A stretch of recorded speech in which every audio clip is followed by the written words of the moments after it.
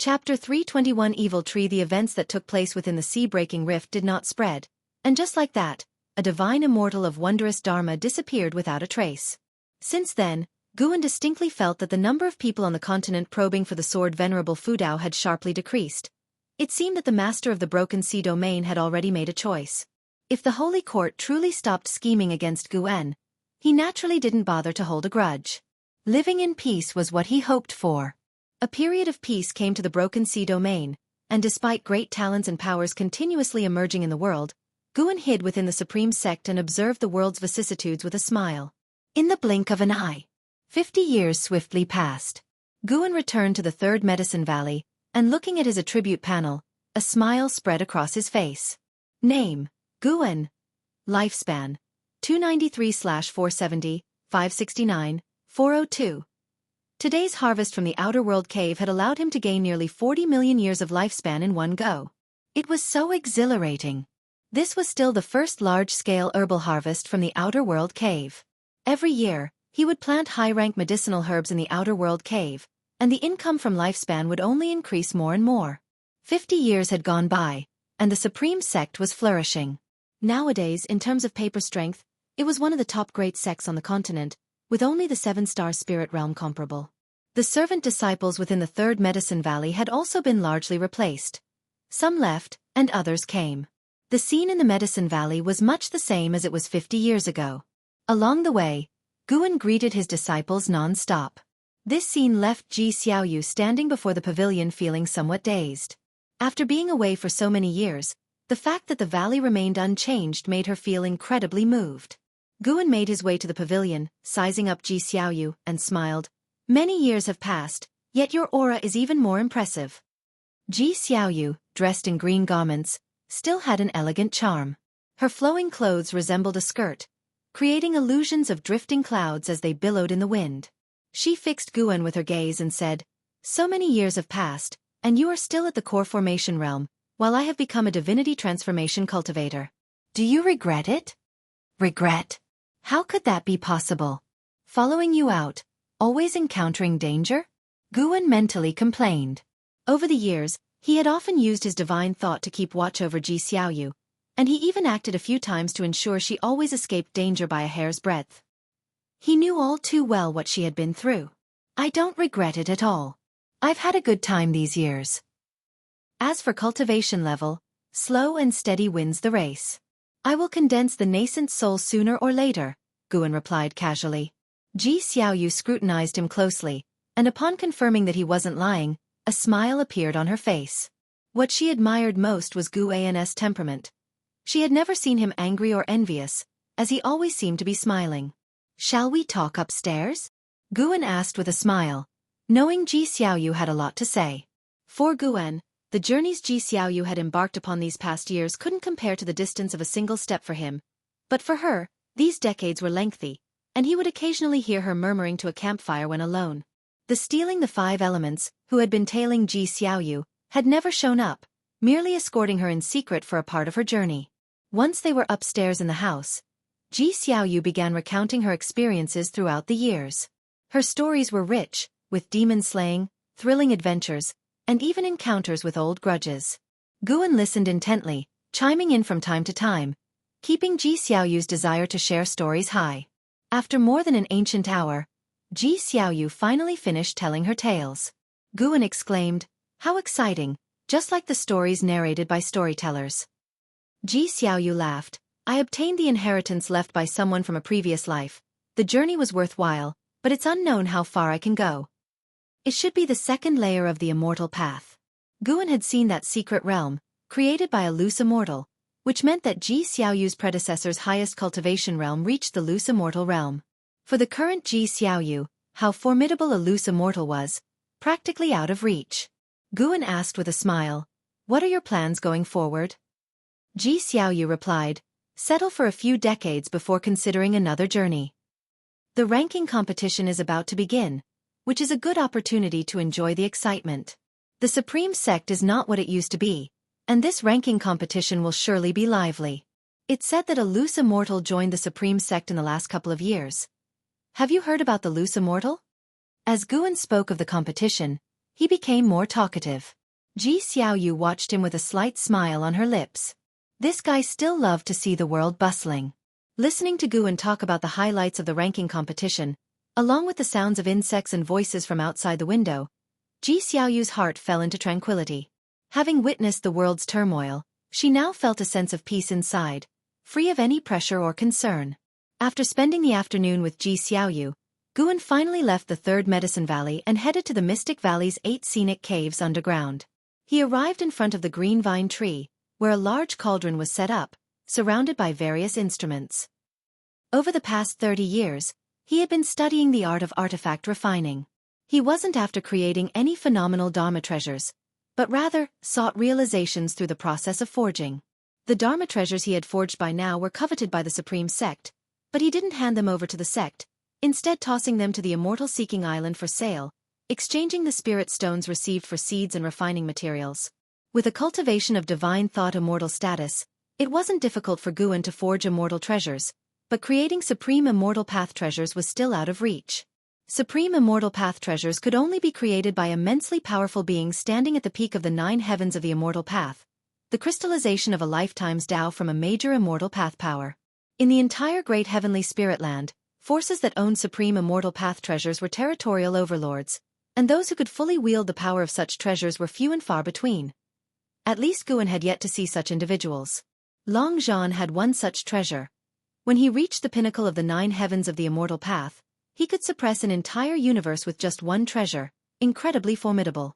Guan had just approached the cauldron when it, along with the surrounding instruments, began to blaze with fire. 2 vines stretched from behind, beginning to massage Guan's shoulders. "Master, that guy. Are you really not going to intervene?" The voice of the green vine tree sounded, still similar to Jiang Qiong, but weaker.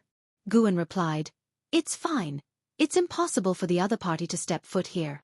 Because of the influence of Sword Venerable Fudao, the reputation of the Supreme Sect had far outshone its actual strength. Thus, the upcoming ranking competition also attracted a multitude of overseas cultivators and demons. Among them was a presence that made the green vine tree afraid, and Guan had already located that presence. It was a shape-shifting tree demon, its cultivation having reached the wandering immortal stage, who was currently hiding its cultivation level and joining the ranking competition as a Mahayana cultivator. A wandering immortal posed no threat to Guan, and therefore he didn't care. What he did care about was another individual. Someone from the immortal spirit dynasty had arrived at the Supreme Sect, whose cultivation level was that of a carefree primordial immortal, but had hidden it, presenting themselves merely as an ordinary loose immortal.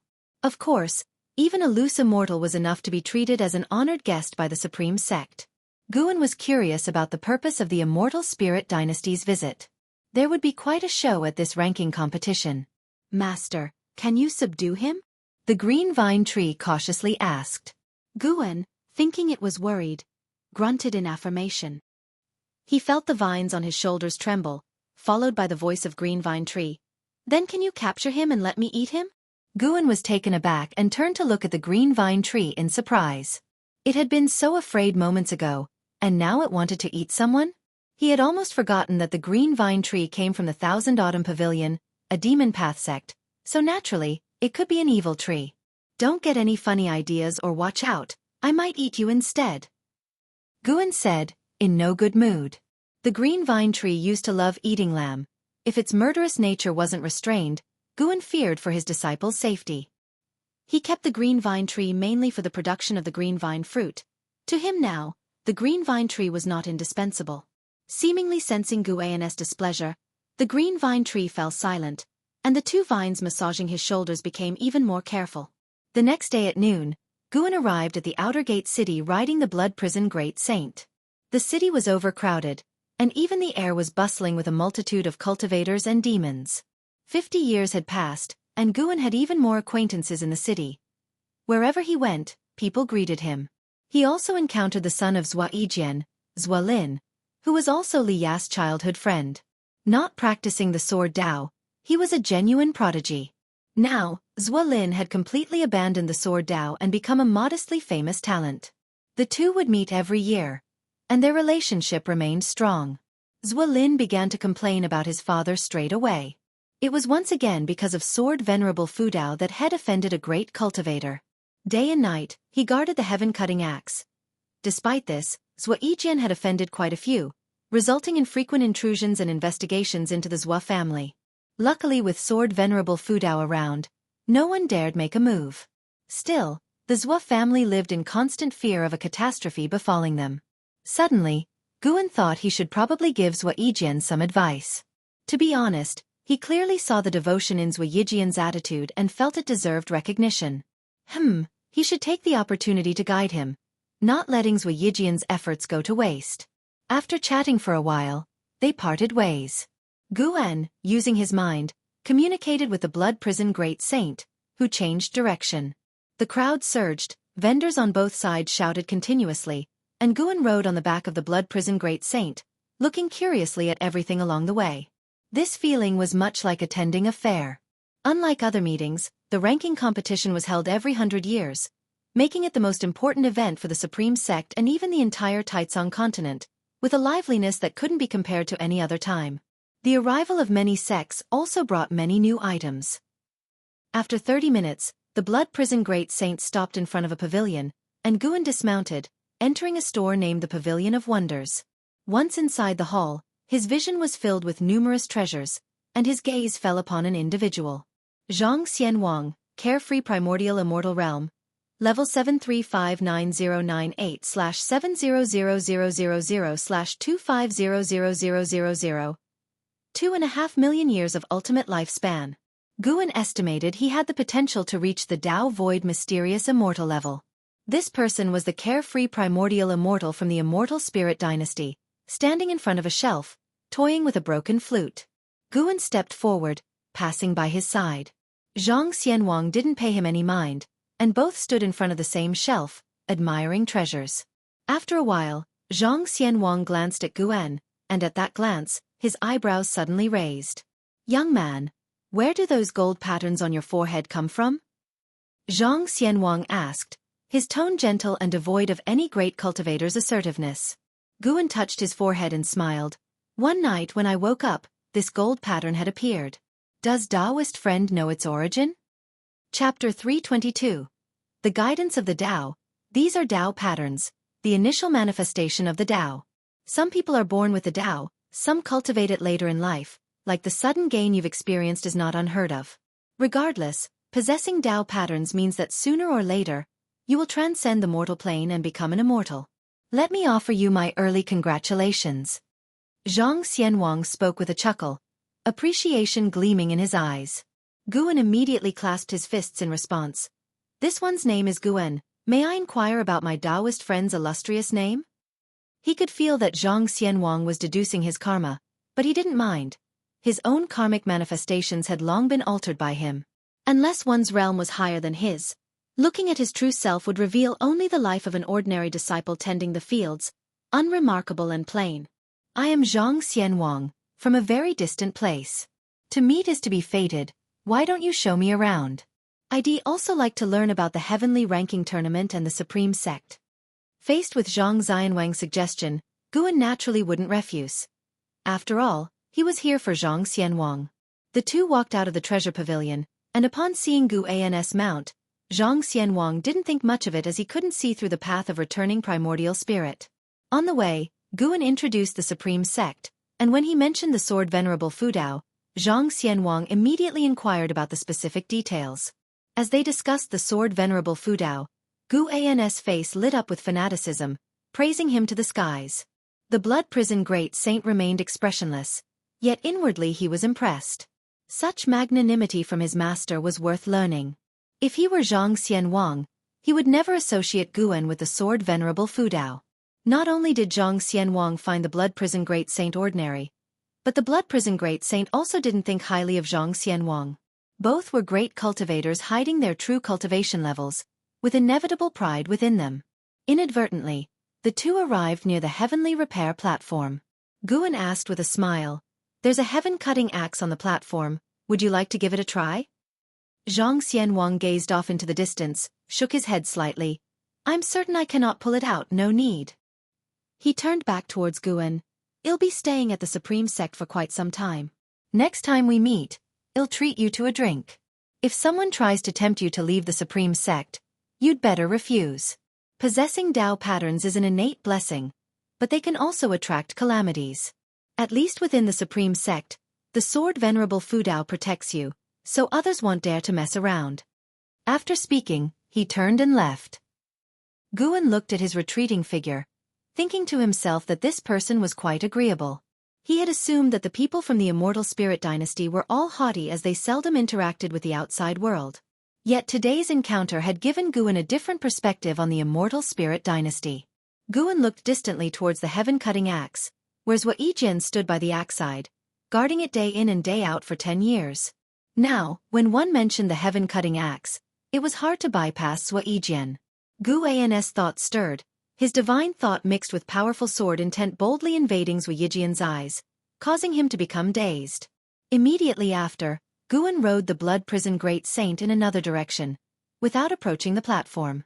Zhang Xianwang, not yet far off, stopped in his tracks and turned around, his eyes widening in astonishment.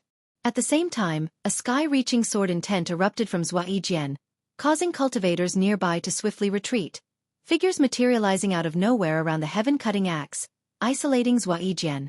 Zhuo Yijian's eyes lost their luster, and he stood there dazed, sword intent rising from below, billowing his robes and hair. Feeling the sword intent belonging to Sword Venerable Fu Dao, the great cultivators of the Supreme Sect all breathed a sigh of relief. What's happened to him? It's the sword intent of Sword Venerable Fu Dao. Feel it carefully. Zhuo Yijian's sword qi is growing stronger. Is Sword Venerable Fu Dao giving him guidance? If it's him, I can understand. After all, he has stood guard here for so many years. So he wasn't lying. Did Sword Venerable Fu Dao really pat his shoulder back then?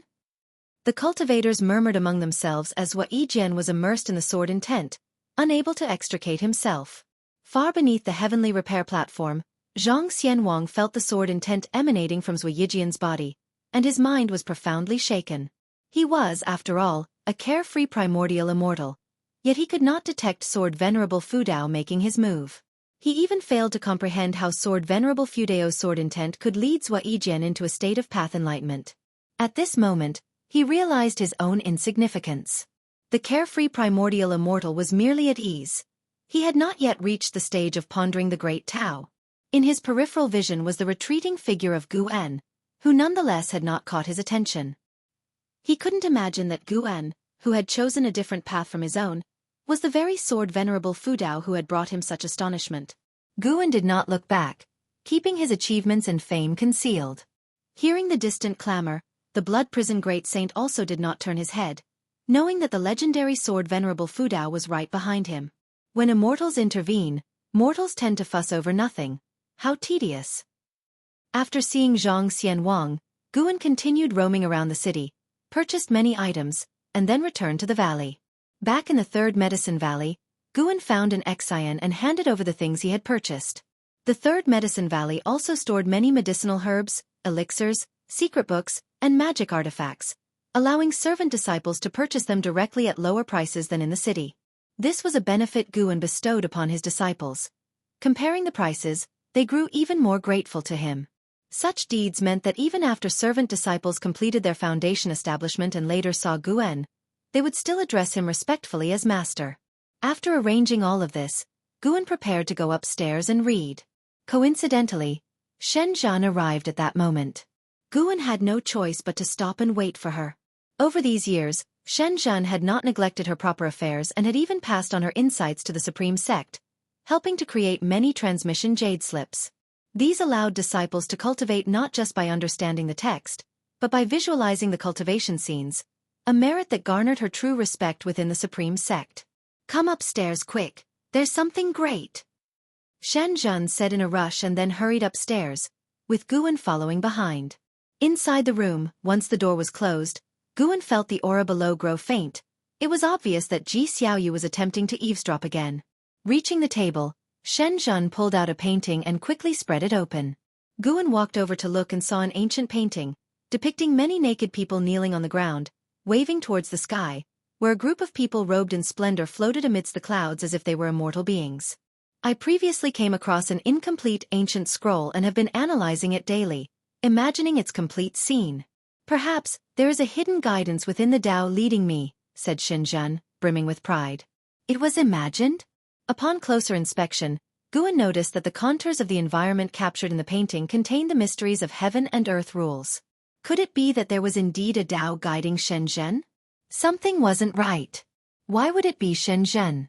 Guan began to doubt whether Shenzhen truly could reach enlightenment through music, chess, calligraphy, and painting. He had earlier made a move that had shocked Zhang Xianwang, and now it was Shenzhen's turn to shock him. To grasp the heaven and earth rules without stepping into the immortal path realm? That was preposterous. Could she be the reincarnation of an immortal? But that shouldn't be the case. If she were the reincarnation of a great power, Guan would likely have perceived some hints, just like with Ji Xiaoyu and Yang Jian. No matter how he looked at her, Shenzhen did not appear to have a significant background. Chapter 323 The Path of Destiny. Guan couldn't help but use lifespan detection on Shenzhen. Shenzhen, Divinity Transformation Realm, second layer 329/1200/5800. Her maximum lifespan had increased by more than 1,000 years. Could it be that she also possessed an innate enlightenment saint body? Filled with curiosity, Guan decided to observe Shenzhen more in the future. As Shenzhen began to narrate the process of her painting, Guan carefully looked at the scroll before him. It seemed to depict a mortal pleading for the compassion of an immortal, but the execution was quite strange. The person kneeling on the ground was smiling, while the high and mighty immortal had a frown. The outline of the clouds, the lines of the mountains, the currents in the rivers, etc. all were manifestations of the rules of heaven and earth. Once this scroll was unfurled, the actual rules of heaven and earth subtly drew closer to it. In the eyes of a divine thought true immortal, the world became both bizarre and splendid. Shenzhen, immersed in it, couldn't feel the changes in the rules of heaven and earth and continued to excitedly share her creative process. Guan began to probe into the causality surrounding Shenzhen and saw all of the experiences of her life. He suddenly realized that, without being aware of it, he had become the person most closely tied to the causality of Shenzhen's life.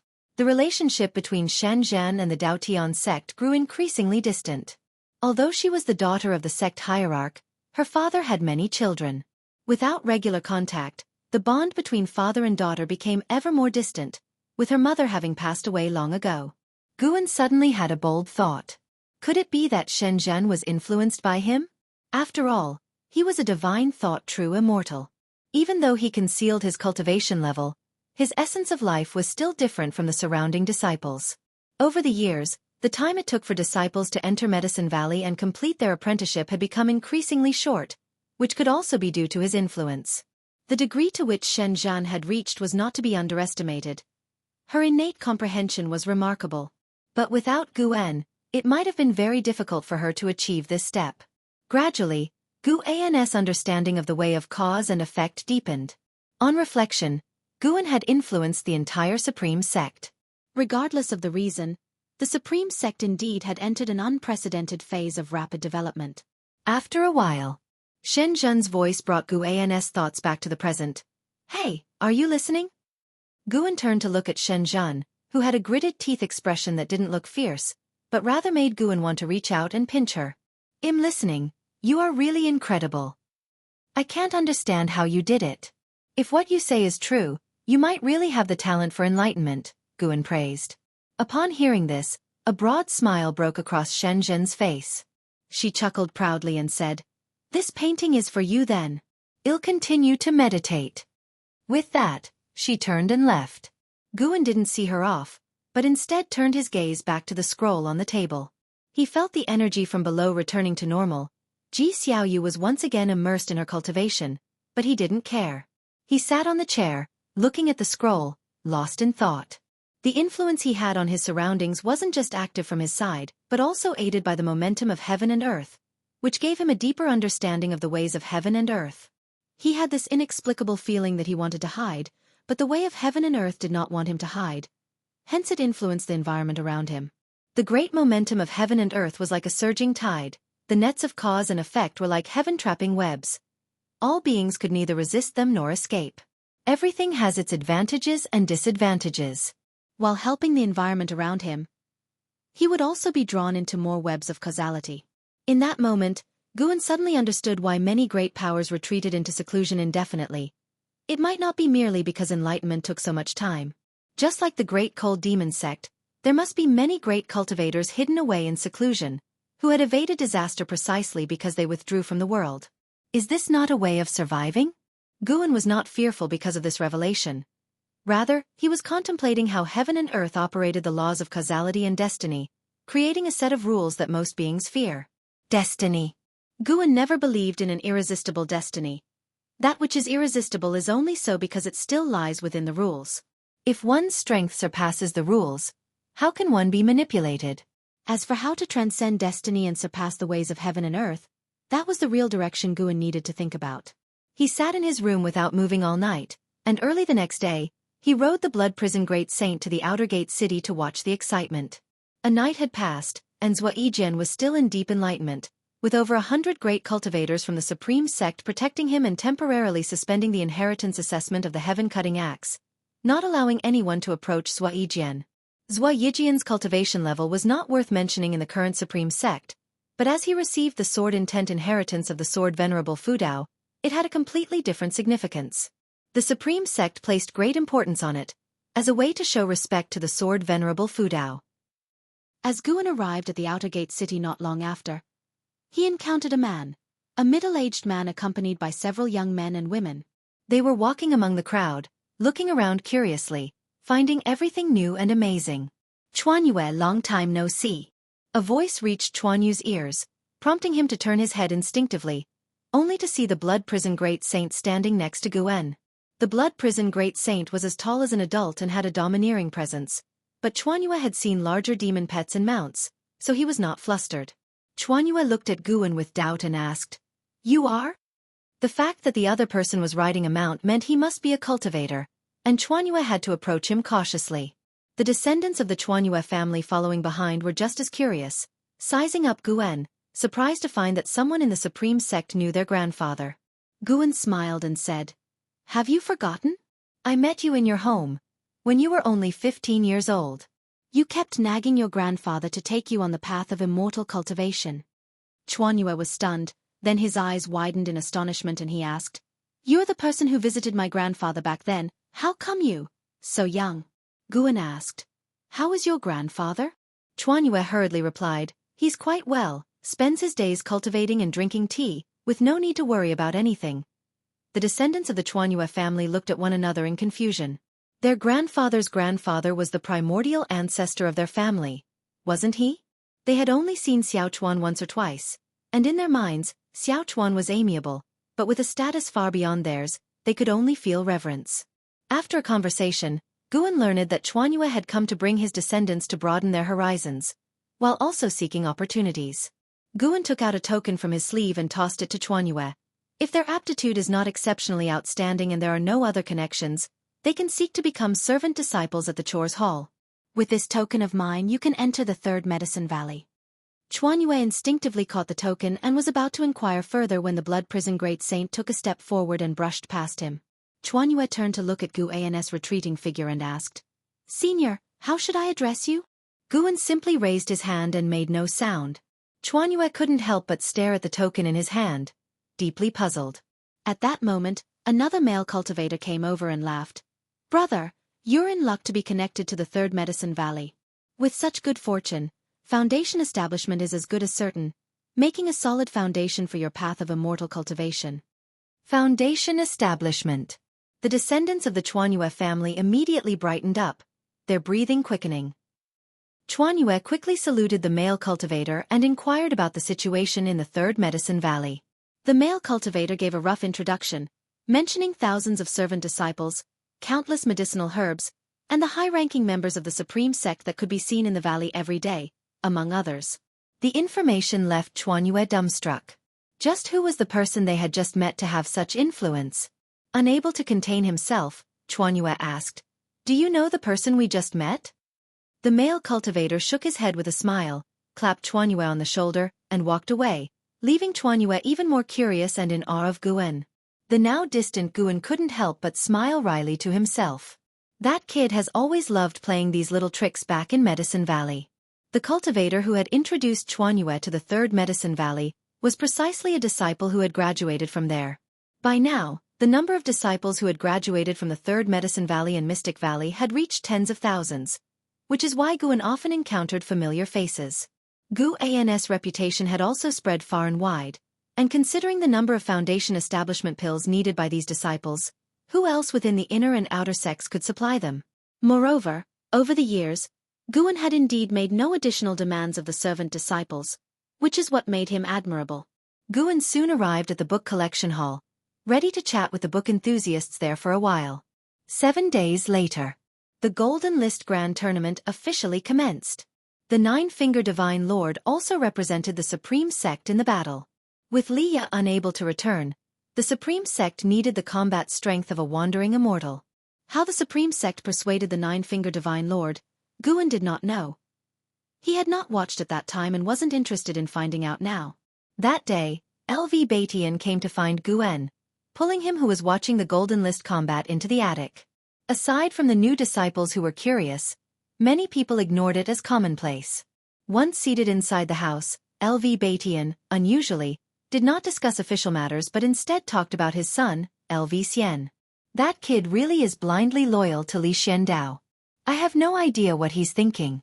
No matter how the Taizong dynasty develops, it remains the world of the Li family. What could he possibly gain? LV Batian complained indignantly.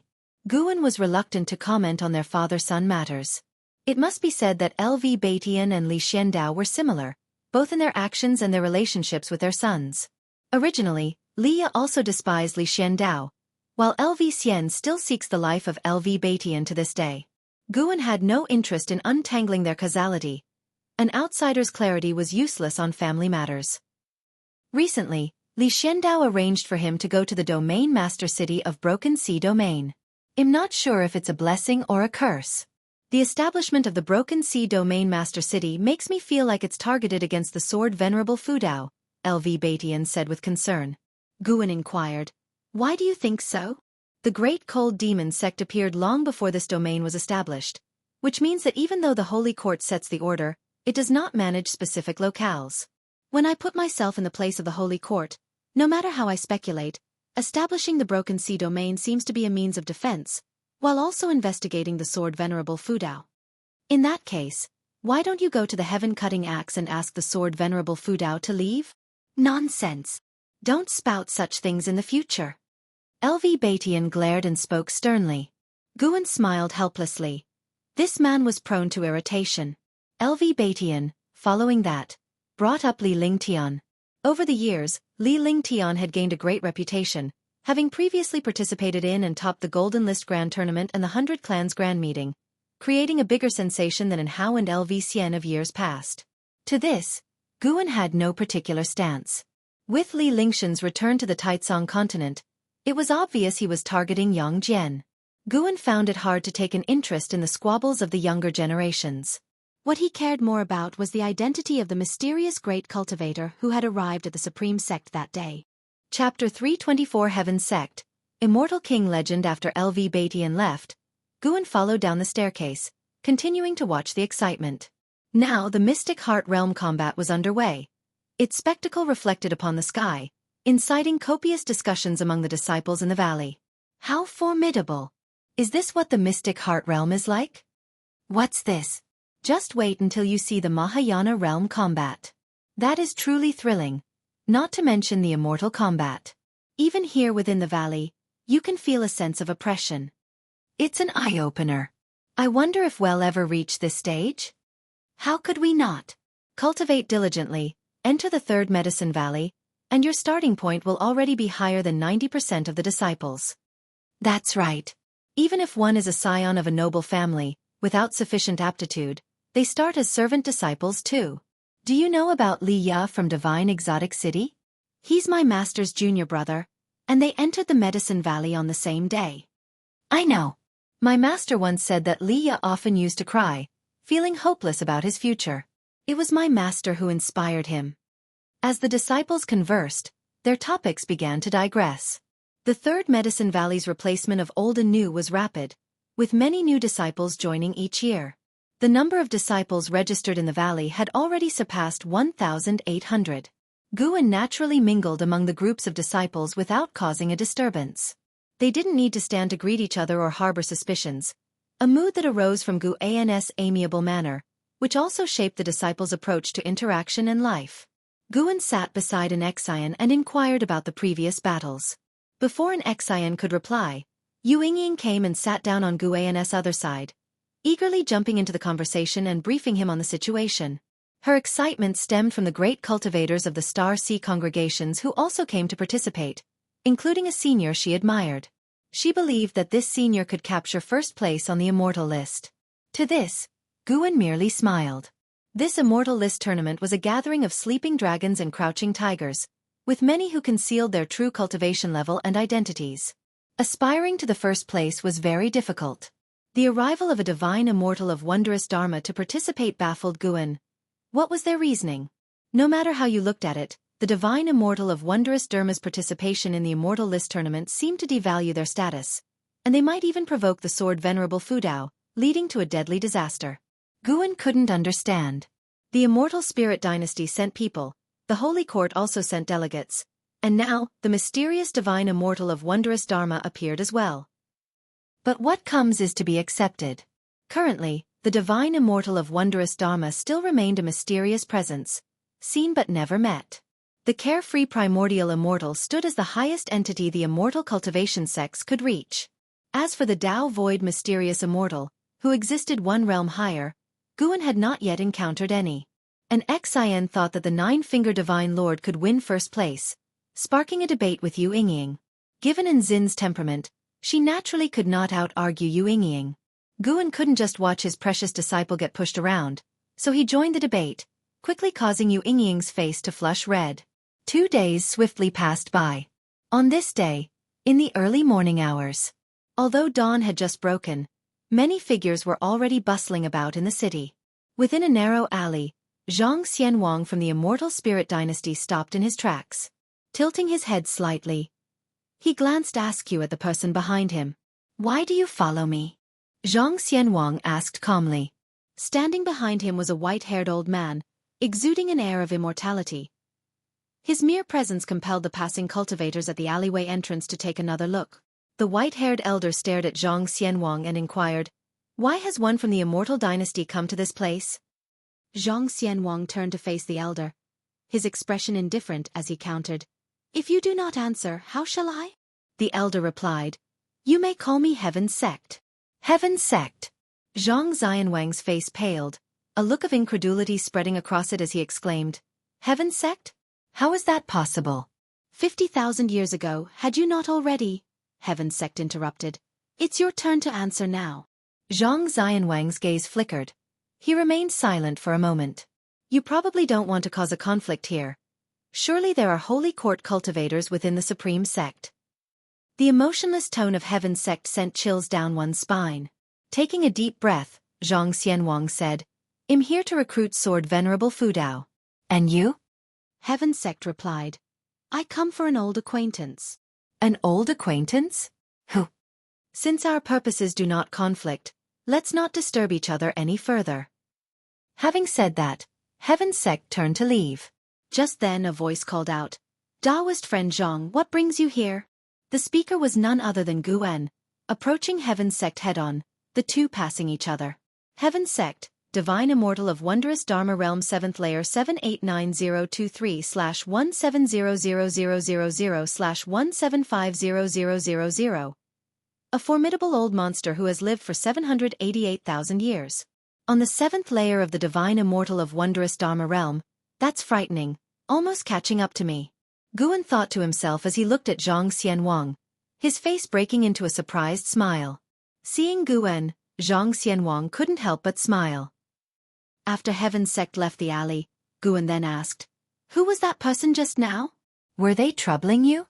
Do you need me to contact the Deacon Hall?" Hearing this made Zhang Xianwang smile even more. He laughingly said, "No trouble at all. But do you know what his cultivation level is?" "What cultivation level? Divinity Transformation Realm? Void Crossing Realm? Or Unification?" As he continued, Gu An's voice rose several notches in apprehension.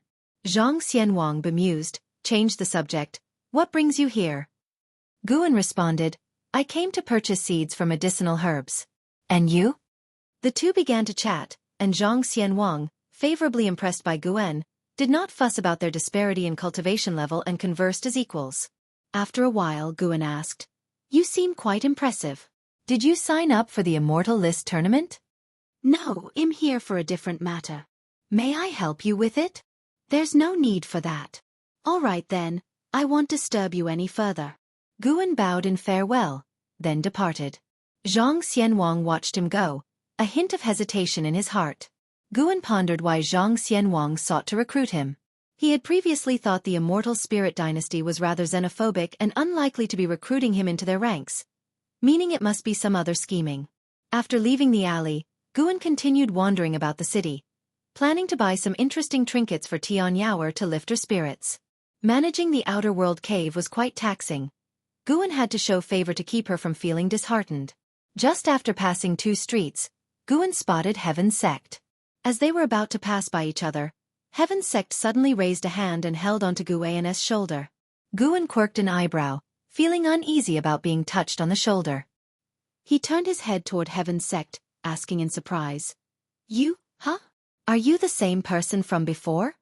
Heaven's Sect's eyes were fixed on the Immortal King crown on Guan's forehead, his gaze piercing. Guan felt his heart drop. Could it be that this person saw through the disguise of the Immortal King crown? "Leave the Supreme Sect tonight, and I will find you, offering you a chance for rebirth anew." With these words, Heaven's Sect turned and walked away. Guan was confused. From Heaven's Sect's statement, it seemed that he hadn't guessed that Guan was Sword Venerable Fudao. But what was the reason then? As Guan watched him leave, continuing on his way, he pondered the matter. Not far away within the crowd, Zhang Xianwang frowned and ultimately sighed, heading in the opposite direction from Heaven's Sect. The afternoon's combat had reached its pinnacle with 2 Nirvana Realm Great Cultivators clashing, one of whom was from the Supreme Sect. Naturally, both hailed from the Ocean Cultivators. The 2 Nirvana Realm Great Cultivators employed spells, divine skills, demon pets, formations, and various other arts, comprehensively displaying to the spectators what it meant to be an immortal cultivator. Within the same realm, the higher one's level, the harder it was to slay the opponent, easily leading to a prolonged fierce battle. Guan found it highly entertaining. These individuals' cultivation levels were average, but their variety in battle was impressive. Guan, who could only defeat enemies instantly, couldn't experience this kind of thrill and could only feel envious. Until the night descended. Guan left Mystic Valley alone, flying towards the distance. His furrowed brow and tense demeanor were acted out deliberately. To demonstrate resolve, he sped up his flight. An hour later, Guan felt a surge of mana approaching and immediately prepared himself, yielding to the other's intention. At first glance, he seemed to plummet suddenly, landing in a forest. Once on the ground, he quickly stood up, pretending to be panicked. When he saw Heaven's Sect's figure, he finally calmed down. Heaven's Sect emerged from the darkness, speaking admiringly. "You are courageous indeed. It's no wonder you dared to accept the Immortal King crown. Though I do not know why it has not devoured you, regardless, you have received the recognition of an Immortal Path Supreme Treasure. Do you have a master?" Guan shook his head. "I don't. Is the Immortal King crown the diadem on my head? I just stumbled upon it somewhere." He had already altered his own causality, so even Heaven's Sect would be misled. Certainly, Heaven's Sect had deduced through causality that Guan bought the Immortal King crown at a bargain price from a treasure pavilion. At that time, the crown seemed freshly unearthed and antiquated. How could a divine immortal of wondrous dharma see through the trickeries of a Tao void mysterious immortal? Do you wish to learn about the origins of the Immortal King crown? Once you know, you will not be able to maintain a life of tranquility, Heaven's Sect said to Guan, his voice soft. Guan replied with a wry smile. "Can I go back now?" "No, once you have come, there is no turning back." "Then why do you ask?" "The way of Heaven's Sect is the heavenly Tao, and the heavenly Tao must comply with the will of the people." "Does this count?" "You came, so it counts." Guan felt that this person was being unreasonable, but since he sensed no hostility from Heaven's Sect, he decided to listen to what was to be said. Tending to plants and occasionally craving some excitement wasn't too bad. He dared to face thrills also because Heaven's Sect posed no threat to him. The Immortal King crown was forged by the first immortal king of the great heavenly spirit land, who existed during the distant primordial times, when the heavens and earth first parted. Back then, there was no holy court, no heavenly Tao rules in the outer heaven. Heaven Sect's voice filled with a mysterious aura, causing Guan to glimpse ancient scenes. The vast earth stretched out, and colossal beasts roamed freely. There were no systems, no sects, no dynasties.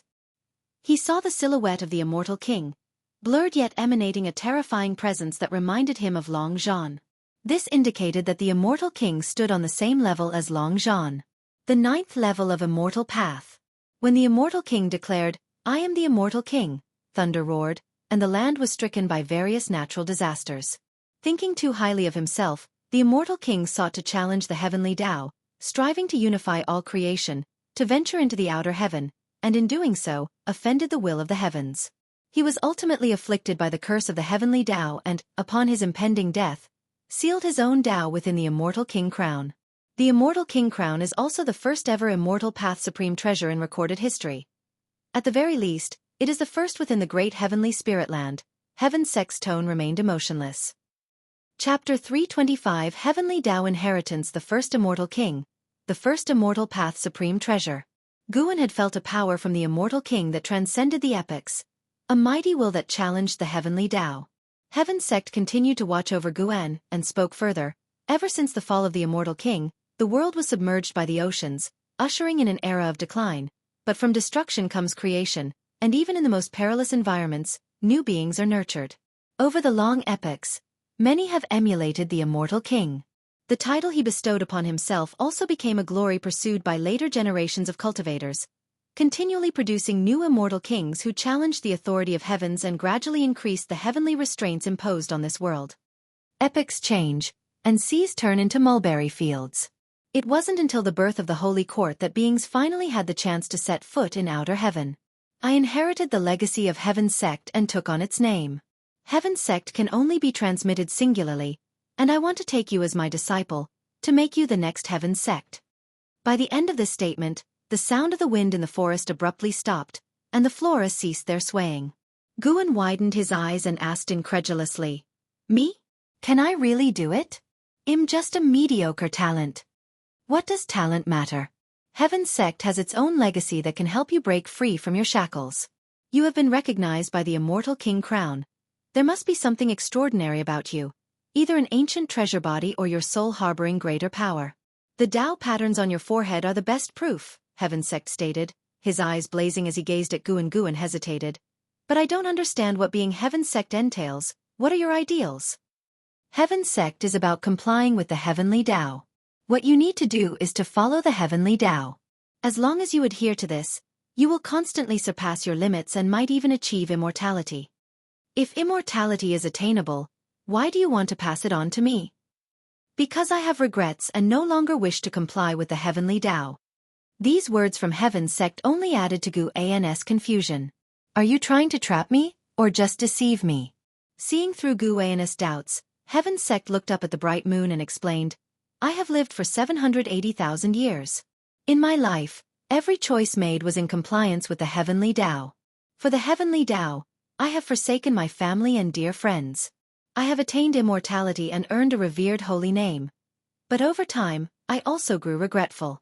I no longer yearn for immortality, but you probably still desire it." After hearing this, Guan's first thought was to pass on the legacy to those close to him. Heaven Sect continued, "My time is limited. After this heavenly list conference concludes, I will relinquish the position of Heaven Sect. You have no choice, but you need to spend the remaining time adjusting your Taoist heart." With that, he vanished into the forest. Guan frowned, staying in his spot. "Don't tell anyone else, lest you reveal the fate and bring misfortune upon them." Muttering to himself, Guan scoffed internally, but he indeed felt a mysterious and familiar aura from Heaven Sect, similar to the light layer enveloping the great heavenly spirit land. Could the heavenly Tao really exist? Guan pondered a while in his place before finally leaving. In the following days, several great cultivators made their names known at the heavenly list conference, with the most dominant being Heaven Sect, who self-proclaimed the title. Besides that, nobody knew much about his origins. The nine-finger divine lord also performed strongly, but he lacked the aura of being the foremost. Time flew swiftly. 2 months passed rapidly, and the Heavenly List conference continued. During this time, Supreme Sect was as lively as a festival every day. On this day, sensing something while reading under a tree, Shen Xinzi looked up and saw an old man with white hair approaching from the valley entrance. HM? That presence. Shen Xinzi frowned thoughtfully. Heaven Sect felt his gaze and glanced at him. Their eyes met, and in an instant, Shen Xinzi felt an immense terror, instinctively bowing his head. Heaven Sect withdrew his gaze and proceeded forward. His eyes swept Medicine Valley and soon locked onto Yang Jian, who was interacting with a disciple. Yang Jian, sensing something, turned his head and instinctively frowned when he saw Heaven Sect. This newcomer was no ordinary figure. Yang Jian, already at the Void Crossing realm, had sharper senses than others at his level. From the first glance at Heaven Sect, he knew he was no match for the other. He wasn't panicked, for his master was still within Medicine Valley. Heaven Sect approached Yang Jian, with Shen Xinzi watching him closely, debating whether to intervene. Mystic Gang Dominator Body. Have you felt the thickness of your soul? Heaven Sect's first question startled Yang Jian. Yang Jian instinctively looked around. The others can't hear our conversation, nor can they see me, except for that heavenly demon from Bitter Sea Buddha Sect, whom I intentionally allowed to see, Heaven Sect stated emotionlessly. The term, heavenly demon, alarmed Shen Xinzi, who immediately bowed his head.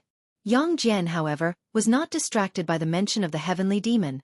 Suppressing his nervousness, he asked, "What exactly do you want?" Heaven Sect raised his right hand, revealing a golden jade stone in his palm, and said, "This object is for you. Just crush it, and you will recall past life memories, regaining your true identity. You have reincarnated 100 times. It's rare for someone to help you awaken the Mystic Gang Dominator Body. You might not get such a chance in future reincarnations." Yang Jian instinctively caught the golden jade stone, pressing further. "Who are you really? What do you want? We fought side by side before. I was severely injured, and you perished along with your path. I would never harm you. Once you awaken your past memories, I will appear," said Heaven Sect before turning to leave. Yang Jian looked at the golden jade stone in his hand, his mind in turmoil. Past life? Having read Investiture of the Gods and Journey to the West, he naturally believed in reincarnation, but now that it directly affected him, he couldn't help but feel unsettled. He took a deep breath, looked up, and saw Heaven Sect heading towards his master's attic. He wondered if his master had noticed this person's approach. Previously, he believed his master was invincible, but Heaven Sect's methods were beyond his comprehension. Except for him and Shen Xinzi, no one in the valley could see his movements. What kind of divine skill was this? Yang Jian couldn't understand, and his wariness of Heaven Sect piqued. He hesitated whether to warn his master, fearing he might ruin his master's plans if he had already noticed. After considering, he used his divine sense to follow. When his divine sense reached the attic, Guan showed no reaction, which reassured him, and he withdrew his divine sense. Heaven Sect reached the attic. Stepping into the first-floor room, he muttered to himself, "Reincarnation Path Emperor? Great Comic Bonds. Untouchable. I didn't expect this place to have so many significant karmic bonds. Could Sword Venerable Fudao be nearby?" He then ascended the stairs. Walking through the door, Heaven Sect appeared before Guan, who was at his desk, and then revealed his true form. His gaze fell on the supreme secret records in Guan's hand. A flicker of surprise crossed his eyes. He suddenly regretted choosing Guan. But by now, he had no other options. Ahem, Heaven Sect feigned a cough, causing Guan to instinctively look up, and then he stood up abruptly as though he had seen a ghost. How did you appear?" Guan asked fearfully. Heaven Sect replied irritably, "You are soon to be the next Heaven Sect, destined to wield the heavenly will. Stop reading books that corrupt the mind."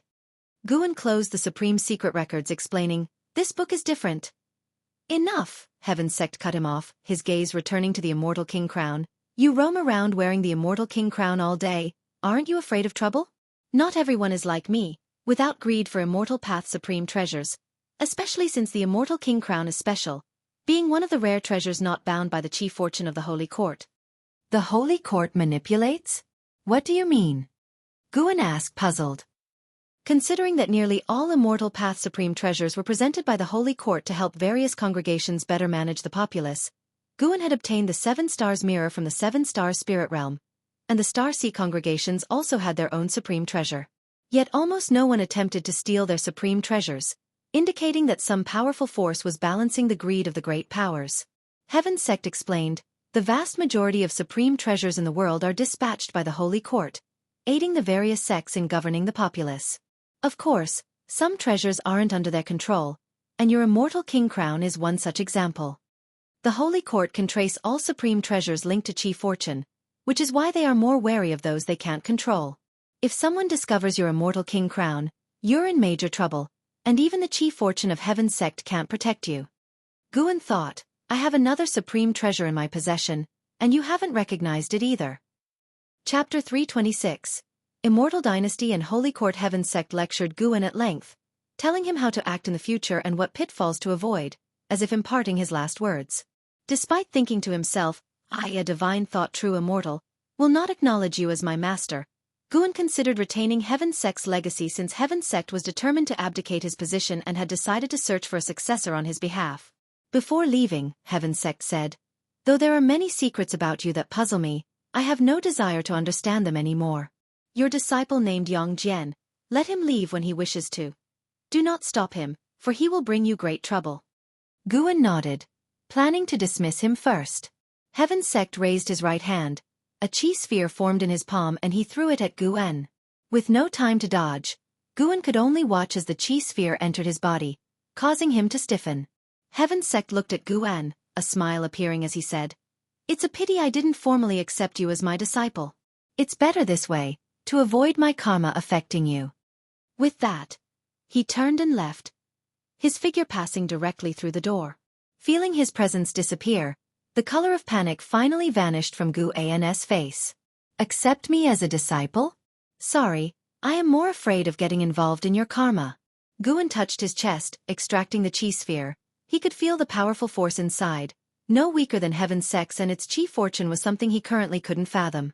Precisely because of this, he couldn't merge with the chi sphere. Let's call it Heaven's Sect's chi fortune. Guan took out the 7 Stars Mirror and channeled the Heaven's Sect's chi fortune into it. When he first obtained the 7 Stars Mirror, Guan had erased all the chi fortune, karma, and related restriction inside it. He treated not only Immortal Path Supreme treasures with such thoroughness but also any magic artifact. To avoid any accidents, he checked it again. Once sure there were no issues, he tucked the 7 Stars Mirror into his pocket and then sat down to continue reading. The grand ranking competition was still ongoing. As of today, the combatants were all immortal beings, unlike Liya who relied on Immortal Path Supreme treasures from lower realms. Thus each combat was a testament to cultivation levels. When Heaven's Sect broke into the top 10, he announced his withdrawal from the competition and then left. His departure destined to leave a lingering question in the grand ranking competition. No matter who won first place, they could not be considered the true victor of the competition in the minds of the people below. Heaven's Sect was the most dominant presence in this grand ranking competition. Unequivocally. Guan and Yang Jian tacitly did not mention Heaven's Sect and continued their cultivation as usual. Guan trained Yang Jian, not hoping he would serve him for life. When he saw through the karma of Yang Jian's past life, he was already prepared to let Yang Jian go. He even looked forward to seeing what impact Yang Jian would make on the world after he emerged magnificently.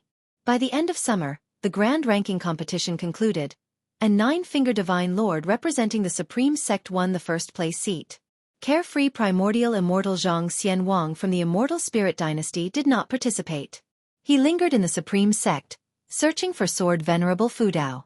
Clearly wary of Holy Court, he acted very cautiously and dared not reveal his identity. After the grand ranking competition ended, Zhang Xianwang still did not leave.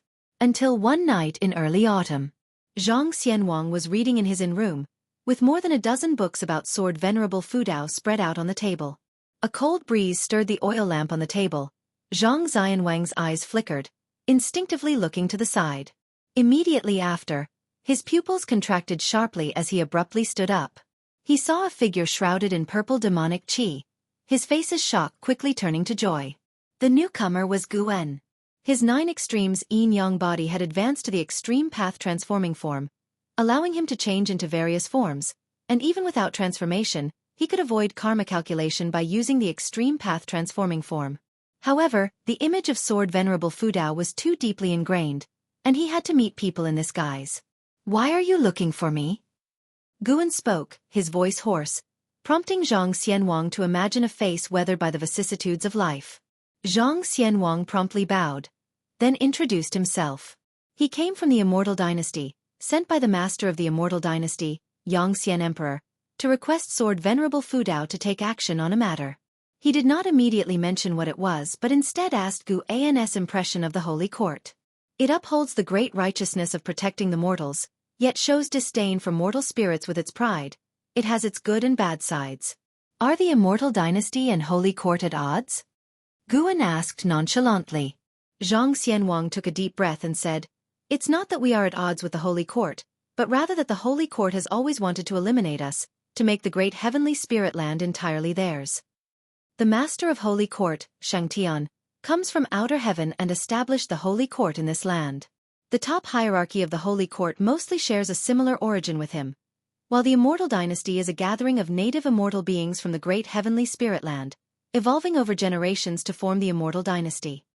This was the first Guan had heard of such matters. If that's the case, wouldn't I who don't belong to the Immortal Dynasty be deemed an enemy?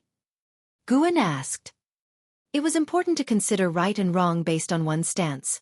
If the stances were different, he didn't understand why the Immortal Dynasty would still seek him out. Zhang Xianwang hurriedly explained, "It's not just the Immortal Dynasty that belongs to native beings of the great heavenly spirit land. All beings below heaven are so. It's just that the current beings only recognize the Holy Court." "So what then? You guys wouldn't want me to go against Holy Court, right?" Guan countered. "Senior, you refuse to accept chief fortune and status, and you conceal your real identity. The only thing you could fear is the Holy Court. If you cooperate with the Immortal Dynasty, we will fulfill any needs you have. However, before that, we hope you can infiltrate Holy Court to rescue someone for us, someone who is not from the Immortal Dynasty but has been beneficial to us," Zhang Xianwang earnestly said. He was about to introduce this person when Guan suddenly interrupted. "No need to continue, I refuse. It does not matter who rules the world, nor do I wish to get involved in your grievances. If that's the matter, then please leave. Head have to be full to do the Immortal Dynasty's bidding." Not to mention whether Zhang Xianwang's words were true. Even if they were, he wouldn't agree. Currently, only the great Nether Saint King from Holy Court bore a grudge against him. He had no reason to position himself against Holy Court. Moreover, the Immortal Dynasty clearly felt inferior and thought they couldn't overcome Holy Court.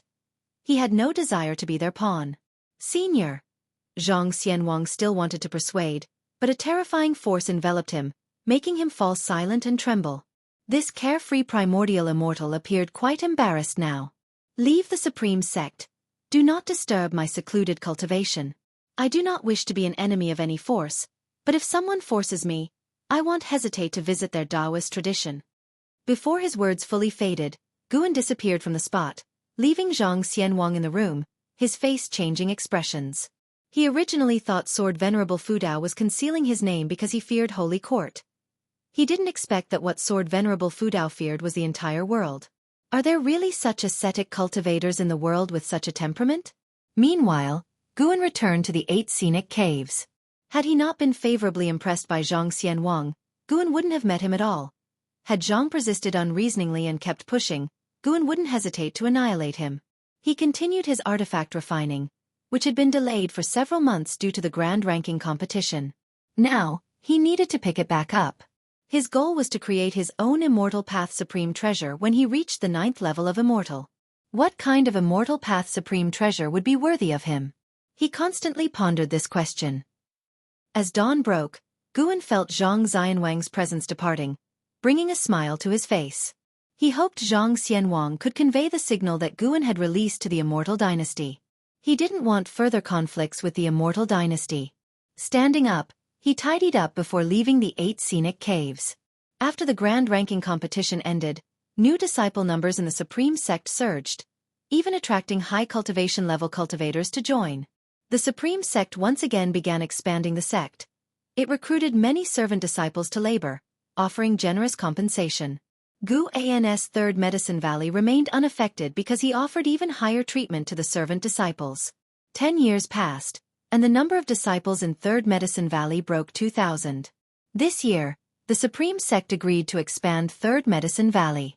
Guan stood on a mountaintop, watching his busy disciples, his face filled with a smile.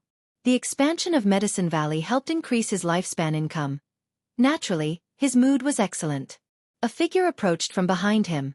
It was Yang Jian.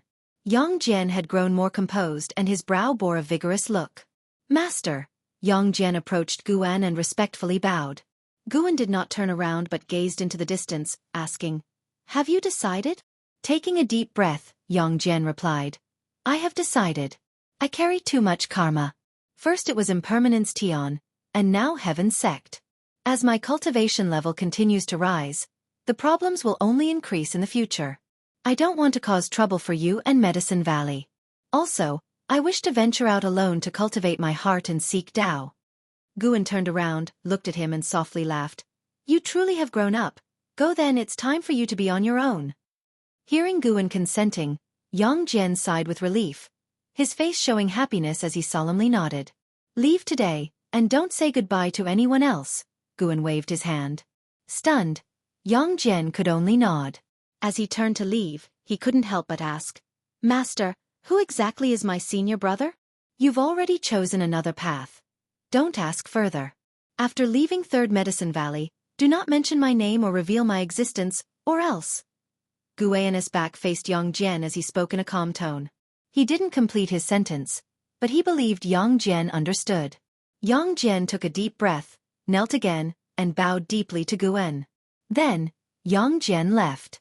Guan watched the sky, his gaze profound. He was not afraid of Yang Jian exposing him. Currently, as Sword Venerable, he displayed the cultivation level of Divine Immortal of Wondrous Dharma. Who could guess his cultivation had reached Divine Thought True Immortal? Moreover, Yang Jian himself had a significant background. It was better that he left to follow his own path. The child has grown up and ultimately wants to soar high, Guan sighed, then shook his head with a wry smile, turning to walk down the mountain. When he reached the base, he saw an Xian chasing the white spirit rat. The corners of his mouth curved upwards. At least this disciple was still here. Now that Yang Jian had left, it was time to focus on training an Xian. Although Nzin's talents were ordinary, if he diligently cultivated, he might surpass Hao and Yang Jian, for Guan himself was growing at a much faster rate.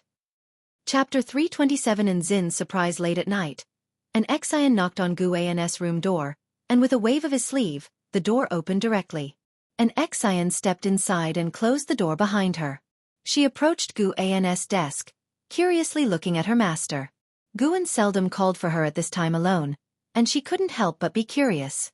Guan caught the disrupted cultivation aura from downstairs and spoke. "Yang Jian has left to gain experience. How about I teach you cultivation techniques myself from now on?" An Xian was taken aback and asked, "Haven't you always been teaching me?" Guan chuckled. "Previously, I only assisted you in energy absorption, but now I will truly help you become stronger." After hearing this, an Xian smiled brightly. "If Master is willing to teach, naturally I have no objections, as long as you don't despise me for my lack of insight." "Don't worry." Guan offered reassurance, then began to talk about affairs within Medicine Valley. The cultivation aura downstairs returned to normal and remained undisturbed throughout. After chit-chatting for a while, Guan let an Xian leave. Then, he left the Third Medicine Valley, heading towards Mystic Valley. Arriving in Mystic Valley, he stepped into the Nianchu cave, preparing to spend the night with Tian Yaoer and her 3 demons.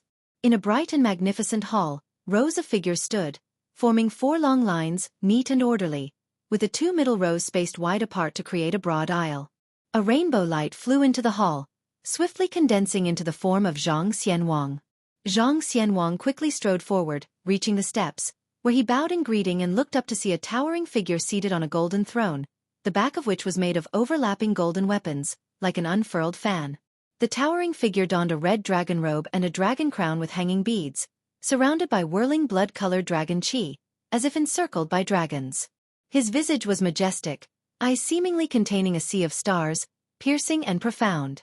This person was none other than the ruler of the Immortal Dynasty, the Yongxian Emperor. After Zhang Xianwang recounted his mission's details, the hall erupted with discussion among the immortal spirits. This sword venerable Fudao dares to show no respect to us, arrogant. He indeed has that right after all. He dared to refuse the divine position offered by the Holy Court. It seems he is one of those ascetics who wishes to stay away from conflicts. The world is complex, and one can't simply hide whenever they wish. The Holy Court will certainly be suspicious of him. Now that the Holy Minister dominates the court, we need not lift a finger. He alone can provoke Sword Venerable Fudao into action, considering that the great Nether Saint King is his lackey. Once Zhang Xianwang concluded his report, the discussions in the hall turned raucous.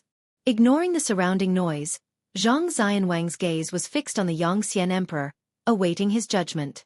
The Yangxian Emperor slowly asked, "From what you've seen, is what he spoke the truth?" Silence fell over the hall upon his words. Hesitating for a moment, Zhang Xianwang replied, "Based on what I know of the Supreme Sect, his actions are indeed consistent with his character. He only strikes to defend against external threats to the Supreme Sect, never due to personal vendettas. At least, no one knows of any, and even the Hall of Elders seems unaware of Sword Venerable Fudao's true identity."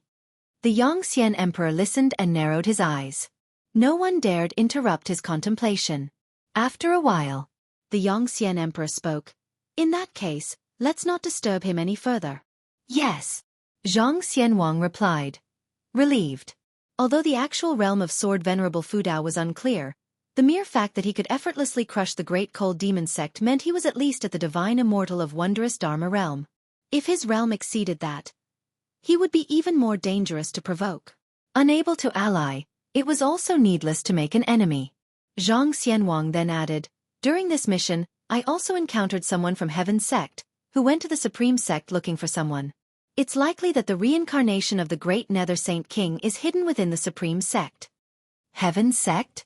Seems like the Holy Court is in for more trouble," commented the Yangxian Emperor, his tone playful. Zhang Xianwang shared this sentiment. He asked, "If trouble does break out, do we need to intervene?" The Yangxian Emperor snorted. "Intervene in what?"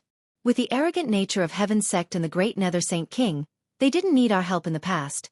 Naturally, we should not offer it now. They underestimated Shengshan's benevolence. Without Shangtian, the Holy Court would only become the greatest terror in the world. Zhang Xianwang fell silent, reflecting on the majesty of Heaven's Sect and sighed. The other immortal spirits in the hall began reminiscing about the past, and regarding the fortunes of Heaven's Sect and the great Nether Saint King, they were mostly schadenfreude. The autumn wind blew through the woods as the blood prison great saint lay on the ground, pondering deeply as he watched an Xian practice.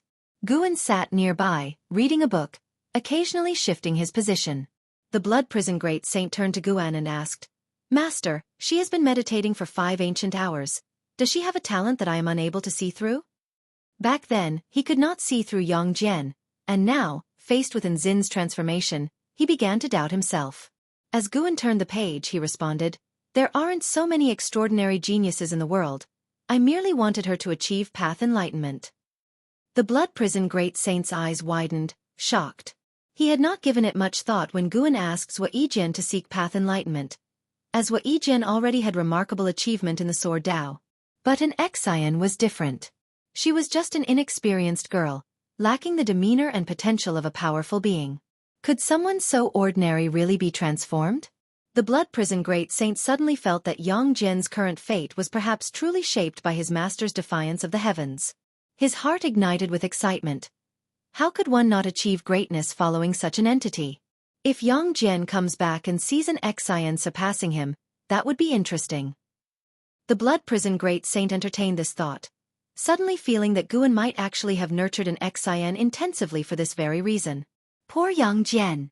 Nevertheless, it proved that the blood prison great saint's choice was correct, and his mood became even more joyful. Unbeknownst to Guan, the blood prison great saint had conjured up so much in his mind. While he appeared to be reading, he was actually watching over Yang Jian as he ventured to the sea. He saw Heaven's Sect tracking Yang Jian, and apart from them, no one else was watching him, which meant that the great Nether Saint King had not yet realized Yang Jian's identity. This indicated that no trouble would come his way for the time being. After a while, Guan's divine sense traveled to outer heaven, where a carefree primordial immortal was engaged in combat. Quite a rare sight. The adversaries were clearly mortal enemies, striking fiercely, shaking the void. Guan sensed many great cultivators secretly watching the battle, with various divine senses weaving through each other, making him muse that great heaven and earth was indeed full of hidden dragons and crouching tigers. As evening approached, Guan finally withdrew the divine sense that had been focused on an Xian, bringing her back to awareness. An Xian slowly opened her eyes to find two new cultivation techniques in her mind. Heaven and earth primordial skill and all things form and energy art. Though these techniques were already enhanced by Guan, they were enough for an Xian to ponder for a lifetime. Heaven and earth primordial skill was the foundation of her cultivation, while all things form and energy art could conceal her cultivation level, both complementing the primordial reincarnation skill. Once she regained her composure, a look of shock flashed across her face. So profound.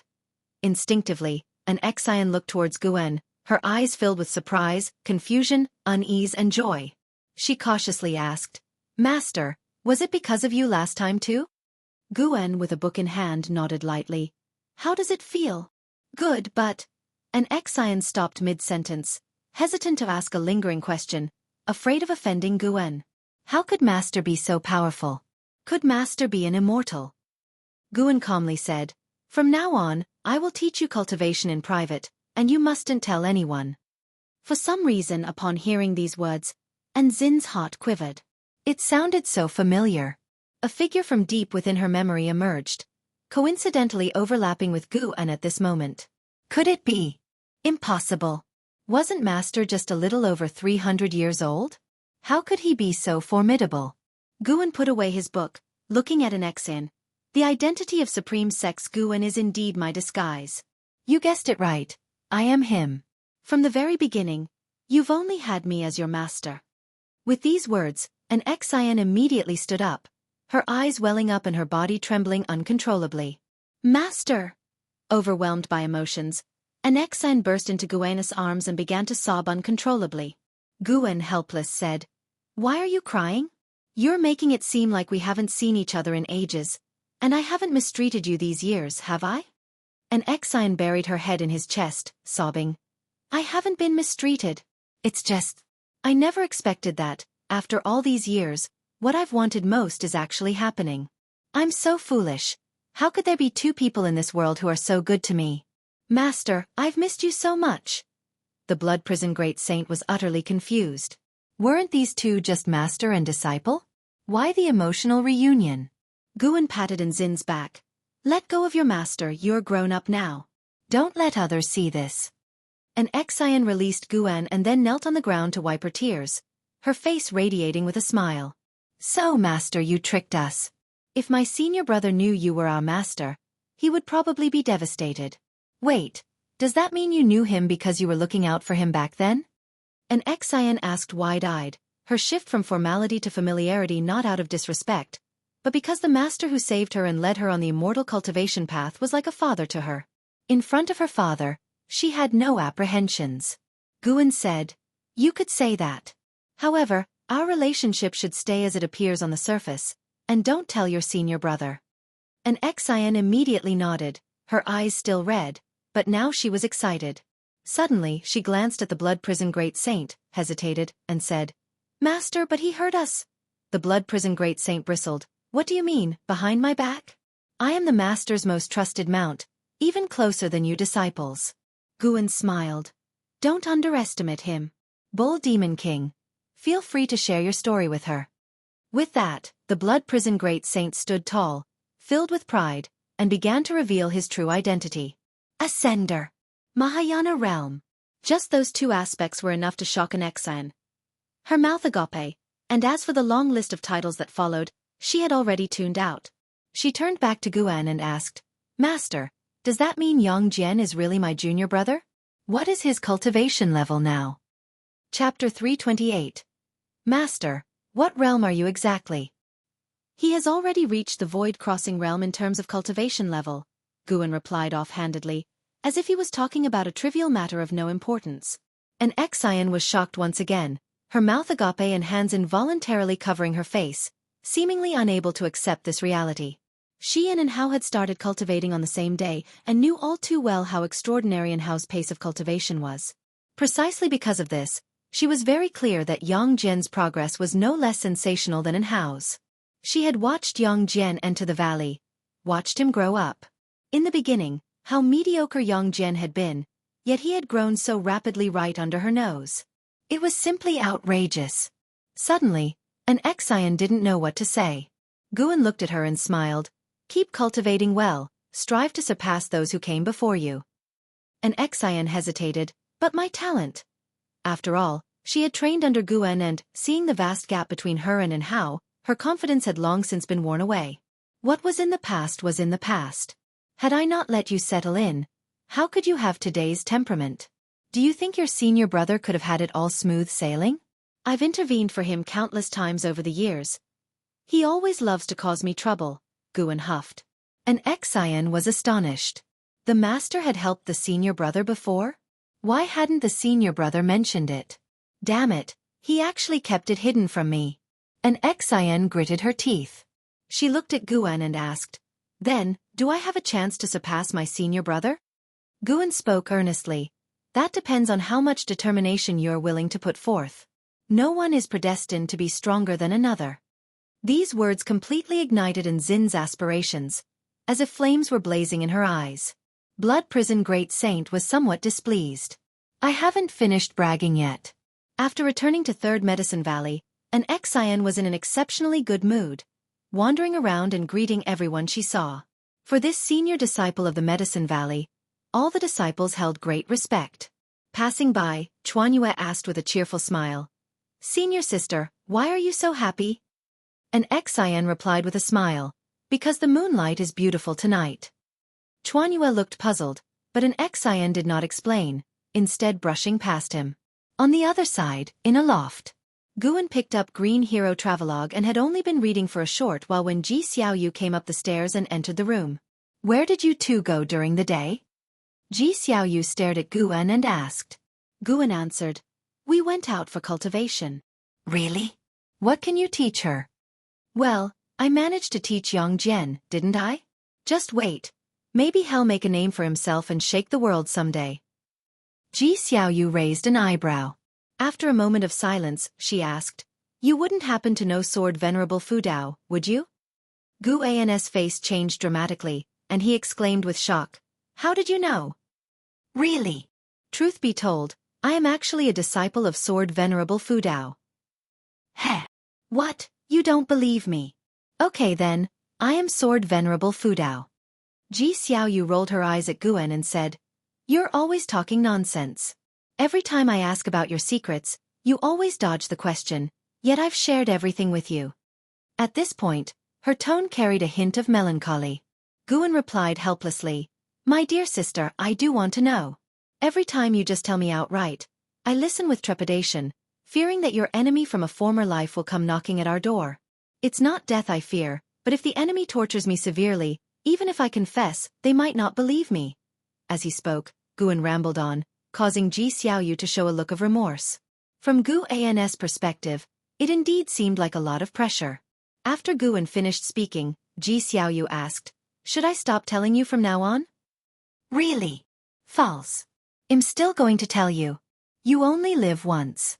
I speak to you not because I want to talk about these things. Having said that, Ji Xiaoyu turned and left, leaving behind her solitary silhouette. Guan laughed to himself. This girl's nature was indeed amusing. Then, he picked up the Green Hero Travelogue from the table and continued reading. Shen Tianyi hadn't published a new book recently, which had allowed some laziness to set in, causing Guan some dissatisfaction. Find a moment to tap him on the shoulder? Forget it, that's beneath my dignity. Having Shen Zhen come back to the Jianghu wouldn't be bad either. She has the talent to surpass Shen Tianyi. High up under the blue sky, above the white clouds, Guan rode the Blood Prison Great Saint with an Xian standing beside him. An Xian, dressed all in white and wearing a white jade mask, was at that moment caressing her mask. Master, where are we going?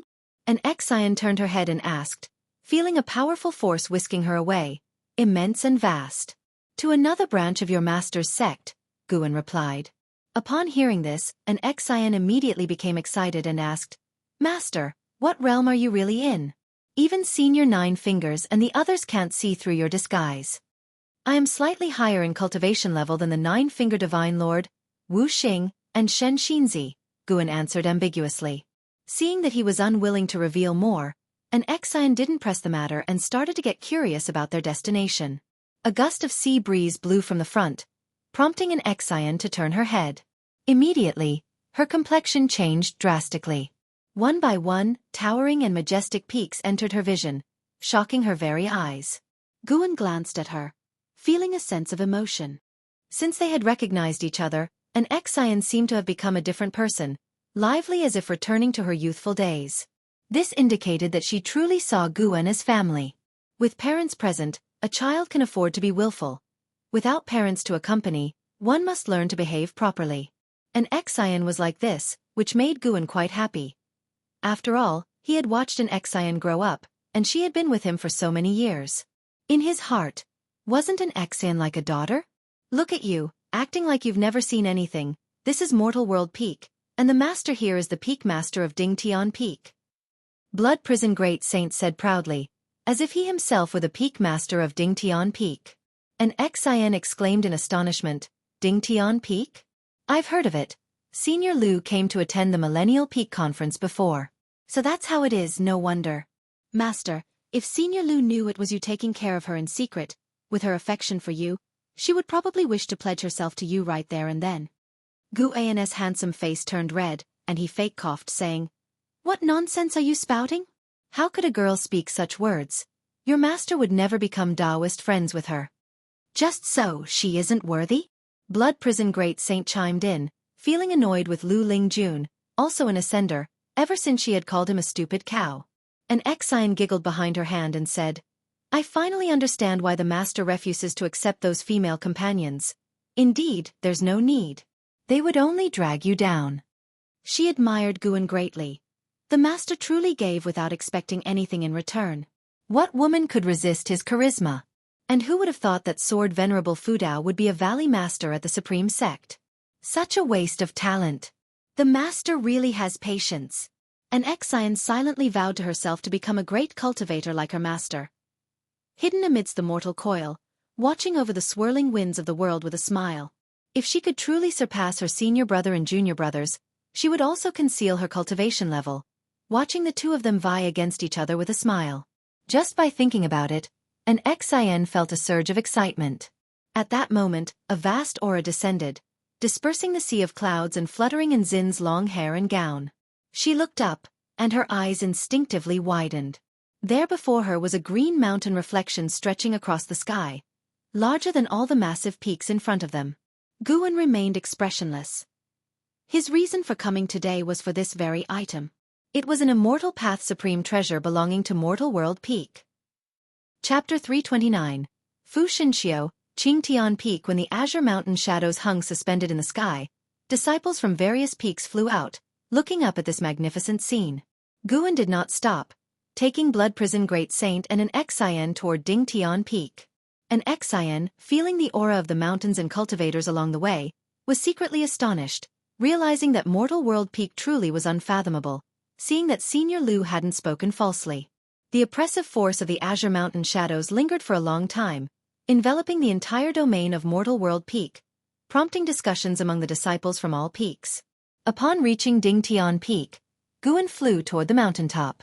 Only then did an Xian truly feel the immense size and height of these mountains. Thinking that such a vast mountain belonged to her master, and Xin's gaze toward Guan was filled with admiration. Soon, they arrived at the top of the mountain, and as soon as they landed, Zhu Xinglan, the leading disciple of Dingtian Peak, appeared and came forward to greet Guan with a salute. What's the situation? Guan asked. Zhu Xinglan replied, Its main peak's Fu Shinxiu subduing an Immortal Path Supreme treasure. He is the future master of the main peak and the disciple with the strongest talent in 1,000,000 years in Mortal World Peak. There was a complex tone in his voice when he mentioned Fu Shenxiu. Guan looked up at the azure mountain shadow in the sky and laughed. That's quite a commotion. For such a carefree primordial immortal to subdue an Immortal Path Supreme treasure, it seemed to be quite strenuous. It seemed that this Immortal Path Supreme treasure was somewhat special. Zhu Xinglan answered, This immortal path supreme treasure was found beyond outer heaven by the Peak Master, without the suppression of Qi fortune from the Holy Court. Truly subduing its immortal spirit would raise quite a ruckus, and there have been those who failed before. Guan nodded and then asked about Ding Tian Peak's recent situation, learning that there was nothing requiring his intervention. Only then did Guan start walking toward the medicine garden. An Xian and Blood Prison Great Saint followed behind him, with Zhu Xinglan accompanying them, yet his gaze occasionally shifted toward the sky, admiring the vast azure mountain shadow. Who wouldn't want to possess an immortal path supreme treasure? It's just that their numbers were limited, and it wasn't something one could have just by wishing for it. While picking medicinal herbs, Guan introduced them to an Xian. The majority of the medicinal herbs here were unheard of by an Xian, so she listened intently and wasn't distracted by the phenomenon in the sky. Zhu Xinglan was inwardly curious about the origins of this girl, feeling that their master treated her differently compared to others. And Zin's mask, crafted by Guan, was inscrutable for Zhu Xinglan, who was at the 9th layer of Wandering Immortal Realm, and he didn't dare probe with his divine sense. An hour later, the vast oppressive force enveloping Mortal World Peak began to dissolve, and the azure mountain shadow in the sky remained, even becoming more detailed, revealing trees that swayed with the wind, as if they were truly real. You can go on with your duties. There's no need to follow us. Guan, just stepping out from a section of the medicine garden, turned his head and spoke to Zhu Xinglan, who immediately saluted and then disappeared into thin air. Attracted by the sudden disappearance, an Xian looked at Guan and asked, "Master, what's his cultivation level?" Guan casually replied, "Wandering Immortal Realm, 9 layers." And Zin's pupils, hidden beneath the mask, involuntarily widened. She had heard of Wandering Immortals. The 9-finger Divine Lord, who took first place in the heavenly ranking tournament, was a Wandering Immortal. To reach the 9th layer of Wandering Immortal Realm, didn't that mean the person just now might be even stronger than the 9-finger Divine Lord? Feeling the pressure, an Xian thought of the multitude of disciples at Ding Tian Peak, each seemingly an immortal, commanding such formidable power. How could she not feel the pressure, when her master was training her with such focus? At the very least, she couldn't disappoint her master. Master and disciple walked and chatted along the mountain path, with Blood Prison Great Saint trailing behind. As the sea breeze blew and they looked out over the entire world, they seemed so insignificant. The azure mountain shadow in the sky began to scatter, and not long after, the sky returned to its original state, resplendently blue. Master, if you compared that immortal path supreme treasure to Martial Uncle Li Ya's divine exotic city, which would be stronger? An Xian couldn't help but ask. The strength of divine exotic city left a deep impression on her when Li Ya participated in the heavenly ranking tournament.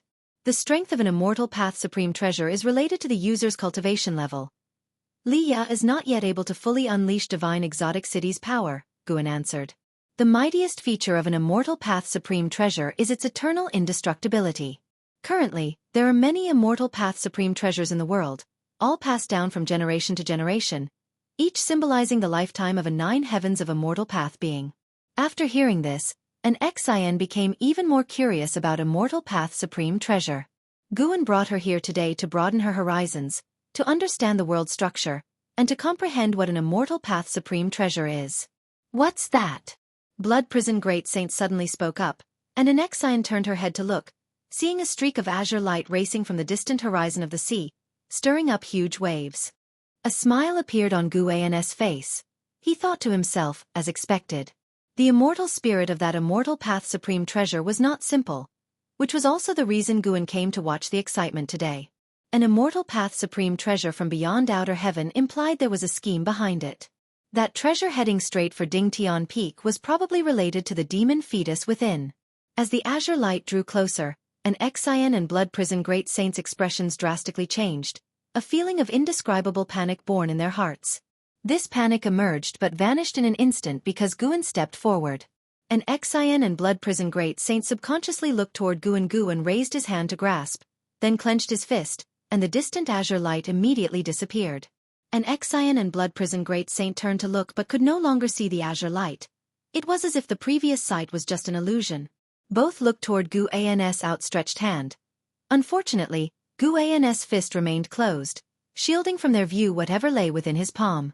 A figure descended from the sky and landed at the edge of a cliff, maintaining a distance of 10 steps from Guan. He frowned as he looked at Guan. Fu Shenxiu, carefree primordial immortal realm, 5 layers 1684877500000/25000000. Seeing the other's lifespan, Guan felt he indeed deserved the reputation of the #1 talent of mortal world peak. In the future, he might even surpass the divine immortal of wondrous Dharma. Fu Xinxiu asked, "Could it be Senior Meng Lang?" "Meng Lang?" And Xin's gaze turned curious. Guan, on the other hand, laughed and said, "This treasure headed straight for my Dingtian peak. Could it be considered fated for me?" Fu Shengxia's face drastically changed. After all his troubles, was the treasure taken by someone else? Although he did not attend the Millennium Summit, how could Fu Xinxiu not know that a great cultivator had been added to Mortal World Peak? One capable of eradicating the Elder of Mo Hen. Such a great power was definitely beyond his contend. Moreover, the fact that the other party could easily seize the treasure demonstrated a vast gap between them. For a moment, Fu Xinxiu was unsure what to do. His master, Taoist Lord Yongnian, had instructed him to try his best to recruit Meng Lang. That was an immortal path supreme treasure. Furthermore, one with intact restrictions, uncontrolled by the Holy Court, an immortal path supreme treasure. Senior. Fu Xinxiu gritted his teeth, wanting to test Guan's attitude. Guan suddenly opened his hand, revealing a tiny azure mountain that glistened faintly with light within his palm. Upon seeing the mountain, Fu Shengxia's gaze was fixed and could not be moved. An Xian and blood prison great saint, although unclear about the newcomer's realm, could tell that his nature and temperament were extraordinary. Could the little azure mountain in their master's hand be the immortal path supreme treasure? He could seize an immortal path supreme treasure with a mere wave of his hand? And Xin's heart filled with admiration. "If I let go, are you sure you can catch it?" Guan asked with a chuckle. Fu Xinxiu hurriedly replied, "I will do my utmost." Immediately, Guan threw the tiny azure mountain into the distance, casually launching it 1,000,000 miles away. Fu Xinxiu appeared out of thin air beside the little mountain, his mana swirling around his hand as he reached out to grasp it. Boom! A terrifying momentum suddenly exploded, tossing Fu Xinxiu away, and his face grew extremely unsightly. The little mountain turned into an azure beam, once again streaking toward Dingtian Peak. As Fu Xinxiu turned around, he saw that the light had vanished. He flew swiftly toward Dingtian Peak, landing again on the edge of the cliff with a complex expression as he looked at Guan. The little mountain once again floated above Guan's palm. That moment, several figures appeared out of nowhere in the air behind Fu Xinxiu, all of whom were the authorities of Mortal World Peak. Even the master of the main peak, Taoist Lord Yongnian, had come. Bai Zia's gaze fell on the little mountain in Guan's hand and then shifted to Fu Xinxiu, revealing a mocking expression. Guan turned to Taoist Lord Yongnian and laughed. "Peak Master, this treasure kept smashing into my Dingtian Peak. I had no choice but to claim it." Taoist Lord Yongnian seemed to realize something, a hint of understanding crossing his eyes, and then he laughed. "This is Qingtian Peak, sought by one of my juniors in outer heaven. If Taoist friend likes it, I am willing to bestow it upon Taoist friend." Upon hearing this, Fu Xinxiu immediately became anxious and looked at Taoist Lord Yongnian, saying, "Master. Well then, I will find you another immortal path supreme treasure in the future. You have no fate with this one. It's not reasonable to blame others," Taoist Lord Yongnian said with finality. Although he was only one minor realm higher than Fu Xinxiu was raised by him, so facing his decision, Fu Xinxiu had no choice but to give up. He took a deep breath, gave Guan a salute, and then turned and left. The other peak masters looked at each other in dismay, each harboring their own thoughts. Taoist Lord Yongnian, looking back at Guan, said, "The treasure indeed has a destiny with Dingtian Peak. I hope Taoist friend can protect Dingtian Peak well." Guan nodded and said, "If Mortal World Peak needs me, I will also take action." Taoist Lord Yongnian's face revealed a smile, and then he took his leave. The other peak masters successively saluted and dispersed. Guan felt a hint of regret. Bai Zia didn't seek him out for a chat. Their relationship seemed to have grown distant. After everyone left, an Xian couldn't help but ask, "Just like that, you obtained an immortal path supreme treasure." It was her first time seeing her master so assertive. And of course, Sword Venerable Fudao had always been domineering in his actions. Guan was just gentle toward cultivators of lower realms. Blood Prison Great Saint stared intently at Qingtian Peak in Guan's hand, suddenly feeling that he too might one day possess such a treasure. as long as he performed well. Guan proceeded to walk toward the top of the mountain, while he used his divine thought to probe Qingtian Peak in his hand. Qingtian Peak had already fostered an immortal spirit, apparently alive for many years, far more powerful than divine exotic immortal spirit. After all, it was able to break free from the suppression of a carefree primordial immortal. Soon, his divine thought captured a heavenly demon, hidden within the walls of a dilapidated temple within Qingtian Peak, extremely concealed and probably difficult to detect even for the divine immortal of wondrous Dharma. Practice diligently. Once you are strong enough, I will give this treasure for you to use, Guan said to an Exine beside him, who was full of curiosity, smiling gently. Chapter 330.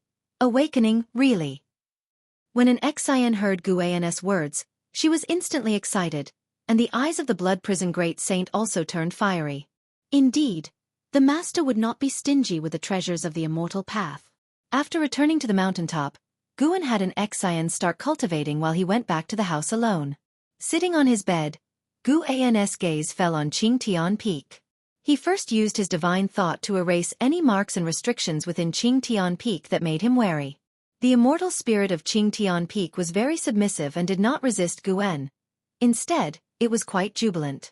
After taking safety precautions, Guan began to make Qingtian Peak recognize him as its master. With the compliance of the Qingtian immortal spirit, it took Guan less than an hour to refine the restrictions of Qingtian Peak and take control of the soul of the Qingtian immortal spirit, making it completely serve him. With the Qingtian immortal spirit in hand, this would be the combat power of a carefree primordial immortal. Moreover, Guan felt that the power contained in Qingtian Peak was greater than the 7 stars mirror, the immortal king crown, and the divine exotic city. The immortal king crown and divine exotic city had been damaged and needed a long time to recover. The 7 stars mirror hadn't suffered much damage but was slightly weaker than Qingtian Peak, however, the difference was limited. After all this, the corners of Guan's mouth curved upward. Next, it was like capturing a turtle in a jar. Forget it. Let me leave him hanging for a while. After all, he can't escape or pass any messages outside. He pretended not to know that a heavenly demon was hidden inside Qingtian Peak, and the Qingtian immortal spirit was completely unaware. During the process of making Qingtian Peak his own, Guan peeked into the memory of the Qingtian immortal spirit. It spent most of its time either asleep or sealed by a strong force, unaware of the filth inside it. Although unaware of the filth inside, the Qingtian immortal spirit was influenced by it. It inexplicably felt something attracting it at Dingtian Peak, thus it crashed towards Dingtian Peak. If Guan had not intervened, it planned to directly smash Dingtian Peak to force the alluring thing to reveal itself. From this perspective, the identity of the demon fetus below is not simple. Guan thought silently. He pondered whether or not to move the demon fetus elsewhere, but where could he move it to? Moving it, if awakened prematurely, wouldn't that accelerate the catastrophe? No matter, let it stay here.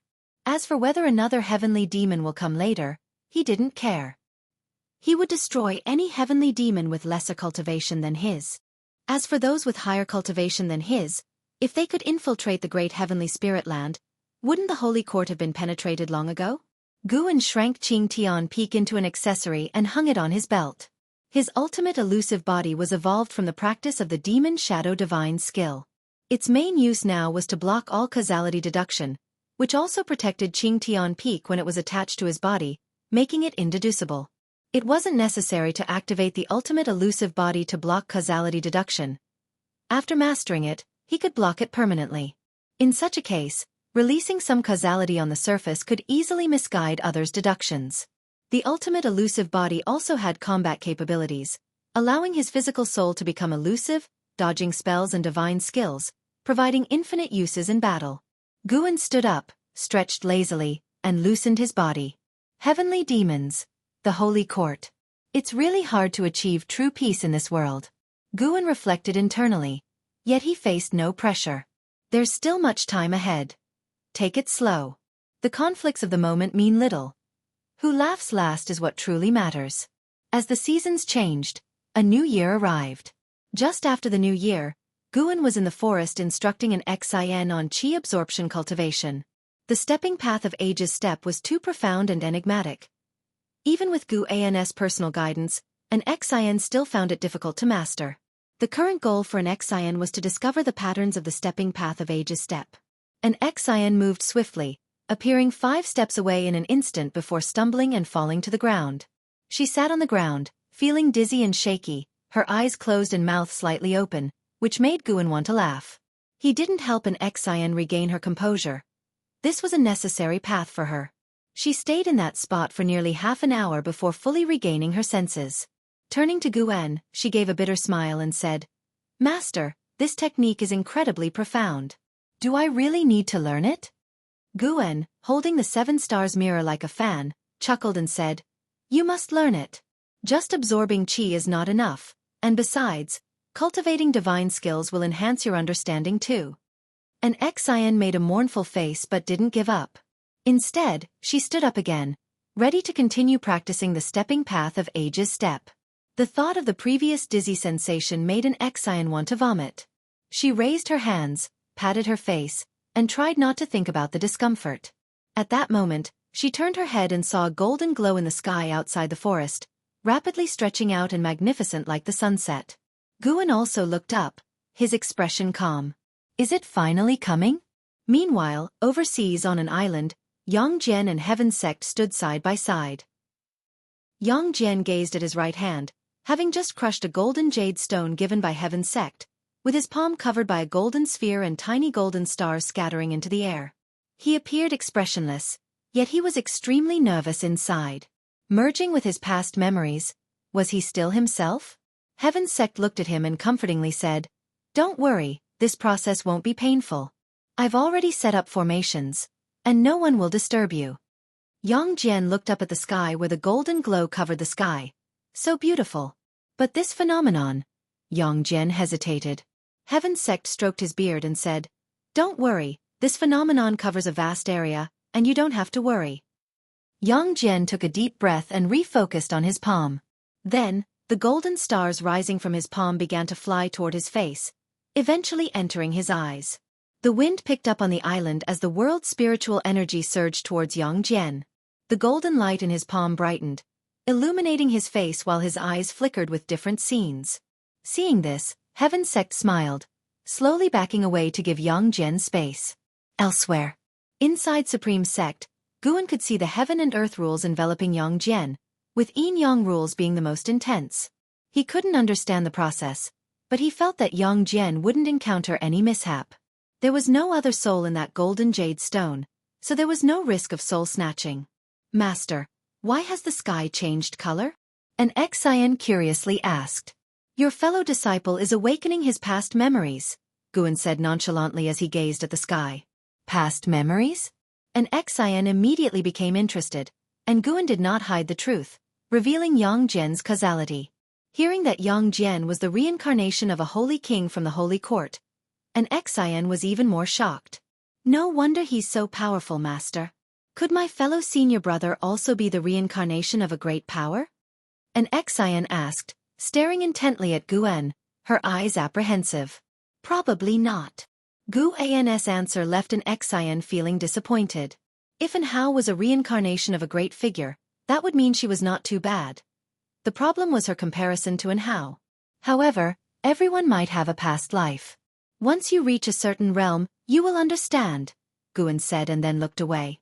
He stood up and said, "Let's stop here for today." Upon hearing this, Anzin's face revealed a relieved smile. She followed Guan's steps. "Master, if Yang Jian awakens his past memories, does that mean he will become the Holy King again? Is the Holy King powerful?" "What he becomes is up to him to decide. As for the power of a Holy King, let me tell you something. The Great Cold Demon Sect previously served a Holy King." A Holy King could command a sect like the Great Cold Demon Sect? Don't be overly dramatic. Thinking about it now, having such a powerful Holy King as my junior brother feels like a dream. I'm telling you this, not for you to marvel, but for you to clearly know your own goals. Hee, Master, I will practice diligently. With your teachings, what is a Holy King? The master and disciple continued chatting as they returned to the valley. Guan used the power of causality to alter their conversation, so he wasn't worried about exposure. After reaching the divine thought true immortal realm, Guan studied causality and destiny the most and controlled his own power of causality more and more skillfully. Meanwhile, every being in the Broken Sea domain looked up at the heavenly phenomenon. Guan even saw some powerful figures flying out from the Holy Land where the Holy Court was located, rushing towards the Broken Sea domain. Fortunately, Yang Jian was not awakening in the Taitsong continent, otherwise the continent would face trouble again. The golden phenomenon lasted a day and a night, and by noon the next day, Shen Zhen came to visit Guan. After closing the door, she started setting up a formation and busied herself for a while before coming to sit at the table. Yo, still reading Green Hero Travel? Why not read my Supreme Secret Records? Shen Zhen teased. Guan replied, Supreme Secret Records is too short. The implication was, when will you write something new? Shen Zhen seemed not to understand. She took out a scroll from her storage bag and spread it out on the table. She had actually drawn the golden phenomenon from yesterday. The golden sky enveloped the land and mountains, showcasing the majestic atmosphere of the immense landscape. Guan noticed that as the scroll was unrolled, the heaven and earth rules gradually drew near. Once again, she used her painting to move the heaven and earth rules. Yesterday's phenomenon was no simple matter. It gave me an indescribable feeling. Shen Zhen began to share her thoughts on her painting process. However, Guan caught a special power emerging from the depths of the heaven and earth rules. This power somewhat resembled the inheritance left by Heaven's sect. Could it be that Yang Jian's past life was also related to the heavenly Tao represented by Heaven's sect? Besides this power, Guan was interested in the reincarnation rules. This painting also attracted the reincarnation rules. Heaven and earth rules are omnipresent, only elusive to mortal spirits. In the eyes of a divine thought true immortal, heaven and earth comprise many layers. Beneath the heaven and earth rules lies even deeper forces of order. After Shen Zhen introduced her painting process, she proudly asked, What do you think? It seems you've sensed my painting intent. Won't you comment? Guan focused on the scroll and replied, It indeed makes one easily lose their mind. You are very impressive. That's right. Shen Zhen raised her jaw, extremely proud. Just as Guan was about to speak, the scroll suddenly burst into flames, startling Shen Zhen as she tried to extinguish it. Don't approach. This fire is not right. Guan said sternly, stopping Shen Zhen from acting rashly. Chapter 331. The great emperor from the silent destruction domain Guan's gaze remained fixed on the burning scroll on the table while his divine sense locked onto outer heaven.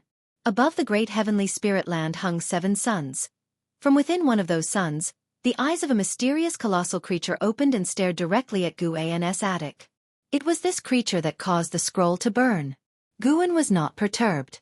The beings in those 7 days all possessed the cultivation level of the carefree primordial immortal, posing no threat to him, but he could feel that they bore great karmic debts and were backed by a mighty presence.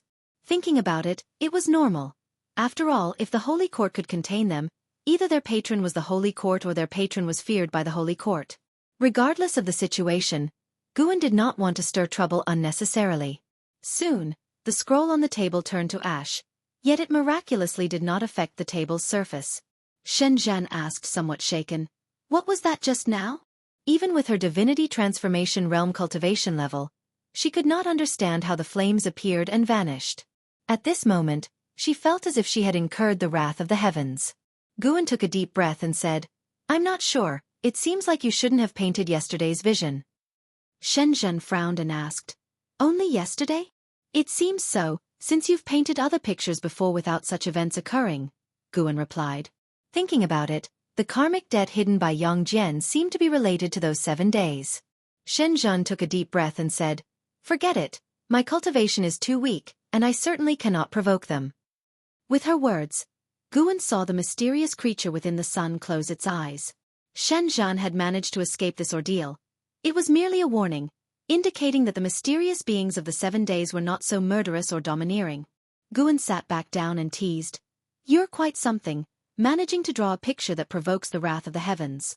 Shen Zhen did not take pride in that but earnestly said, Indeed, I felt I was capturing an obscure and mysterious state while painting, and each time after I finished painting, it became easier for me to cultivate. Many confusions in cultivation would also become clearer. It seems you're also about to undergo a profound transformation, Guan said enviously. Only then did Shen Zhen smile, snorting, Be nicer to me from now on. Perhaps I'll become an immortal someday. All right, Immortal Shen. Good boy. How shameless. Daring to offend a future immortal? The two began to bicker, and the fear in Shen Zhen's heart was swept away. She felt that she needed to be more cautious about her future paintings. She had to discern clearly what should be painted and what should not. An hour later, Shen Zhen left. Guan then lay back in his chair and watched Yang Jian and Heaven's Sect. After awakening his past life memories, Yang Jian's cultivation had not experienced substantial transformation, but his whole demeanor indeed had changed. Guan watched for a while and, confirming that Yang Jian was unharmed, withdrew his gaze. In the days that followed, Yang Jian and Heaven's Sect stayed on that island, protected by Heaven's Sect's formation. Many great cultivators passed by, unable to detect their existence. Until the summer came. Guan rode the Blood Prison Great Saint down from the transmission array platform, feeling cheerful. Just as he was about to leave, Nine-Finger Divine Lord approached him curiously and asked, Guan, your disciple in Exine has changed significantly lately. What did you teach her? Because Guan had previously mentored Yang Jian, he believed in Xin's changes were related to Guan, which made him more curious about the being behind Guan. The most mysterious and powerful entity in the Supreme Sect was Sword Venerable Fudao. Nine-Finger Divine Lord had always felt that Guan was connected to Sword Venerable Fudao. Perhaps Guan's achievement in Go was related to Sword Venerable Fudao. As for the possibility that Guan was Sword Venerable Fudao, after learning Guan's age, he ceased to think in that direction. Unique Taoist sorcery, indescribable and unutterable, unless you become my disciple. Guan looked down at Nine-Finger Divine Lord and said with a proud smile, causing Nine-Finger Divine Lord to roll his eyes. You know my cultivation level is quite high, and yet you dare take me as a disciple? Nine-Finger Divine Lord said with irritation. Guan shrugged and replied, The accomplished can be teachers. You surely have aspects where you lag behind me. Could it be that in your life you only pursue cultivation levels? Could it be that in this world, only energy absorption can lead to the Tao? Upon hearing this, Nine-Finger Divine Lord did not counter but fell into thought. Guan patted the head of the Blood Prison Great Saint, urging him to move forward. The Blood Prison Great Saint had been cultivating the primordial reincarnation skill for years. Though his cultivation level was still sealed, he was hopeful about the future. 1,000 years from now, he would surely become an immortal. Nine-Finger Divine Lord turned his head and asked, Can one also achieve the Tao through playing Go? Who can say for sure? No matter what you do, as long as you put your heart into it, everything is possible, Guan replied casually. Nine-Finger Divine Lord had clearly been seriously injured. His cultivation level was certainly not just that of a wandering immortal, but Guan was not interested in his past. Watching Guan's retreating figure, Nine-Finger Divine Lord sensed a transcendental aura from this young man. He seemed to have seen through the mundane secular world, appearing more like an immortal than actual immortals. Thus, it seemed that Sword Venerable Fudao remained in the Supreme Sect perhaps for this young man? This speculation made Nine-Finger Divine Lord increasingly convinced. It appeared staying in the Supreme Sect was the right choice. Nine-Finger Divine Lord looked toward Divine Heart Sun, who was reading under a tree. Previously, he thought Divine Heart Sun was possessed, but now upon seeing him again, he suddenly felt that Divine Heart Sun might also achieve the Tao. Then looking at the third Medicine Valley, he had a strong feeling. In the years to come, this Medicine Valley would spawn many beings who would stir the winds and clouds of the world. This intrigued him, and anticipation bubbled up in his heart. He would wait and see what kind of person Sword Venerable Fudao's chosen land could nurture. Elsewhere, Guan went upstairs. He closed the door of his room, sat down in the chair, and took the miniature Qing Tian peak that had become a piece of ornament at his waist, placing it on the table. Today, he felt a slight anomaly within Qing Tian peak, related to that mysterious heavenly demon. That fellow couldn't restrain himself anymore. Guan's divine sense probed into Qing Tian Peak, which also concealed a realm within it. Although not as extensive as the realms within Divine Exotic City, this realm was broader than the Taitsong continent. At that moment, inside a dilapidated temple, Guan's divine sense avatar walked in. Sunlight pierced through the worn temple walls, elongating Guan's shadow. Guan approached a wall crowded with ancient paintings, pitted and aged, their history unknown. Come out, let's talk. Give me a reason and I want to erase you. Guan stated emotionlessly. His gaze fixed on the wall. As the words fell, wisps of demonic chi seeped from the surface of the dilapidated wall. Even in broad daylight, they appeared haunting and horrifying. Shortly after, a gaunt black-clad old man crawled out from the demonic chi as if transcending time. His eyes brimming with bloodshot veins. He locked his gaze on Guan the moment he emerged. Upon standing up, he asked in a deep voice, "Who exactly are you, and what do you want?" Guan answered, "You impact Qingtian Peak toward my mountain. You ask me what I want?" Upon hearing this, the old man's expression grew even grimmer, and he fell silent, his eyes flickering. "Are you here because of the demon fetus?" Guan asked. Upon hearing this, the old man's face changed drastically, and his body began to tremble. He stared intently at Guan and asked, "What have you done to him?" "I haven't touched him yet, but the trouble he has caused me seems to be growing." Guan's tone remained indifferent, making it hard for the old man to gauge his thoughts. The old man hesitated before speaking. "You and us bear no enmity?" Guan remained silent. Emboldened, the old man continued, "If you do not wish to be entangled in this great karma, it would be wise to leave this place. The demon fetus is a reincarnation of the great emperor from the silent destruction domain, gestated for tens of thousands of years and immovable, with more heavenly demons yet to descend." Guan pondered internally but asked aloud, "So, you have already established contacts with some of the upper echelons of the Holy Court?" The old man answered, "If you truly don't wish to involve yourself in this karma, it's best not to inquire further. Inquiring more will inevitably alert certain beings." When Guan put forward this question, it indicated to the old man that Guan was not connected to the Holy Court, so he did not wish to make an enemy of Guan. Given Guan's methods in suppressing Qingtian Peak, he knew he was no match. "What is the purpose of your infiltration into the great heavenly spirit land? It wouldn't be to target the beings of this realm, would it? If so, where could I possibly flee to?" Guan asked slowly. He was also making a decision. Whether to leave Mortal World Peak. Logically, if he wanted to avoid trouble, he should leave. The universe is vast. There are always places to hide. "Besides, our plans cannot commence in the short term," the old man replied, sensing Guan's intention to withdraw. He felt more confident. What was the cultivation level of the demon fetus in his previous life? Guan inquired. The great emperor in his previous life was an entity of the immortal 8th layer heaven. "It won't be difficult for him to reach the immortal 7th layer heaven in this life," the old man replied. Even though the old man was a carefree primordial immortal, to him, reaching the divine immortal of wondrous Dharma realm was challenging, not to mention higher realms. The immortal 7th layer heaven was already an existence that could traverse the universe in his mind, unless those eternal beings took action. Immortal 8th layer heaven. Guan's expression turned ugly, but he was slightly relieved internally. The 7th layer was the Tao Void mysterious immortal, and the 8th layer was the divine thought true immortal realm where he belonged. He was at the 9th level of divine thought true immortal realm. The old man, thinking Guan had been frightened, continued, "As long as you leave this place, even if I find the demon fetus, it will take thousands of years to fully form him. You have plenty of time to find a new place for cultivation." Thousands of years?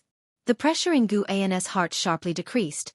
If it took the old man thousands of years with his help, wouldn't it take tens of thousands of years without him? Guan spoke. "Allow me a few more years to think. I should have that much time, right?" The old man did not develop hostility toward him, so he wanted to give the old man a chance. Upon hearing this, the old man's expression relaxed considerably, and he raised his hand in salute, saying, "Of course, I hope you can see reason and not delay your future prospects." He could not escape Qingtian Peak, nor could he send out a message. He could only try to maintain good relations with Guan by blending softness with firmness. Chapter 332 Earth Element Spirit. Guan set down the Qingtian Peak and, after his conversation with the man in black came to an end, his heart grew calm. In situations where the threat was not that great, he naturally wouldn't run away. He would only preserve himself when utterly powerless. Moreover, there was a time difference between higher and lower realms. 10 or 100 years might be lengthy for beings of lower realms, but for immortal path life, it was but a fleeting moment. Anyway, the man in black couldn't run away. Guan decided to keep him for the time being to see what sort of realization he would come to.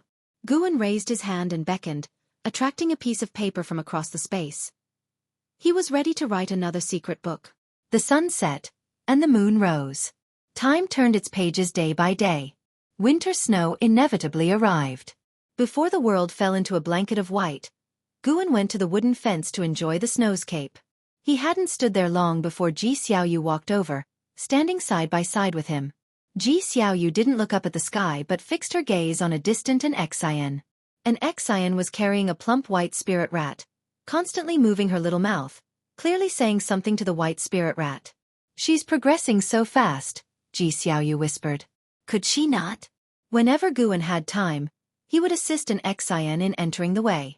Although her lifespan didn't increase rapidly, it made her cultivation twice as effective with half the effort. He genuinely intended to cultivate an Xian to surpass an Hao and Yang Jian. "It's all right.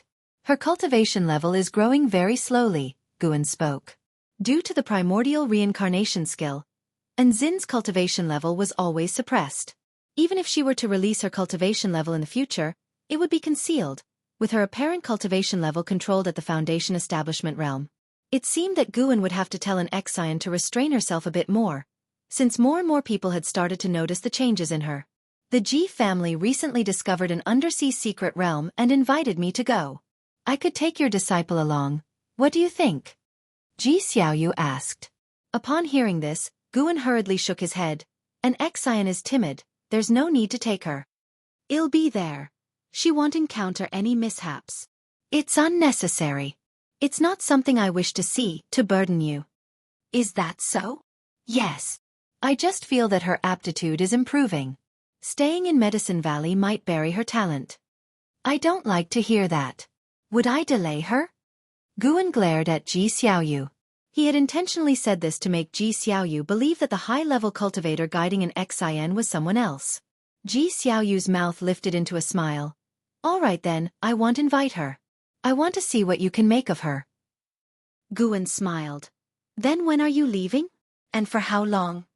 This was not the first time Ji Xiaoyu had set out, but Guan felt that the undersea secret realm would again cause trouble. Perhaps this was what it meant to be a great fortune of energy movement. Continuous trials and tribulations, always narrowly escaping disaster and turning peril into safety. "I leave tomorrow morning. The competition for sea resources among the noble families is quite fierce."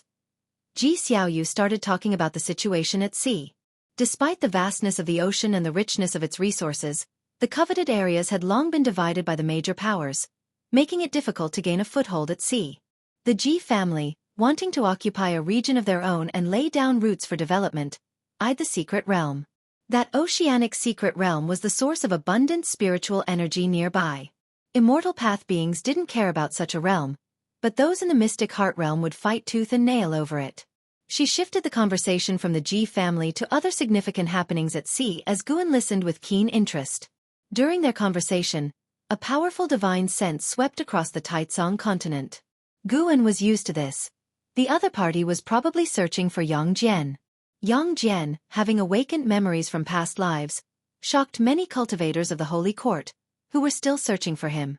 Yang Jian didn't run around but focused on cultivating on that island. At sea, only those in the immortal path realm have the power to protect themselves. Even if one achieves nirvana, walking the seas still requires great caution, Ji Xiaoyu remarked, her cultivation having grown higher and allowing her to perceive more. The experiences from her past lives' dreams only deepened her reverence. Guan smiled. "With your talent, you'll achieve nirvana sooner or later. Let alone at sea." Right now there was a divine sense of a heaven and earth flying immortal sweeping the continent. Most beings were completely unaware of this. "What about you?" Ji Xiaoyu turned to look at Guan, asking with a calm tone. "Nirvana? I'm afraid I won't have the chance." Guan shook his head and chuckled freely, devoid of any constraints. Ji Xiaoyu offered no consolation, knowing that nirvana was a threshold for mortal spirits to break through fate, a challenge that no one else could assist with. She followed Guan as they both looked up at the snow falling from the sky. The snowflakes began to fall more heavily. On the sprawling seas, Leah sat on the back of a black eagle that sped along, flapping its wings. The sea breeze tousled Leah's long hair, but his eyes remained fixed on the horizon, unblinking. The divine exotic immortal spirit perched on Leah's shoulder, head tilted, asked, "Have you really thought this through? Without using my power, it will be difficult for you to cross the waters ahead." I can sense a dense demon energy there, hiding a great demon of the immortal path. Li Ya's expression was stoic as he answered softly, "Save me when I'm close to death." Ever since his last visit to the divine exotic realm and learning about the origins of divine exotic city, Li Ya's pride had shattered. He didn't blame the primordial ancestor but was rather more grateful. However, he was filled with resentment towards himself. Li Ya, oh Li Ya, what have you been raging about all these years?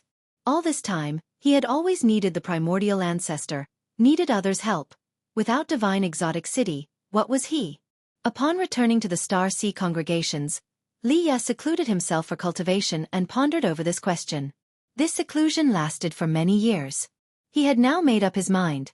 What he needed to do was improve his physical constitution and insight. If and how could cultivate the ancient treasure body, why couldn't he? So, he embarked on the journey to pursue the treasure body. He learned from an elder that a treasure body had once fallen in a certain sea region, possibly leaving behind an opportunity related to the treasure body. Li Ya, actually, you're still young, and you're already quite formidable, the divine exotic immortal spirit consoled, scratching its head.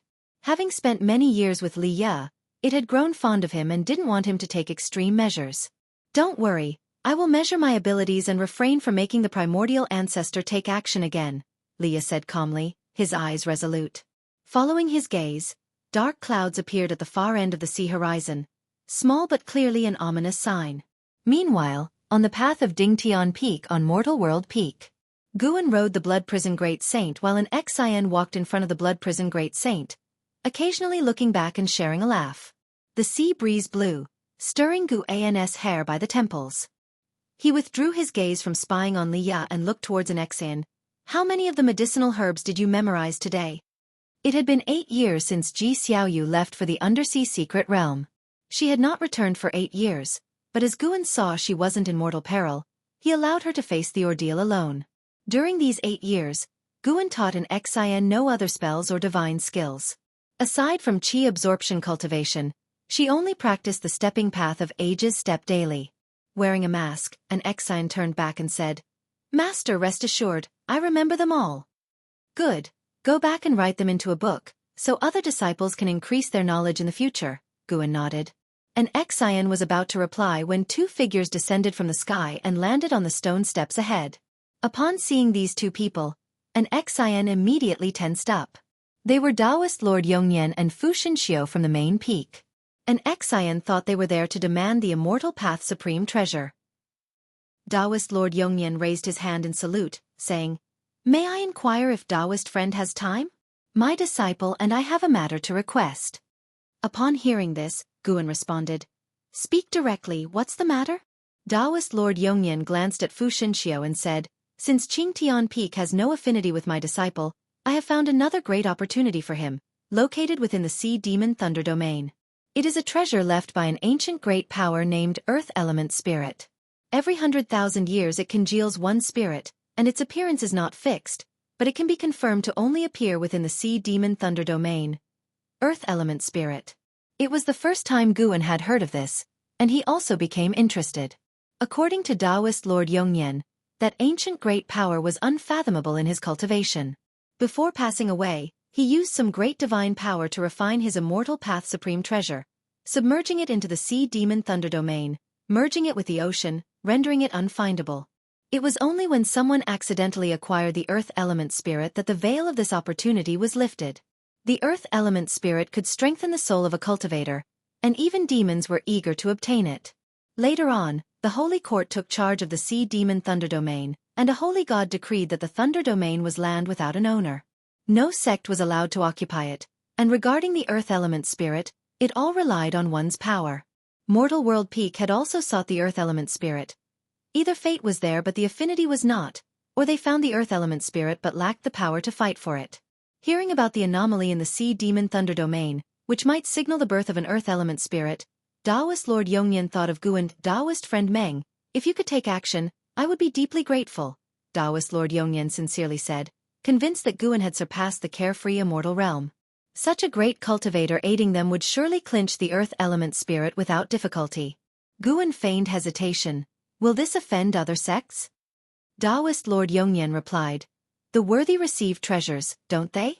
I've heard that Taoist friend enjoys cultivating medicinal herbs, so I'm willing to transplant a batch of Immortal Path medicinal herbs to Dingtian Peak from the main peak. How about that? Taoist friend is too kind. I've already said that if Mortal World Peak encounters an issue, I'll take action. When do we set out? Guan spoke earnestly, bringing a smile to Taoist Lord Yongnian's face. Fu Shengxia's mouth twitched, but he said nothing. Having had Qingtian Peak taken by Guan, it was impossible for him not to feel resentment, yet now he could only maintain courtesy. How about in 3 days? Taoist Lord Yongnian asked. No problem, we'll set out after 3 days then, Guan nodded. Taoist Lord Yongnian thanked him again, then left with Fu Shenxiu. An Xian turned back and looked at Guan, wanting but hesitating to speak. Guan glanced at her, asking casually, "Want to go and see?" An Xian instinctively wanted to nod, but after thinking it through, she shook her head. "Better not, I might cause you trouble." "I want go. I could take you there." "Really?" Surprise sparkled in Nzin's eyes. Guan replied, "If you go, you must diligently practice the step technique I taught you. No slacking off." Upon hearing this, an Xian hesitated for a moment but ultimately nodded. The stepping path of Age's step was indeed exquisite, and even after so many years of practice, she still found it very uncomfortable each time she performed it. So whenever Guan wasn't prompting her, she preferred qi absorption. Chapter 333 Predecessor. 3 days passed by quickly. On that clear morning, Guan took an Xian to Mortal World Peak early without bringing the Blood Prison Great Saint, which was, to say the least, rather disappointing for him. The reason he didn't bring the Blood Prison Great Saint was because Guan had acquaintances in the Sea Demon domain, and he feared it would be inconvenient. As for an Xian, wearing his specially made mask, it was very difficult for anyone to recognize him. An Xian, who cultivated the all things form and energy art, could also conceal his aura. High-level cultivators did not guess one's identity by appearance. After arriving at Dingtian Peak, Guan read books inside the house, and so did an Xian, though her gaze drifted outside the window from time to time, waiting for the two from Taoist Lord Yongnian to arrive. Close to noon, Taoist Lord Yongnian finally arrived, bringing not only Fu Shenxiu but also a female cultivator. This female cultivator was at the second level of the carefree immortal realm, not as advanced as Fu Shenxiu, but she was older and probably sent by Taoist Lord Yongnian to lead the way. And indeed, all they heard was Taoist Lord Yongnian introduce, "This is my younger martial sister, Dao name Yongxin, known as Fairy Yongxin. She will lead the way to the Sea Demon domain this time, as I need to stay at Mortal World Peak to avoid any mishaps." Fairy Yongxin followed with a salute to Guan, who returned the gesture. "Let's get going then," said Guan directly. If they could resolve the issue today, it would be great. A portion of the medicinal herbs in the Outer World Cave had ripened, waiting for him to harvest. Fairy Yongxin had no objections. The group went to the courtyard, where she summoned a small red mansion. The mansion rapidly expanded, taking Guan, Fu Shenxiu, and an Xian inside before turning into a red light disappearing into the sky. Taoist Lord Yongnian stood in the courtyard, looking in the direction where the mansion disappeared, concern in his eyes. Meanwhile, inside the grand hall of the red mansion, Fairy Yongxin invited Guan to sit and talk, while an Xian looked around curiously. "You're free to wander around, there's nothing dangerous here," Fairy Yongxin said to an Xian with a gentle smile.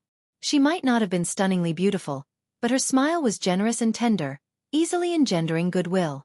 An Xian glanced at Guan, and only after seeing him nod did she dare to leave. Fu Shenxiu sat opposite Guan, his expression calm. The Sea Demon domain has already seen the appearance of a carefree primordial immortal.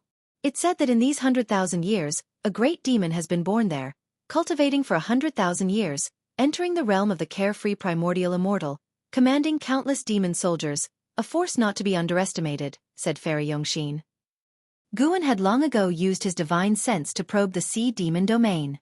Indeed, it was dangerous and the existence of immortal path entities within was incalculable. But for him, it counted for little. While Fairy Yongxin updated him about the current powers within the Sea Demon domain, she observed Guan's expressions. Noticing that Guan remained composed, she felt somewhat relieved. He must indeed be a divine immortal of wondrous Dharma. Throughout the history of Mortal World Peak, divine immortals of wondrous Dharma had arisen. After reaching this level, Most would head to outer heaven or seek chi fortune in the holy court. Few remained on Mortal World Peak. They had extensively discussed Meng Lang's purpose for coming to Mortal World Peak and eventually decided to try to win him over. If this venture went smoothly, Meng Lang would then stand completely together with them at Mortal World Peak. Fairy Yongxin mentioned several names of carefree primordial immortals. In the great heavenly spirit land, those who cultivated to this realm usually had a reputation and had dealt with each other a lot. Fairy Yongxin had only encountered this great cultivator, Meng Lang, appearing out of nowhere. She suspected Meng Lang was a pseudonym but did not point it out. After she finished speaking, Guan looked at the silent Fu Xinxiu and said, "Don't worry, as long as the earth element spirit is still there, it will surely belong to you."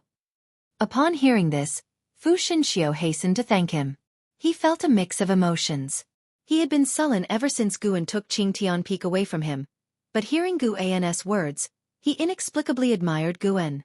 Those of us in immortal cultivation should indeed have such a spirit. Thinking of Guan seizing Qingtian Peak with a wave of his hand, Fu Shengxia's eyes flashed with ardent desire. In fact, he anticipated the earth element spirit even more than Qingtian Peak. All immortal path supreme treasures are external. It said that the strongest among the immortal path will eventually create their own treasures, and he had always believed he could reach the summit of the 9 heavens of immortal path. More than external wealth, he valued the improvement of his own strength. In the subsequent conversation, Fu Xinxiu also started speaking, providing specific information about some carefree primordial immortals. Fairy Yongxin felt somewhat relieved. She was aware of the conflict between the two, and she hadn't expected Guan to give Fu Xinxiu a way out so readily. It seemed he was not that difficult to get along with after all. When an Xian returned to Guan's side, she felt the atmosphere was very harmonious, which was not surprising to her. In her eyes, her master always managed to get along well with others and have enjoyable interactions. "Let me help the fairy to speed up a bit," Guan said with a smile.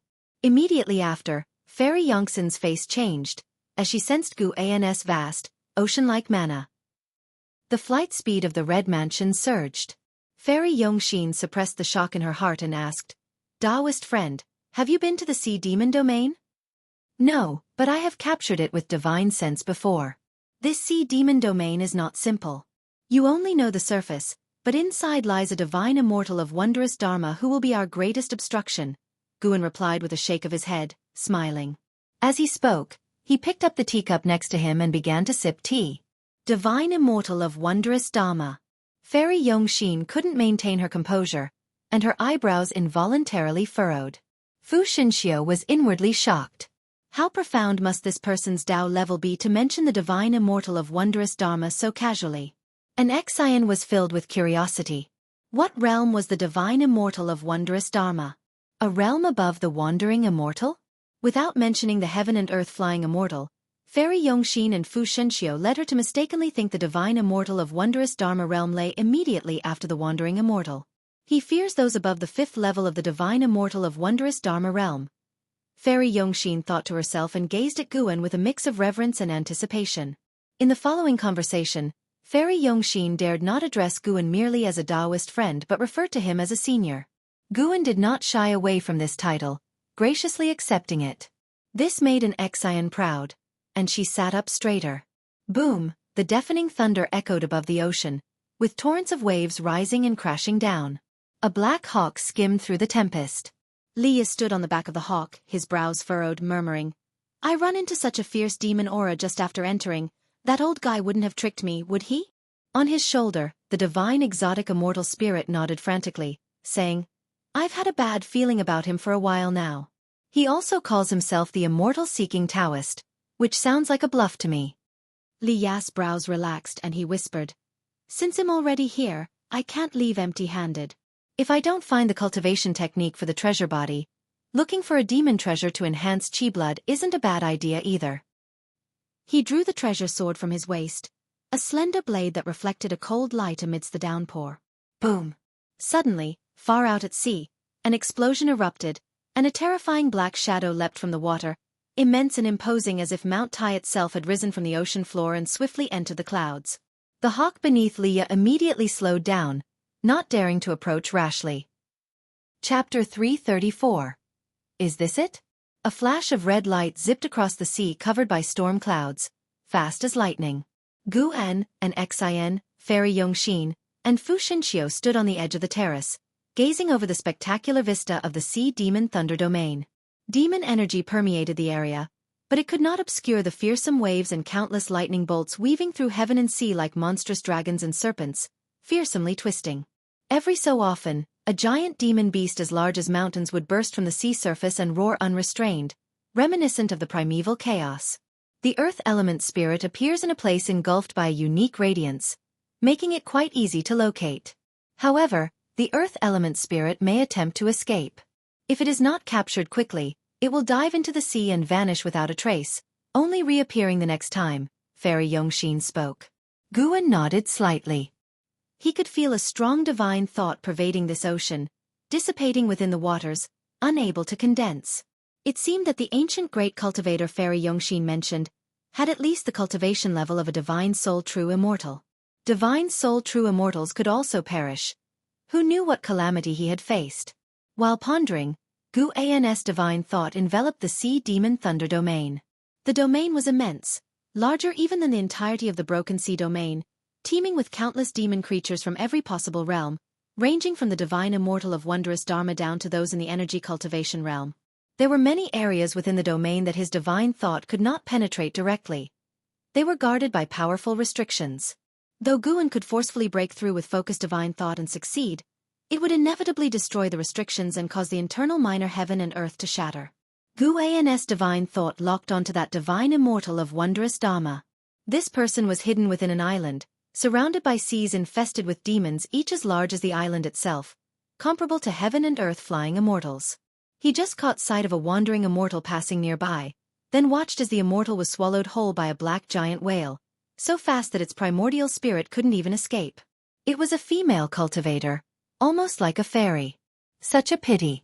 Guan thought to himself while he responded to Fairy Yongxin. His divine thought quickly caught sight of a place glowing with an unusual light, and he directed Fairy Yongxin to fly in that direction. Standing beside Guan, an Xian observed everything around with intense curiosity. Such dense demon energy, all condensed into black mist. If she fell into the Sea Demon Thunder Domain alone, she felt it would be better just to end her life rather than try to navigate and survive in such a place. Boom! In the distance, the sea surface exploded as a 10-mile-long giant deep red fish leaped out. Looking closely, its body was entangled by two terrifying tentacles. And Xin's gaze had just reached the scene when she saw the deep red fish being crushed, its flesh and blood scattering, which made her shudder all over.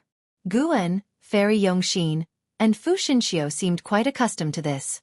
Guan noticed that along the fringes of the Sea Demon Thunder Domain stood city forts similar to those in the main city of the Broken Sea Domain, indicating that the Holy Court had taken control of this sea area. Not allowing other sects to occupy it implied they made the rules.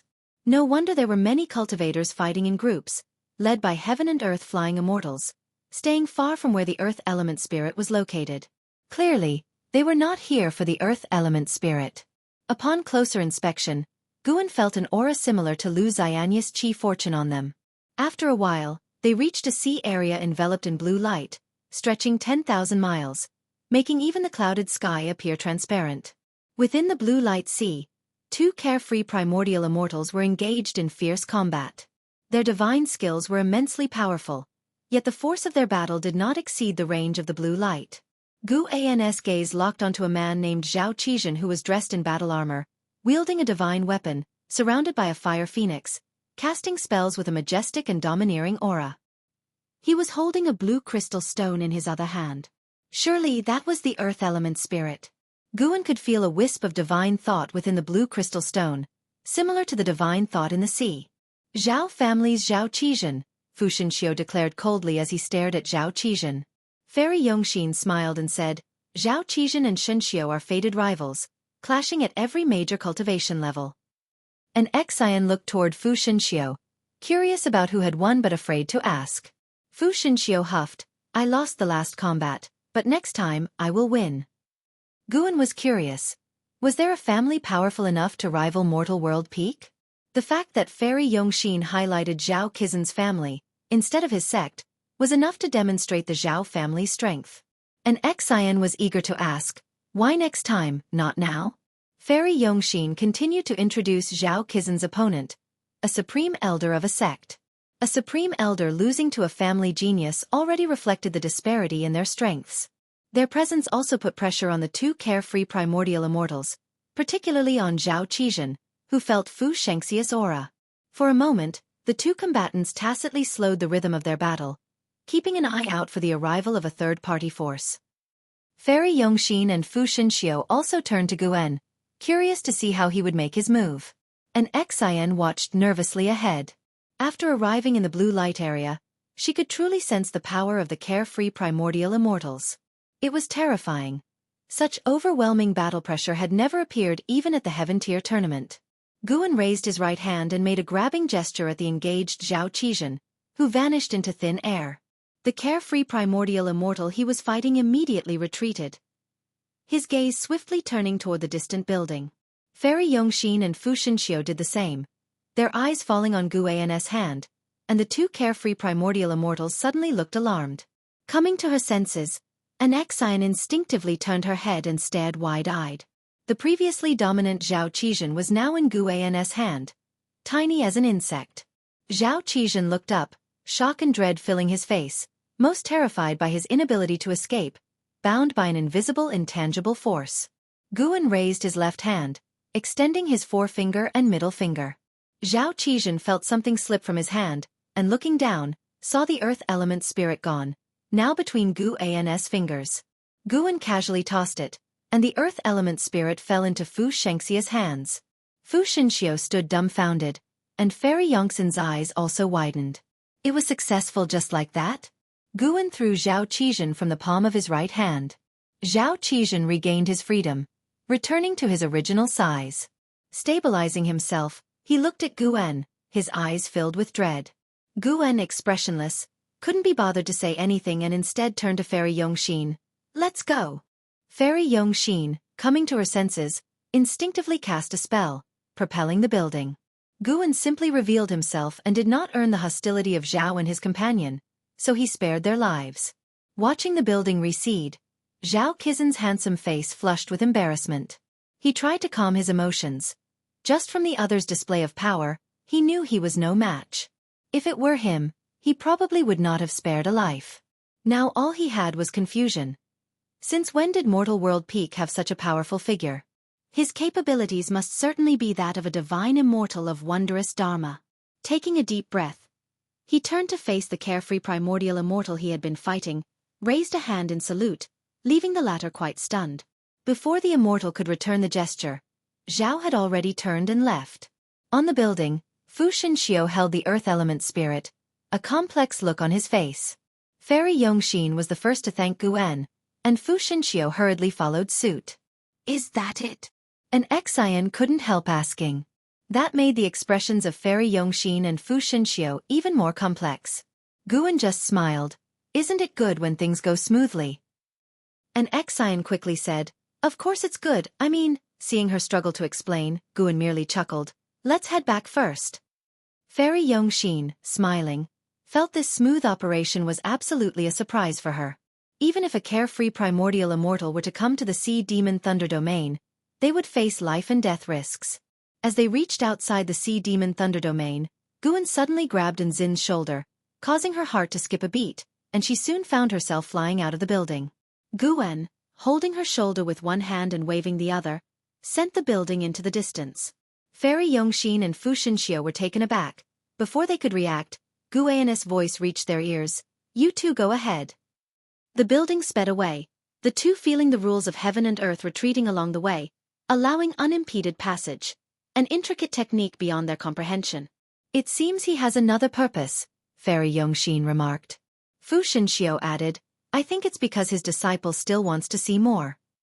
Fairy Yongxin looked at him in surprise, asking, "Is he so capricious?" With his cultivation level, how can that be considered capricious? Fu Shenxiu responded, his gaze on the earth element spirit in his hand, his perception of Guan completely transformed. Meanwhile, Guan and Xian soared on clouds, his divine thought covering Xian, entering a special state where only those who reached the state of Tao Void mysterious immortal could see them. "Master, you don't have to do this for me. It's so dangerous here," an Exine cautiously spoke, deeply touched. Guan smiled.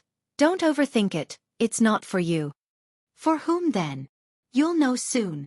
Hearing Guan say this, an Exine grew even more curious about what lay ahead. The storm clouds churned quickly along the way, and an Exine felt no discomfort despite their swift pace. Before long, Guan stopped. Lightning flashed through the clouds ahead, with demon mist swirling below. Suddenly, numerous evil ghosts burst out from the sea of clouds, startling an Exine, who instinctively moved closer to Guan. Booming sounds continuously came from below, drawing in Zin's attention. Moved by Guan's intent, they descended below the cloud sea, where an Exine was captivated by the massive battle occurring over the sea. A vast city phantom stood above the sea surface, from which endless divine souls and strange ghosts flew out, attacking the demons around Divine Exotic City. This was a chaotic war. Divine Exotic City? Is Martial Uncle Leia here? An Exine asked excitedly. Leia had participated in the Heaven Tier tournament, displaying Divine Exotic City's power, leaving a deep impression on an Exine. When she thought of the Immortal Path Supreme Treasure, Leia came to mind. That's an incredible Immortal Path Supreme Treasure. Master, is your Qing Tian Peak this strong? An Exine curiously asked. Guan snorted. Divine Exotic City is a broken Immortal Path Supreme Treasure. Merely a pseudo-Immortal Path Supreme Treasure. In terms of true power, it cannot compare to Qing Tian Peak. Let me show you later. Chapter 335. Master's wife Leia stood atop the tower, long sword in hand, his expression grave. Divine Exotic Immortal Spirit stood on Leia's shoulder, full of vigor, continuously waving its arms. Ever since Leia had learned the truth, it had ceased its act. At first, Leia felt somewhat awkward, but now, his feelings were overtaken by worry. The battle had progressed to a point where Divine Exotic City could barely advance. The demons were too strong and even understood formation techniques, effectively halting the advance of Divine Exotic City, with more demons continually joining the battlefield. If things continued this way, Divine Exotic City might well be breached. What Leia worried about most was attracting even more terrifying demon creatures. He felt a desire to retreat, fearing that the troubles would only grow and force the primordial ancestor to intervene. Leia gritted his teeth, ready to call for a retreat, when suddenly, the Divine Exotic Immortal Spirit on his shoulder started yowling loudly. I am going to unleash my divine might. The Divine Exotic Immortal Spirit raised its right arm, its youthful voice filled with excitement. Leia was stunned. He immediately looked up, scanning the surroundings. The distant thunderclouds were heavily interconnected, with no end in sight. The more he saw, the faster his gaze moved, as if searching for something. Guan noticed Leia's actions and a smile appeared on his face. He was already aware of Leia's burden because the Divine Exotic Immortal Spirit had told him, but he hadn't said anything. Some things had to be overcome by oneself. Like Long Zhan, a powerful figure, who never hesitated and was always decisive. Guan immediately took Qing Tian Peak from his waist. The peak, smaller than a palm, refracted the thunderlight, emitting an ancient aura, unsettling an Exine profoundly. Under Zin's watch, Guan raised his hand and tossed Qing Tian Peak upward into the sea of clouds. The next second, a vast momentum descended, enveloping the entire ocean. Leia and Divine Exotic Immortal Spirit both felt something and looked up simultaneously. The previously excited Divine Exotic Immortal Spirit widened its eyes, a stunned expression on its face. Leia was similarly dumbstruck. The rolling sea of clouds dispersed, and a tremendously large mountain suddenly emerged. In comparison, everything else seemed minuscule. It was tens of thousands of feet from the sea surface. Even the trees on the mountain appeared gigantic, resembling divine soldiers exerting a daunting presence. In this moment, Divine Exotic City seemed like a mere pebble, demonstrating the grandeur of Qing Tian Peak. Guan led an Exine to the summit. An Exine looked up to see a brilliant starry sky and also witnessed 7 dazzling suns, all reflecting in her eyes.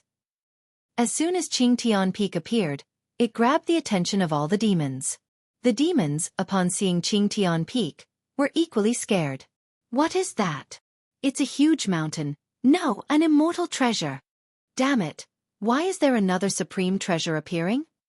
This aura. No good, it's dangerous. Retreat. Hurry, retreat. Panicked cries came from the demons as they scattered like monkeys when a tree falls, fleeing at tremendous speed. Qingtian Peak remained suspended in the air without touching down. Guan turned to an Exian and chuckled. It seems we can't show the full might of Qingtian Peak.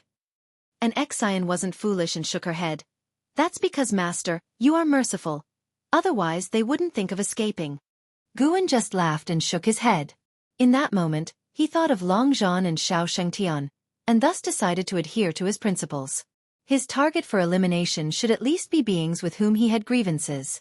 This would prevent others from speculating other reasons. Moreover, his annual gain in lifespan had already reached 1.5 million years, and he had no reason to needlessly kill innocents and accumulate karma. After all, he could play it safe and slowly become stronger. Guan's greatest cruelty was against plants and trees, as all beings must eat. Which cultivator doesn't use medicinal herbs for alchemy? What he could do was choose the path that best suited his own growth. That's why, to Nzin's comment about mercy, Guan only smiled. He didn't consider himself merciful. His choices were also governed by a mindset of seeking benefits and avoiding harm. As the demons dispersed, the divine exotic immortal spirit heaved a sigh of relief. Li Ya, meanwhile, looked up at the majestic Qingtian Peak, feeling a sense of relief at that moment. So that's how it is. Li Ya had always felt unworthy of owning divine exotic city, but now, seeing the grandeur of Qingtian Peak, he realized the primordial ancestor possessed even stronger treasures. What was there to worry about? He didn't even know how high the primordial ancestor's Tao level was. Rather than being burdened, he would rather strive to become stronger and repay the primordial ancestor later.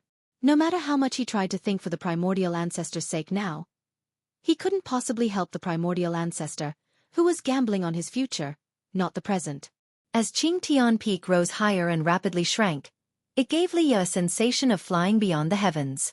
After Qingtian Peak disappeared, Li Ya didn't see the figure he hoped to see. He took a deep breath and said, "Let's go." The divine exotic immortal spirit turned its head and asked with surprise, "Where to?" "To a place where we can compete. Clearly, this is not suitable for us. Otherwise the primordial ancestor wouldn't have used another supreme treasure to save us," Li Ya said calmly. The divine exotic immortal spirit scratched its head, found the reasoning sound, and nodded in agreement.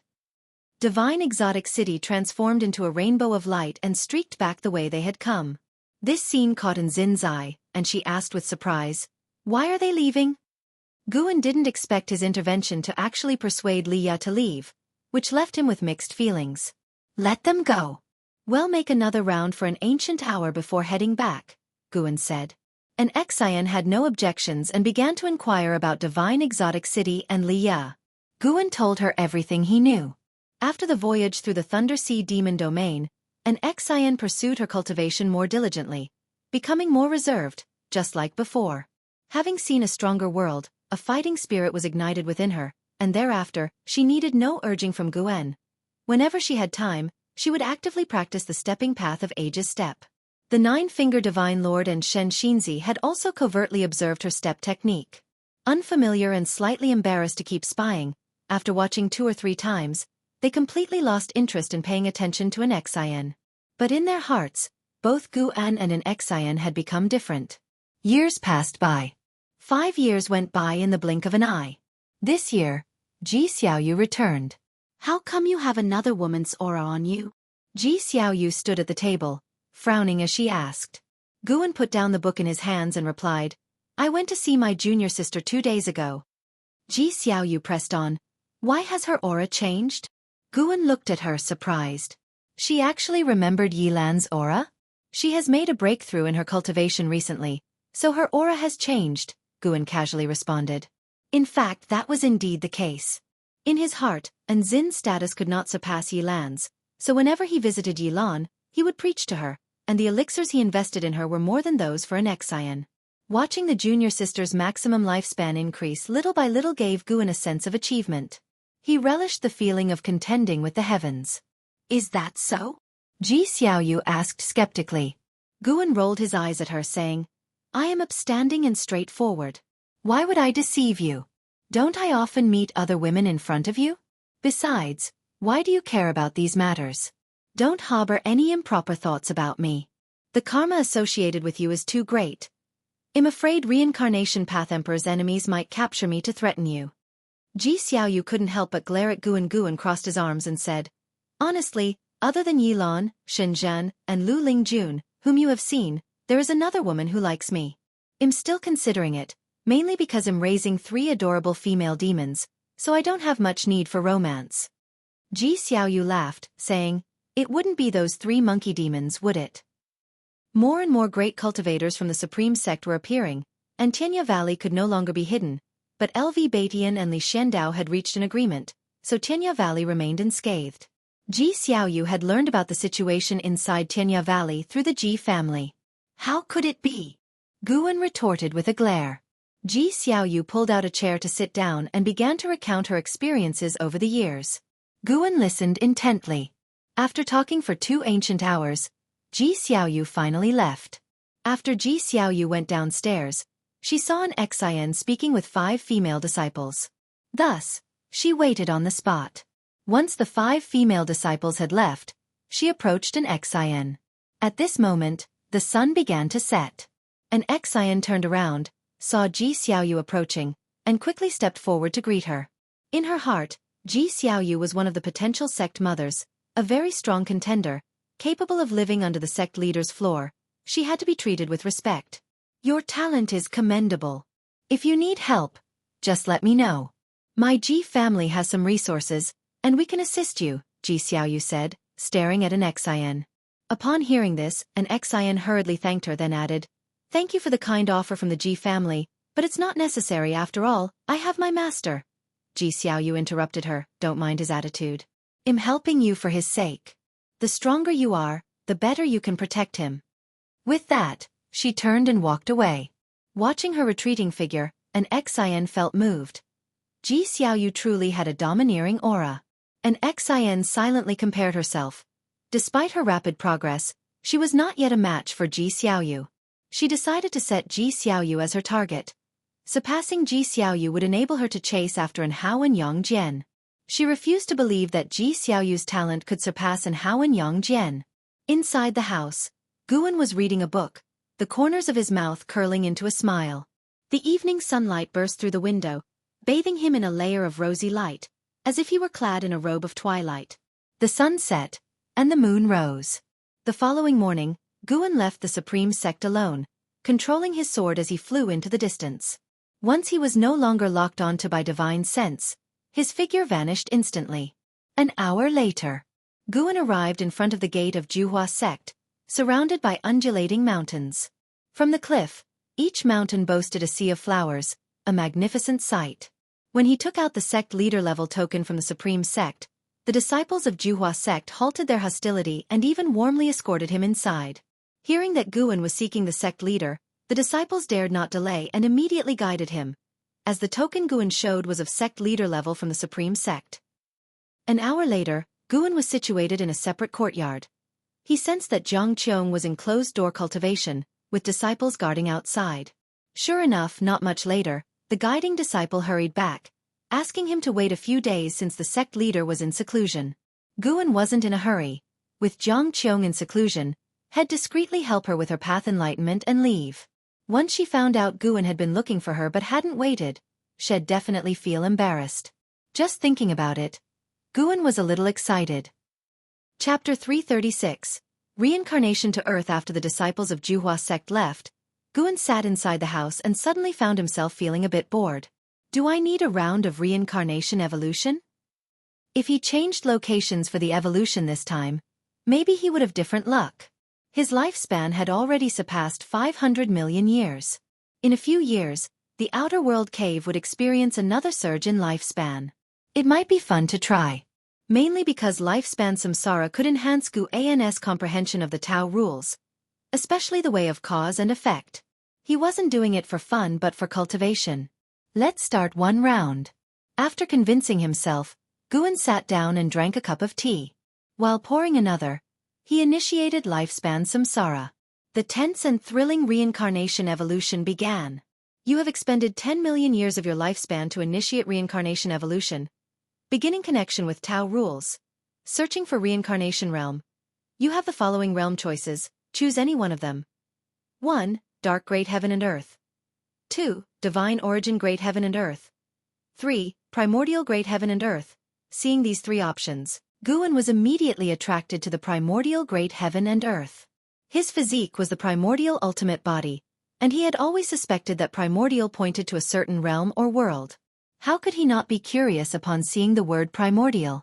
He chose it, after all, he had already experienced the first two great heaven and earth. Guan immediately made his choice. You have chosen to reincarnate into primordial great heaven and earth.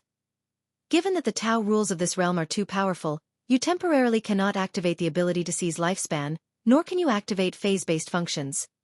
Reincarnation evolution begins. Good. It's yet another world comparable to divine origin great heaven and earth, which means there exist beings here who transcend the 9 heavens of immortal path. Guan felt even more anticipatory in his heart. In your first year, you were born on planet Earth in Jiang City, Wuxia, and your parents named you Lu Han Earth. Guan's gaze underwent a subtle change. At 6 years old, you started first grade in elementary school. Because you were too naughty and injured a classmate, you were severely punished by your father. At 12, you entered the first year of junior high school, where you displayed extraordinary intelligence and ranked at the top of your class. At 15, you were admitted to Jiang City's top high school. There, through a classmate's introduction, you began reading online novels. Due to excessive indulgence, your academic performance began to decline. At 18, just after the Spring Festival, you turned over a new leaf, put down your phone, and vowed to reclaim your dignity as a top student. However, on the eve of the college entrance examination, the world changed drastically. There were earthquakes, tsunamis, and humanity faced apocalyptic challenges. 7 days of chaos later, nations stabilized their order, but mysterious and enormous black gates appeared in cities. Seeing the black gate from a distance, you hesitated, unsure whether to approach it. Seeing the previous prompts, Guan thought he would live a lackluster life. Fortunately, the apocalypse arrived. It wasn't that he found an ordinary life unsatisfactory, but he had spent 10 million years of lifespan for a few decades of human life. How could he accept that? Guan took a deep breath and made his choice. You choose to approach the black gate. As you reached it, the gate suddenly shook, causing all nearby people to flee instinctively. Before you could escape, you were sucked into the gate, and your consciousness plunged into darkness. When you awoke, you found yourself in a wild mountainous area with only a dozen other people, some of whom were already awake. You started exploring and fighting for survival. At 19, after half a year, you finally made your way out of the wilderness and saw the silhouette of a city. Of your original group, only 4 remained. You entered the city and discovered it was an ancient township with everyone dressed in traditional attire. To survive, you began working in the city and ultimately realized you had traveled back in time. At 20, an immortal in the city started accepting disciples. Many people gathered to watch, and you too went and were discovered to have a spirit root. Thus, you followed the immortal to the outer sect of the Tao court for training. Your 3 companions, discovered to have spirit roots as well, joined you, and together you wept, believing a wonderful life was about to start. But upon reaching the outer sect, you learned you would start as servant disciples. At 21, you found out your girlfriend, Cheng Qianqian, had attached herself to an outer disciple. After a quarrel, the 2 of you had a falling out, and your 2 companions chose to side with Cheng Qianqian, leaving you isolated and alone. At 24, hearing of Cheng Qianqian's horrible death, you inquired from a former companion and learned she had died during an outer disciple mission, pushed into the jaws of a demon beast by an outer disciple named Zhou Xuanquan. It was the very man Cheng Qianqian had clung to. You erected a gravestone for her and swore in your heart to become an immortal. At 25, while gathering herbs on a mountain, you fell into a ravine and landed by the riverside, your bones broken. In agony, you waited for death to come. Then you heard a voice saying it could save you, but you would have to serve as its servant thereafter. Do you accept its terms? What's there to hesitate about? Accept. Guan immediately made his choice. This life seemed rather tough. You chose to accept and soon fell into a coma. When you woke up, you found yourself in a cave. The person who saved you claimed to be the mad demon lord, and from then on, you began to follow him in cultivation. At 27, your cultivation level reached the 5th layer of the Qi cultivation realm. One day, the mad demon lord forced you to ingest an elixir he had concocted, and your cultivation surged to the 7th layer of the Qi cultivation realm. At 28, the mad demon lord found you again for a drug test. Your body ulcerated and bled uncontrollably, and you fell into a coma. When you awoke, you found your face scarred and your right leg incapacitated. At 29, with the Mad Demon Lord's assistance, you successfully achieved foundation establishment, but the scars on your face remained unchanged. The Mad Demon Lord sent you back to the outer sect, but you couldn't bear the mockery and ridicule you faced and ultimately returned to serve the Mad Demon Lord. At 30, the Mad Demon Lord's tests for you concluded, and he imparted to you the demon skill, Swallowing Heaven technique. At 40, you mastered the Swallowing Heaven technique and also learned a set of hand techniques. At 42, the Mad Demon Lord left, leaving you to cultivate alone. At 44, enemies of the Mad Demon Lord came seeking the elixir of immortality he had created. You narrowly escaped death and fell into a river, fleeing downstream. At 45, wearing a mask, you saved a distressed young lady whose house servants had all been slaughtered by demons. Only she remained. Out of gratitude, she wanted to marry you and asked to see your true face. Do you remove the mask? Take it off. Women disrupt my cultivation. Better to scare her off quickly. Guan was impatient to see Lu Han's life take a turn for the better. You removed the mask expecting to frighten Yuan Linger away, but to your surprise, after a brief moment of shock, she resolutely embraced you, and you lifted your arms to embrace her in return. At 46, you followed Yuan Linger back to the Yuan family estate. Her father hesitated about the marriage due to your appearance, but under Yuan Linger's insistence, you were eventually married. At 47, Yuan Linger bore you a son named Lu Xiaofan. Because your son did not take the surname of the Yuan family, her father grew even more displeased with you. At 56, demons invaded the city, slaughtering the inhabitants. You barely managed to keep your wife and child safe but couldn't save others, forcing your family of 3 to begin a nomadic life. At 58, you returned to the outer sect with Yuan Linger and your 11-year-old son Lu Xiaofan. Your son was discovered to have the rare heavenly spirit root and was taken as a disciple by a Mahayana realm elder. Your family stayed up all night, unable to sleep. Upon reaching this point, Guan's face broke into a smile. He was on the verge of feeling despondent. He hadn't even had the chance to make choices and felt like Lu Han could die at any moment. Too bitter. Chapter 337, River of Destiny. At the age of 59, your son Lu Xiaofan succeeded in foundation establishment, making a name for himself in the outer sect of the Tao court. Consequently, you received widespread pursuit and admiration. Even the 2 companions who had traveled through time with you came to congratulate you, making you reflect on how life and fate are elusive. At 60, you successfully reached core formation. At 63, your son Lu Xiaofan awakened the supreme treasure body, shocking the Tao court. He was exceptionally accepted into the Tao court, and from then on, you and your son parted ways. Supreme treasure body? Isn't that the treasure body once possessed by the divine exotic ghost king, Impermanence Tian? Guan was even more hopeful for this cycle of reincarnation evolution. This lifetime, will he rise against the heavens through his son? What followed in the cycle of reincarnation was all about cultivation, waiting until 100 years later. At 172, you successfully broke through to the nascent soul realm. You had just shared the news with your wife, Yuan Linger, when suddenly you received the terrible news that your son Lu Xiaofan had fallen, his essence blood consumed by another. Upon hearing this, your wife Yuan Linger fainted on the spot. At 173, you finally uncovered the truth behind Lu Xiaofan's death. He died at the hands of the crown prince of the strongest divine dynasty of the era, who was also a direct disciple of the Tao court and had already stepped into the immortal path realm. The gap between your statuses was vast. Lu Xiaofan's master sighed and hoped you could let go of this matter. At 174, your wife Yuan Linger died of sorrow. After burying her, you left the outer sect of the Tao court. At 176, you couldn't abide the injustice you witnessed, saving a group of mortals. Before you left, an old man stopped you, declaring that your chief fortune was extraordinary and that there was a turn of fate in store for you. He offered to cast a divination for you, to help you find this turning point. Do you accept his divination for you? Yes. Let alone Lu Han, even just observing made Guan feel desperate. With such poor aptitude and cultivation techniques, when would Lu Han ever seek revenge? You accepted the old man's divination. During the process, his chi blood ran amok, and he spat out reverse-flowing blood. Before collapsing, He told you that your turn of fate lay within Burial Immortal Ridge. After you confirmed that the old man was unharmed, you headed for Burial Immortal Ridge.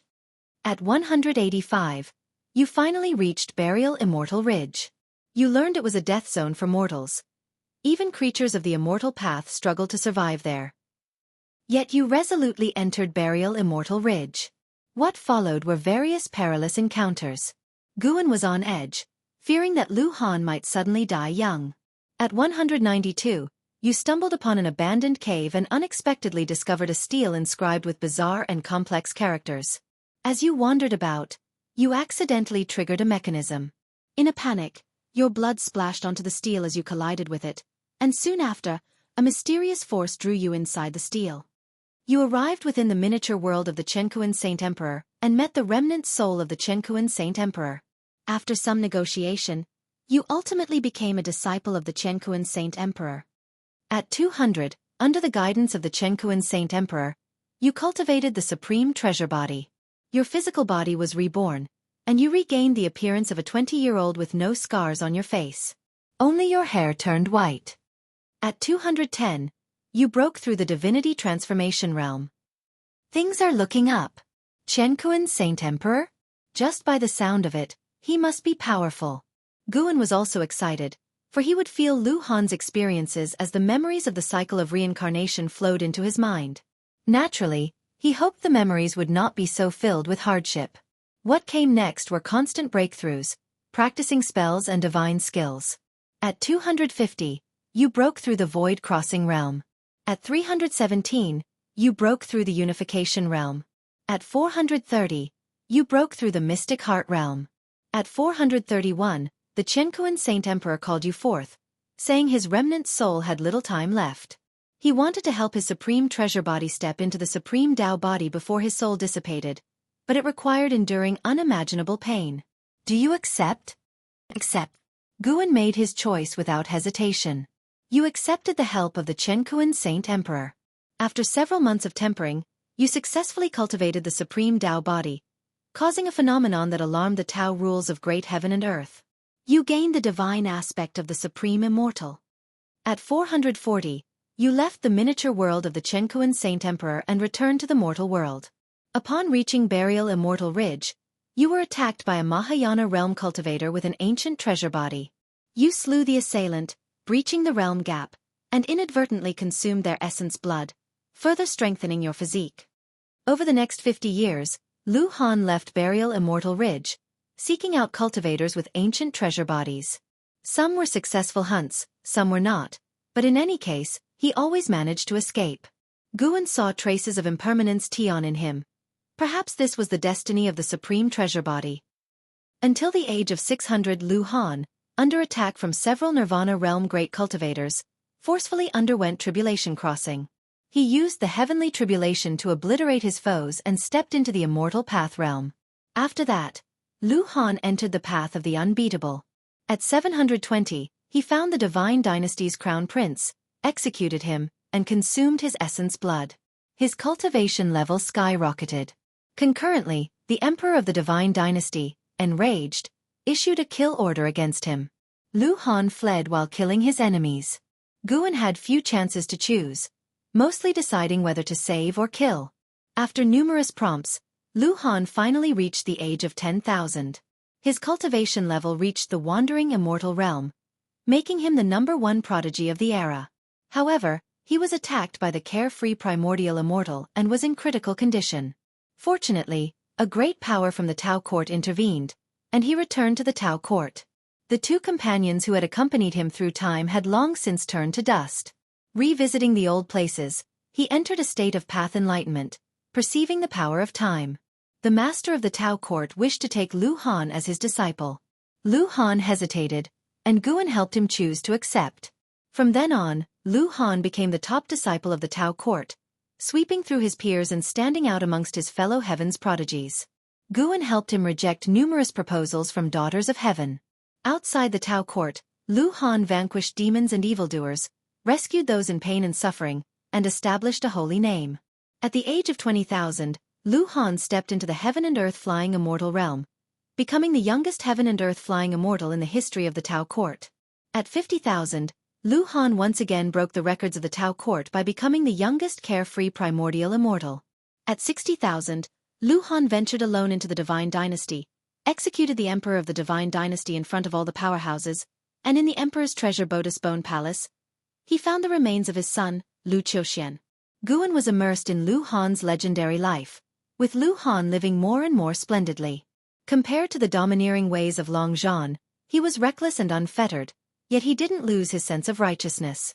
At 100,000, Lu Han consumed the essence blood of thousands of treasure bodies and cultivated the awe-inspiring Supreme Saint body. At 200,000, Lu Han swept across the great heaven and earth, becoming a living myth. At 250,000, Lu Han encountered the Taoist tide in the cosmos. Amidst the waves of the Tao, he perceived the true meaning of Tao and shaped the primordial karmic body. At 300,000, Lu Han reached the divine immortal of wondrous Dharma realm, traversed the cosmos, and returned to Earth, only to find it already desolate. He cut ties with his past, and his Taoist heart underwent transformation. At 430,000, you broke through your own shackles and reached the Tao void mysterious immortal realm, astonishing the universe. You retrieved your life grid. Do you unlock the life-stealing ability? Considering Long Zhan's precedent, Guan hesitated for a moment and chose not to. Don't unlock. It seems Lu Han doesn't need the life-stealing ability. Since he didn't unlock the life-stealing ability, Lu Han didn't undergo a drastic change in personality. He was domineering against his enemies, but he also aided the suffering worlds, continually spreading his holy name throughout various lands. At 500,000, Lu Han met the Saint Ancestor of the 9th level of Immortal Path, who appreciated him. The Saint Ancestor imparted a Taoist title to him, naming him the Primordial Divine Emperor. Until Lu Han reached the 9th level of the Immortal Path, Guan faced another choice. At 830,000, you stepped into the 9th level of the Immortal Path. After the breakthrough, you immersed yourself in path enlightenment. You unexpectedly sensed the existence of the River of Destiny. You hesitated. Do you choose to step into the River of Destiny? Guan also hesitated. The River of Destiny sounds extraordinary, and stepping into it could allow for the understanding of the Tao of Destiny.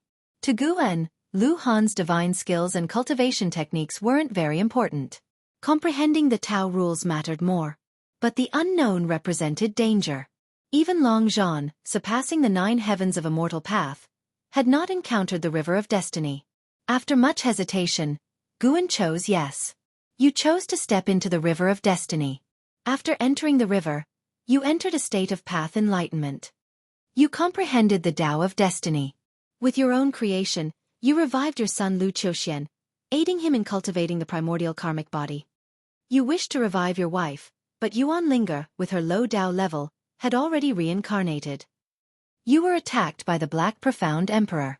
In the face of danger, you sent your son Lu Xiaofan to the end of the River of Destiny. You died by the hands of the Black Profound Emperor. Reincarnation ends. Damn it! It's the Black Profound Emperor again. Angered, Guan took a step and arrived at an island overseas, then opened the lifespan barrier. He sat cross-legged on the ground, vast memories subsequently flooding his mind. Textual description and real feelings are two entirely different matters. After closing his eyes, it didn't take long for Guan to frown. A moment later, Guan's frown relaxed, and a smile spread across his face as he experienced the beautiful process of a family depending on one another. Time passed rapidly. An ancient hour later, Guan returned to the Juhua sect, sitting at a table with cold tea. He placed a hand on the table and closed his eyes again, carefully feeling Lu Han's life experience. Facing the Black Profound Emperor was like making the wrong bet, but stepping into the River of Destiny was not. He gained a profound understanding of the Tao of Destiny, and he also shared the feelings of Lu Han when he sent his son away. Lu Han lived for more than 800,000 years and experienced everything. Before his death, he was able to revive his son, dying without regrets. In the final battle, Lu Han still demonstrated his strength, leaving an indelible wound on the Black Profound Emperor, with the injury mark landing above the Emperor's left brow. Between the memories of two lives, Guan couldn't determine whether the Black Profound Emperor faced by Long Zhan was stronger or the one faced by Lu Han was. Both were far inferior to the Black Profound Emperor in strength. Lu Han managed to injure the Black Profound Emperor primarily because of his special divine skills. But right after injuring the Emperor, he was instantly killed. For now, Guan set aside his anger towards the Black Profound Emperor, immersing himself in the understanding of the Tao of Destiny. As day turned to night and the moon rose, he sat there, unmoving. 3 days later, a figure pushed open the door, bringing a wave of fragrance that altered Guan's gaze. "Why are you here?" Jiang Qiong asked with joy, swiftly taking a seat at the table. As she looked at Guan, the happiness on her face couldn't be concealed. Guan looked at her, his eyes regaining their clarity, yet that one glance made her heart involuntarily tremble. Somehow, Jiang Qiong felt he was in low spirits, and her smile vanished accordingly. Chapter 338, Destruction Dao Seal. What's wrong with you? Jiang Qiong asked with a furrowed brow, her expression growing colder as she continued. Is someone giving you a hard time? Hearing this, Guan revealed a smile and said, It's nothing, I was just thinking about the story of a book. Really? Asked Jiang Qiong, looking doubtful. Truly, Guan laughed. Actually, I was thinking of leaving before you finished your seclusion. That way you might feel guilty for missing me. But you came so quickly, it caught me a little off guard. After all, he was a divine thought true immortal.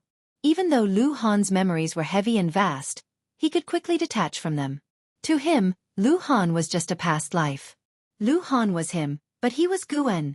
With Guan's words, the worry in Jiang Qiong's heart dissipated. She rolled her eyes at him and said in an irritated tone, You sure have quite the imagination. I wouldn't feel the slightest bit guilty. Is that so? It seems I've overestimated our relationship. Humph, but I'm still quite happy that you came looking for me. It's rare to see you leave the Supreme Sect. It's just that I suddenly thought of you. Every time, it's you who comes to find me. It's about time I came to you, especially since the Supreme Sect and the Juhua Sect have established a good relationship. The two chatted away. As Guan spoke, he observed Jiang Qiong's fate, peering into her destiny. Without undergoing nirvana, all mortals are just spirits. Guan could see the end of Jiang Qiong's life with one glance. Jiang Qiong's fate was remarkably intricate, with innumerable variations, essentially a multitude of possible trajectories. Within her destiny, Guan could not see himself, but he knew the reason there were so many branches in Jiang Qiong's future was because of him. His choices could change her destiny. However, all branches of destiny flowed toward the same conclusion: death. Some led to peaceful passing, others to death in battle, and some to deviation during cultivation, resembling a tree of fate spreading its branches. Fate seemed so cruel. Having fused with Lu Han's life experiences, Guan had a deeper insight into the workings of fate, understanding the mysterious forces that could, at any moment, disperse predestined paths. Guan conjectured that these were perhaps the slivers of opportunity left by the 3,000 Great Tao, the slim chance for sentient beings to transcend mortal limits. As long as Jiang Qiong could achieve nirvana, her destiny would be toppled and reshaped. Guan thought of his own fate. What was it like? Being part of it, he could not peer into his own destiny. Fate was the confluence of all causality in life. Although those who could peer into fate could not see their own destinies, they could deduce the causality related to themselves and make predictions. If Guan could observe Jiang Qiong's fate, then surely more powerful beings could perceive the destiny of a divine thought true immortal. Fate was not set in stone. The masses lacked the power to change their choices, merely swept along by the grandeur of the mortal world. Beings above the 9 heavens of the immortal path could certainly see the great currents enveloping the divine thought true immortal. How then could one transcend fate? During his conversation with Jiang Qiong, Guan continued to ponder this question. 2 ancient hours later, Guan stood up to take his leave. Can't you stay a couple more days? Jiang Qiong asked, trying to persuade him to stay. I've been out for 4 days already. It's time to go back. There are several medicine valleys waiting for my management, Guan replied. Jiang Qiong glared at him. What's the point of having so many disciples? By that reasoning, as the leader of a sect, shouldn't I be even busier? We're different, Guan said, shaking his head. Besides, now that I've come once, it will definitely be more convenient in the future. We are both cultivators. There will be plenty of opportunities to meet. Jiang Qiong huffed, unable to persuade him, and could only send him off. She escorted Guan all the way to the gate of the Juhua sect. After he flew away, she remained standing there, gazing in the direction he departed. The Juhua sect disciples guarding the gate curiously wondered about the relationship between that man and their sect leader, who had personally seen him off. On the way back, Guan was targeted by some people, which Zhang Qiong secretly took care of from the shadows. Because of Zhang Qiong's follow-up, Guan's speed back to the valley slowed down. Once Zhang Qiong was no longer following him, he was still 10,000 miles away from the Supreme Sect when he stepped into it. Next, he planned to spend time comprehending the way of fate. As time trickled by, 20 years passed in the blink of an eye. For Guan, those 20 years flew by quickly. Aside from gathering medicinal herbs, he spent most of his time confined in his room. Many new disciples completed their foundation establishment without ever having the chance to interact with him. An Xian became the leading disciple of the Third Medicine Valley, with the power to distribute foundation establishment pills. She had 20 deacons under her command, and the Medicine Valley was managed in an orderly fashion. This year, at the beginning of summer, Guan stepped out of his door and strolled downstairs. He looked up at the azure sky and felt an immense sense of freedom and joy, a contented smile spreading across his face. His meditation on the way of fate could be put on hold for now. He planned to relax for a few years. In these 20 years, he had mastered Lu Han's strongest divine skill, named the Destruction Dao Seal. The Destruction Dao Seal was gained from Lu Han's comprehension of the River of Fate. This divine skill could strip away an enemy's causality, causing them to be repelled by the rules of heaven and earth and leaving indelible scars. This damage would become an eternal flaw in his opponent. Lu Han had used this divine skill to injure the Black Profound Emperor. If Guan encountered the Black Profound Emperor in the future, he would be able to identify him through the scars left by the Destruction Dao Seal. No matter which divine skills the opponent used, they could not hide the wounds caused by the Destruction Dao Seal. Of course, without knowing the full strength of the Black Profound Emperor, Guan would try to avoid using the abilities of Lu Han, Xiao Tian, and Chu Lu. Being slain thrice by the Black Profound Emperor was no coincidence. Surely the Emperor was seeking him. As Guan pondered the Black Profound Emperor, Ji Xiaoyu approached him, examining him closely. "You seem to have changed somehow, but I can't quite put my finger on it." Guan glanced at her and said with a soft laugh, "Perhaps I've become more handsome." Ji Xiaoyu appeared thoughtful. Guan could sense the aura of fate on her. Her cultivation technique had clearly delved into the way of fate. Perhaps it was for this reason that she was able to sense the change in Guan. Fortunately, the disparity in their cultivations was so great that Ji Xiaoyu could never discern Guan's true cultivation level. After chatting for a while, Guan found an Xian and left the Supreme Sect with her. After confirming no one was tailing them, he took an Xian towards Mortal World Peak. An Xian closed her eyes, and when she opened them next, they had arrived at Mortal World Peak. So fast. An Xian now felt what Yang Jian had once experienced. The higher her cultivation, the more she marveled at her master's strength. "Master, what divine skill is that? It's so fast."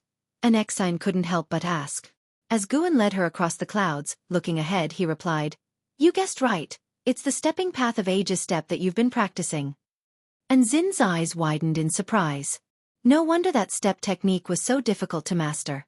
When perfected, could it traverse the mortal world?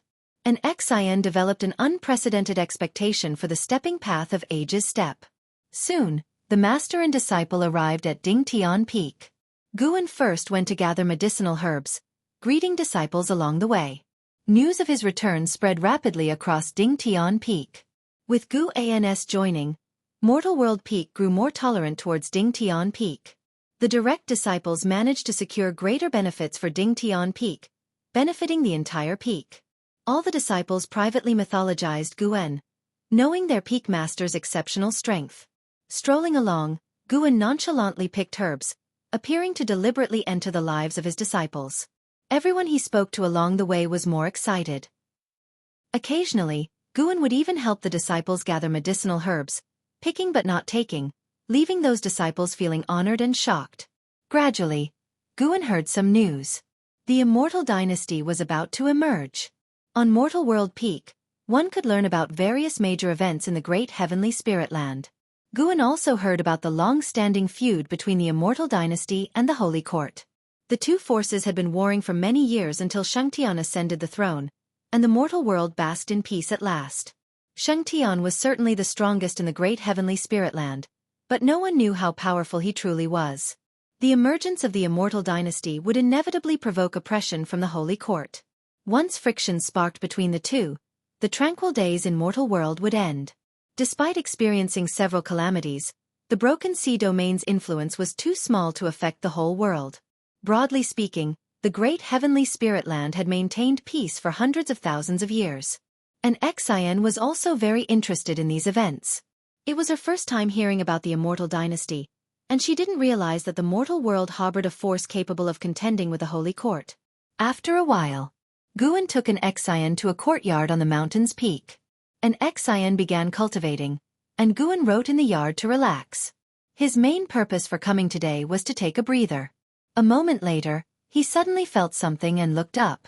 His gaze pierced through the sky and shot out into the depths of the universe. He sensed a strange aura coming from the silent destruction domain. This sensation was distinctly uncomfortable. Before long, he saw a redwood coffin flying out from the darkness. It was a deep red coffin that seemed to have blood plasma sticking to it, surrounded by wisps of black vapor visible to the naked eye. There was something inside the coffin. Could it be another entity targeting the heavenly demon fetus? Guan thought to himself, with no intention of intervening. The presence and absence of concealment of the deep red coffin must have alerted the holy court. Indeed, Guan saw many figures flying out from the holy land where the holy court was based, the weakest among them being carefree primordial immortals. What a powerful foundation! Guan was again shocked by the strength of the holy court. This was just the first response team they'd sent out, and it was hard to imagine the terrifying power the holy court could unleash if they went all out. However, Guan saw a divine immortal of wondrous dharma confront the deep red coffin, resisting with his immense mana. He displayed an expression of agony as his flesh rapidly dissolved into blood, spilling onto the coffin and quickly congealing. His immortal soul of wondrous dharma, however, managed to escape by a hair's breadth. Such frightening power! Guan couldn't see how the deep red coffin had devoured the divine immortal of wondrous dharma. It was a force he had never seen before. One could surmise that the entity within the deep red coffin was not a heavenly demon, or at least not one he had encountered before. The deep red coffin approached the great heavenly spirit land swiftly and irresistibly. It seemed as though the cultivators flying out from the holy court had received orders. They all stopped and even made way. What did this mean? Guan frowned slightly. Could it be that the deep red coffin was related to the holy court? While pondering, Guan lowered his head and continued to write. Let the tall ones handle it when the sky falls, as the saying goes. Since the holy court was also part of the great heavenly spirit land, he was curious to see what would happen next. Chapter 339, The Dark Emperor. From the battle court. As evening approached, Guan stood up and stretched languidly, his gaze turning towards outer heaven. The dark red coffin had already reached outer heaven and was about to crash into great heavenly spirit land. An Xian walked over and asked, "Are we going back?" Guan nodded slightly, and an Xian immediately went to pack their things. She had bought some trinkets on Dingtian Peak, planning to bring them back to Third Medicine Valley. As long as it didn't reveal her relationship with Guan on Mortal World Peak, he would not stop her. An Xian was quick with her tasks, and after she was done, she hurried back to where Guan was standing. Seeing her master looking up, she instinctively looked up as well. She saw a shooting star streak across the night sky, falling toward the distant land. "What is that?" an Xian muttered. Guan didn't answer her. He watched the meteor disappear into the distance and then, with a wave of his sleeve, disappeared into the air with her. After returning to Third Medicine Valley, the master and disciple each returned to their own rooms. Guan sat in his chair, seemingly admiring the night scene outside the window, but in reality, his divine thought was directed towards the dark red coffin far away. The coffin landed on a continent 10 times larger than the Taitsong continent, bringing an apocalyptic disaster to all the living beings there. In an extremely short amount of time, that continent turned into a sea of fire, 90% of the life wiped out, with the rest fleeing into the ocean. The impact force from the dark red coffin hitting the ground was still expanding, affecting even more oceans and land. It was far from the Taitsong continent, but even farther from Mortal World Peak, eliminating the possibility that it was targeting the demon fetus. After landing, the dark red coffin stuck at the bottom of a giant pit, motionless, with no sign of the lid opening. Night passed and day rose. Before descending the stairs, Guan saw that the dark red coffin still hadn't opened. So he stopped thinking about it and went downstairs to follow his disciples in their morning exercise. The morning exercise was a tradition of Third Medicine Valley, and occasionally great cultivators who came to play chess would join in. The discipline during the exercise wasn't strict. Disciples could interact with each other, creating a harmonious atmosphere. After the morning exercise, Yu Yingying approached Shen Xinzi hesitantly. Shen Xinzi was sitting under a tree, with a copy of Journey to the West in his hands. Have you been feeling inexplicably anxious since last night, feeling very unsettled? Shen Xinzi asked calmly without looking up at her. Yu Yingying nodded hastily and said, I've never felt like this before, I won't have to. If I have to become that, you can kill me in advance. Shen Xinzi looked up at her in surprise. Yu Yingying thought he was questioning her and explained in a low voice, the heavenly demon should not be so easy to perish. My suicide definitely wouldn't work. You are an enlightened monk, you know how to eliminate demons, I don't want to hurt others.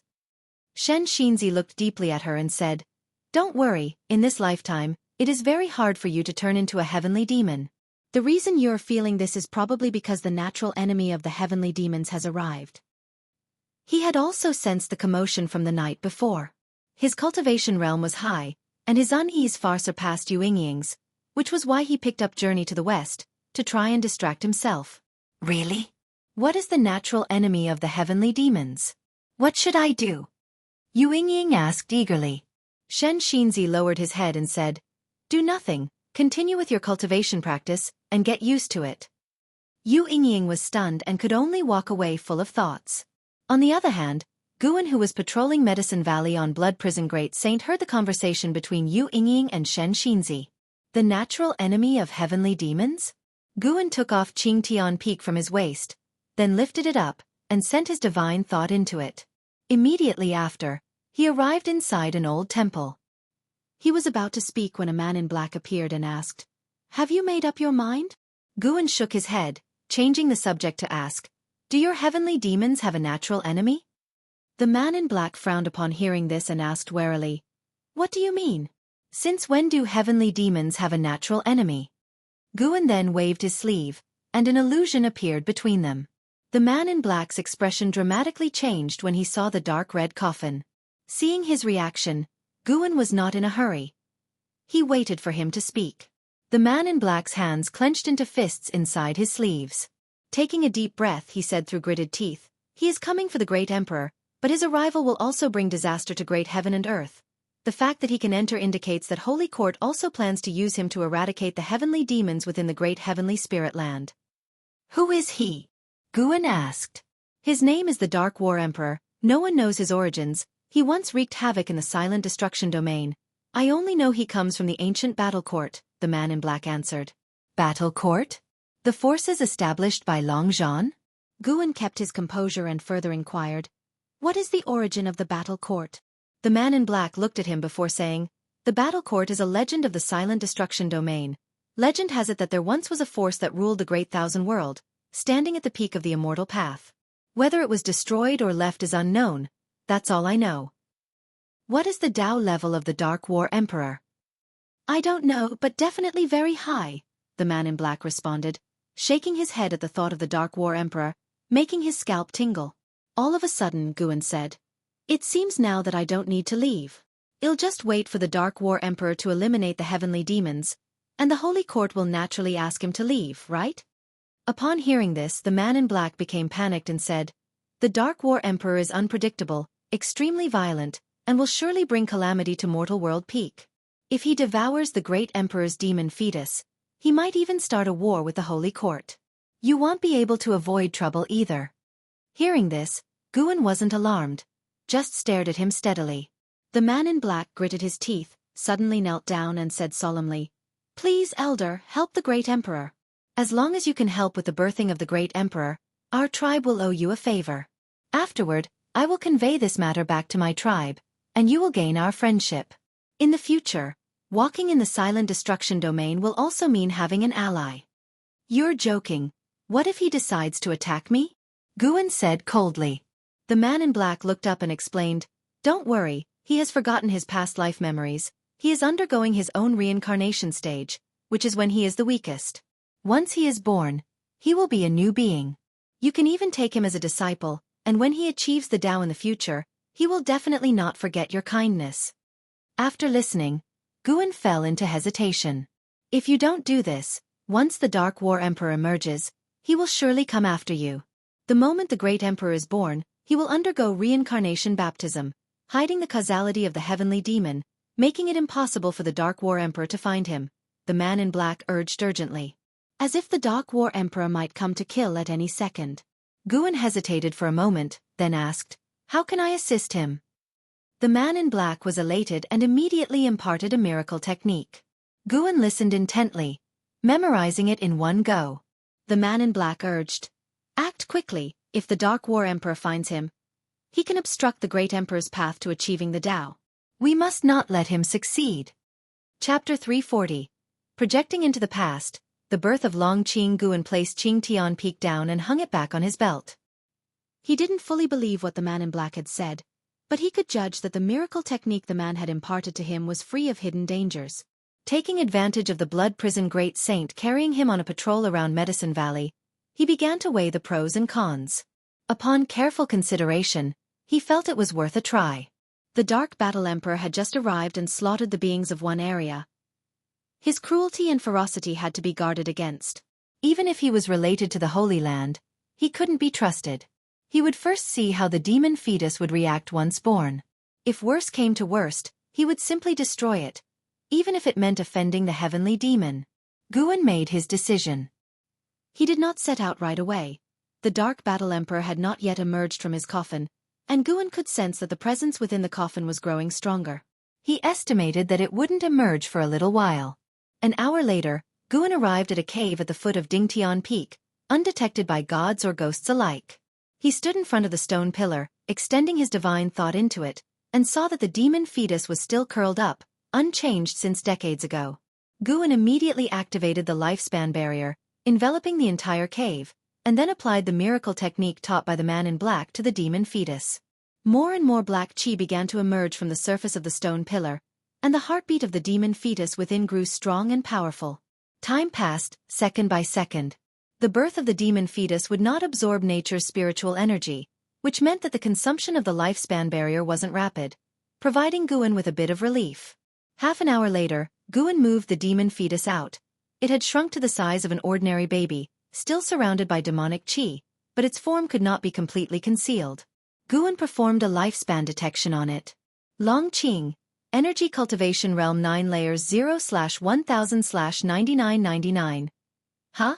Why does it have the surname Long? With the Dark Battle Emperor, who inherited the Battle Court's lineage, having just appeared, and now one with the surname Long, Guan couldn't help but wonder. He stared intently at the still unconscious Long Qing, probing the cause and effect within him.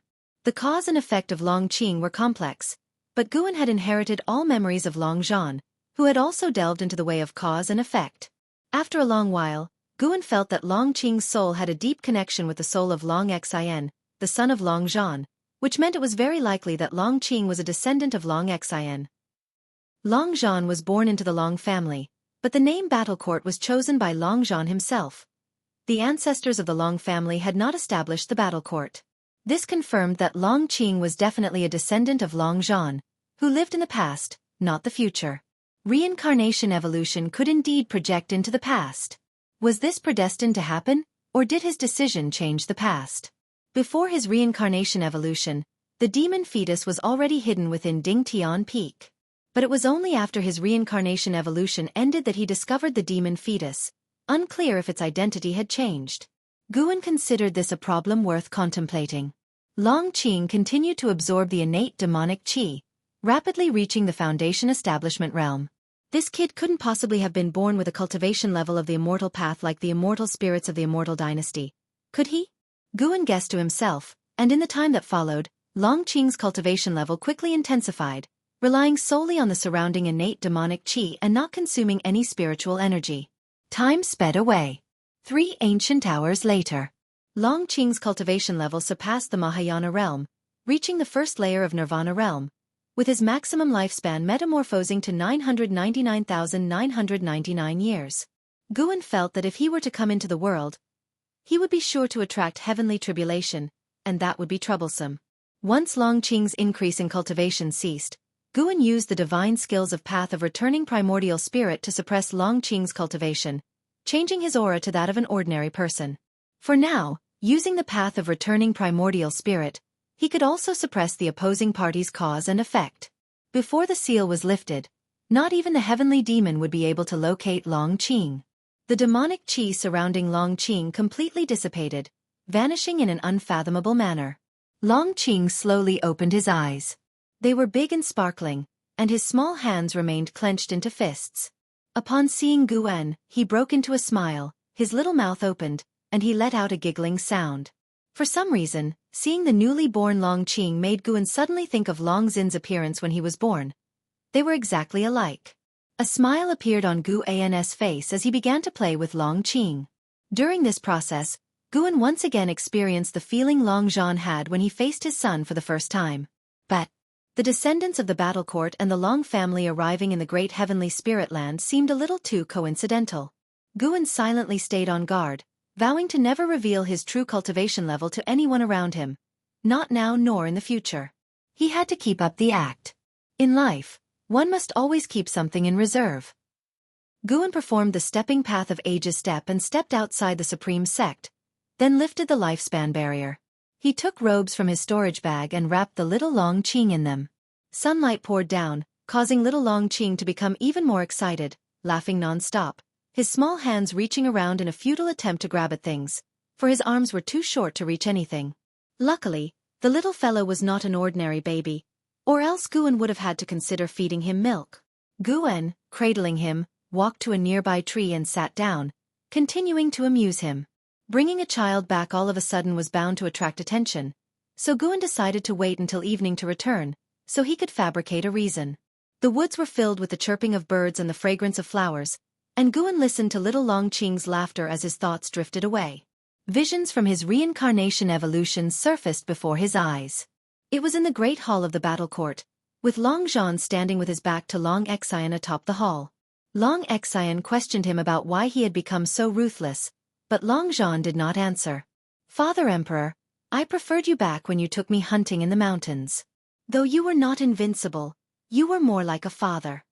Long Xian left after uttering those words, and from that point on, father and son never saw each other again, until Long Zhan's downfall. Deep in thought, Guan couldn't help but be moved. He would take it as a lesson not to obsessively seek power. His current state was just fine, constantly increasing his strength while maintaining good relationships with those around him. Guan looked up at the sky beyond the woods. From here, the sky seemed truly high. At dawn, the disciples of the Third Medicine Valley had just finished their morning exercises, and an Xian turned her head and saw Guan walking down from the transmission array platform, carrying something in his arms. An Xian immediately approached, and some disciples who were close to Guan followed suit. When they saw that Guan was holding a baby, they exclaimed in surprise. "Master, where did this child come from? Wow, so cute, can I hold him? A boy or a girl? Master, what's his name? He's smiling at me." Faced with the disciples' inquiries, Guan said that the male infant was one he had found in the forest and that he was unable to find its parents, so he had no choice but to bring him back to raise. The disciples didn't question it because their master indeed had such kindness. An Xian in particular thought of herself, her eyes reddening slightly, her gaze towards Long Qing growing even closer. However, Guan did not let them hold him but carried Long Qing back to his own attic. Arriving in front of the attic, Ji Xiaoyu came out of her room to his side, curiously looking at the child in his arms. "He looks quite a bit like you," Ji Xiaoyu blurted out inexplicably, her eyes full of insinuation. Guan replied, displeased, "You don't think this is a child someone secretly bore for me, do you?" Ji Xiaoyu smiled and did not continue the conversation. Guan couldn't be bothered with her any longer and carried Long Qing upstairs. In the distance, Shen Xinzi calculated Long Qing's fate with his fingers and found that it was consistent with what Guan had said, so he did not take it to heart. Though the disciples were curious about Long Qing, they did not pay too much attention, but they noticed that, in the following days, Guan carried Long Qing wherever he went, prompting them to wonder. Months passed. Autumn arrived. The deep red coffin harboring the Dark Battle Emperor had still not opened, but many cultivators had gathered on the desolate continent, even setting up a large array near the coffin. One day, Yilan brought Zhen Qin to visit Guan. Upon seeing a baby in Guan's arms, the two women were shocked, and Yilan breathed a sigh of relief when she learned that the baby was not Guan's child. It's rare to see a child with such fate, so I brought him back. I'll accept him as a disciple from now on, Guan said cheerfully. Zhen Qin held Long Qing, finding the little one adorable, and asked, Master, have you named him? Guan replied, Yes, his name is Long Qing. There was a clear stream beside him when I found him, and his eyes are clear like it, hence the name Qing. And the surname Long? Zhen Qin inquired further. Guan smiled and said, Take a look at his back. Zhen Qin instinctively opened the swaddling clothes around Long Qing, seeing mysterious black patterns on his back that, at a glance, resembled a black dragon. It seems this little fellow's background is not simple, Zhen Qin remarked with amazement. Yilan also saw it and completely relaxed, smiling as she took Long Qing in her arms. This matter should not be spread. Since he has been abandoned, let him stay away from strife and live peacefully in Medicine Valley. The mark on his back can be considered my doing, Guan instructed. The two women nodded, agreeing and praising him for his thorough consideration. After staying in the third Medicine Valley for 3 days, the women left. Their subsect was busy with tasks that required them to be away, and they would not meet again for several years. By the age of half a year, Long Qing could walk. By 1 year, he began to babble.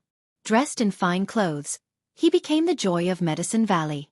A year had passed since the deep red coffin arrived in the great heavenly spirit land, and there was still no movement, but its presence had become widely known. The various sects labeled it an evil object from outer heaven, and even the mortal world peak was abuzz with discussions. This year, during the summer, Guan sat in the attic and picked up Qingtian Peak, extending his divine thought into it to enter the ruined temple. As soon as he entered the temple, the man in black appeared, anxiously asking, Why did you only come now? Where's the emperor? Guan took a deep breath and said, It failed. I was just about to use the miracle technique you taught me when he escaped. I couldn't catch up, and now I have no idea where he's gone.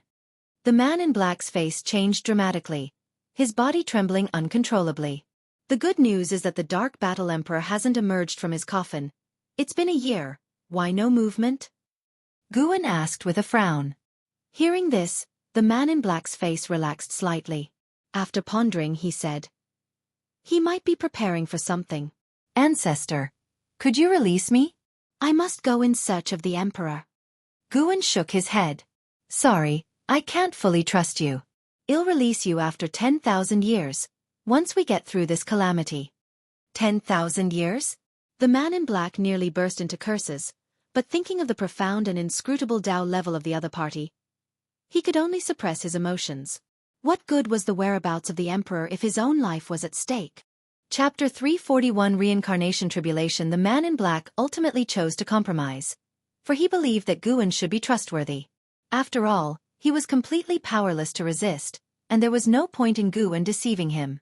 After dealing with the man in black, Guan set down Qingtian Peak. He lifted his gaze and saw through the walls that 1-year-old Long Qing was chasing after the white spirit rat, which slowed down for fear that the child couldn't keep up. It was rare to see the white spirit rat so gentle, which brought a smile to Guan's face. No longer contemplating what the reincarnation evolution truly entailed, Guan's focus was solely on becoming stronger. These reincarnated identities wouldn't help him survive better. In this world, there were holy courts and immortal dynasties. Outside the world, there were realms like the Silent Destruction Domain and beings like the Annihilation God Emperor and the Black Profound Emperor watching him, not to mention countless great heaven and earth. His journey was still long. Long Zhan had been too arrogant and was crushed to death by the Annihilation God Emperor. Guan planned to quietly surpass the 9 heavens of immortal path in the universe where the great heavenly spirit land was located. He deliberately overestimated the capabilities of the Black Profound Emperor and the Annihilation God Emperor to better confront and potentially defeat them if they became enemies in the future.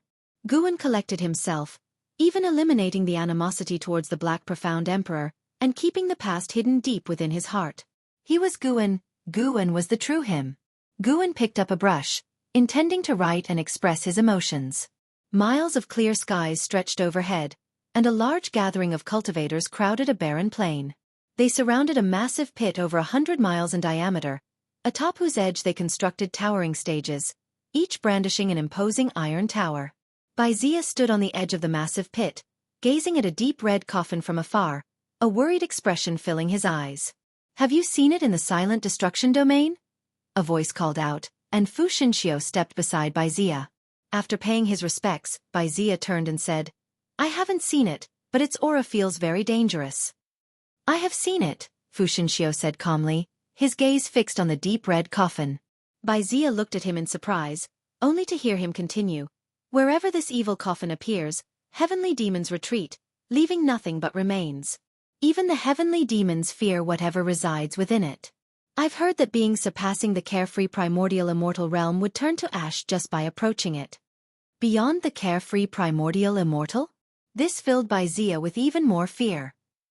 As a heaven and earth flying immortal, he already regarded the carefree primordial immortal as a symbol of freedom. How could beings even stronger than carefree primordials succumb to this evil coffin? He instinctively thought of Meng Lang and shuddered at the thought of him turning to dust upon nearing the evil coffin. As Fu Xinxiu continued his story, Baizia listened intently, and they were not the only ones. Other sects had people recounting their experiences in the silent destruction domain. Atop a grand pavilion, a man in white robes stood with his hands behind his back, his gaze quietly fixed on the deep red coffin, his eyes deep with thought. Suddenly, a man clad in golden armor appeared beside him, bowing and whispering, "Holy King, the higher-ups have instructed you not to take action and to wait for the Dark War Emperor to awaken." Hearing this, the man in white robes narrowed his eyes, lost in thought and not replying. The man in golden armor spoke again in a low tone. "Holy King, something about this doesn't feel right. While the heavenly demons bring trouble to the mortal world from time to time, Shangtian never acted like this when he was here. Didn't Shangtian always say that anything from outer heaven is an enemy? Since when do we ask enemies for help?" He wasn't concerned about being overheard. The many restrictions within the pavilion would prevent high-level eavesdropping. Remaining expressionless, the man in white replied, "It is now the era of the Holy Minister, and it will be for a long time. If you wish to have a foothold in the Holy Court, you must learn to feign ignorance." The man in golden armor appeared angry as he clenched his teeth and asked, "Where has Shengtan gone to, and why does he trust the Holy Minister so much?" The man in white robes spoke calmly. "Reincarnation tribulation is a path every mighty individual must tread. Shangtian has already delayed it for far too long. What might happen if we wait any longer, nobody knows." Reincarnation tribulation? Has Shangtian reincarnated? The man in golden armor furrowed his brows. Shaking his head, the man in white robes replied, "Your realm is not high enough to understand. Don't ask too much. All you need to know is this. If the Holy Court truly faces an existential crisis, Shangtian will surely return. Until then, let the Holy Minister make a fuss. The greater the uproar, the better it might be for us. Don't forget that the Holy God is also unsatisfied with the Holy Minister." The man in golden armor's expression fluctuated before he bowed and took his leave. The long hair of the man in white robes fluttered gently in the breeze as he continued to watch the deep red coffin silently. The summer day was blisteringly hot. Guan, riding on the blood prison Great Saint, was heading towards the third medicine valley, looking into the distance. A Tao void mysterious immortal had appeared near the deep red coffin. This was the first time Guan had sensed the aura of a Tao void mysterious immortal. He guessed the individual was from the Holy Court. With so many forces converging but taking no action, Guan didn't know how to discern good from evil. Regardless, the appearance of the deep red coffin caused the deaths of all beings on a continent. In his previous life, it would have been equivalent to destroying all life on Earth. Even so, the Holy Court remained motionless. Perhaps to the Holy Court, the threat of the heavenly demon was greater, a consideration for the long term. But for the innocents involved, wasn't it also a tragedy? "Master, what do you think of that kid Long Qing? He seems pretty clever to me," inquired the blood prison Great Saint, drawing Guan's thoughts back to reality. It wasn't foolish to think so. Why would the master casually take in an orphan unless the child was no ordinary one? Perhaps even more exceptional than Yang Jian. Guan replied, "Quite ordinary. He'll hardly achieve anything significant in his lifetime." The blood prison Great Saint paused, then laughed. "Master, you're kidding with me, right?" "You'll see in time," Guan said with a soft laugh. Unable to resist, the blood prison Great Saint asked further, Then why did you take him in? Because I liked him. Do you think I need Yang Jian to repay me for anything? Guan said casually. It made sense to the blood prison great saint. After all, Guan wasn't only good to Yang Jian. All the disciples in the valley received favorable treatment from him. In Guan's own words, do good deeds without asking about the future. That too. Leading a plain life isn't necessarily bad, agreed the blood prison great saint. Though he secretly believed Longqing would certainly make something of himself, it was only a matter of time.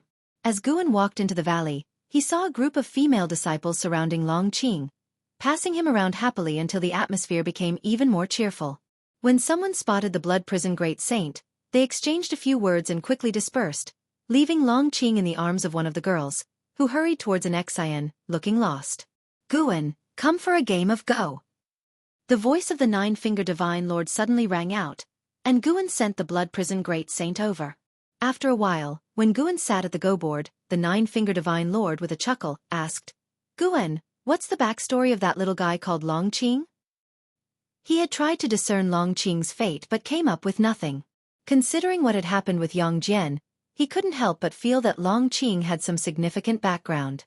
Guan picked up a Go stone and replied with a smile. How should I know? I truly found him in the mountains. Do you like him? Why don't you take him as a disciple? After hearing this, the nine-finger divine lord laughed and said, Let's not. I've already taken away one of your disciples. I can't be that greedy.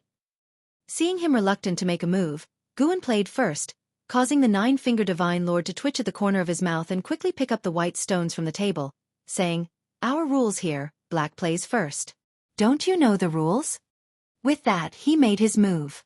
Guan smiled and followed suit, then asked about Chu Jingfeng's situation. The nine-finger divine lord had settled Chu Jingfeng overseas while staying at the supreme sect himself, making Guan unsure of what to make of his actions. Half an hour later, Guan stood and departed.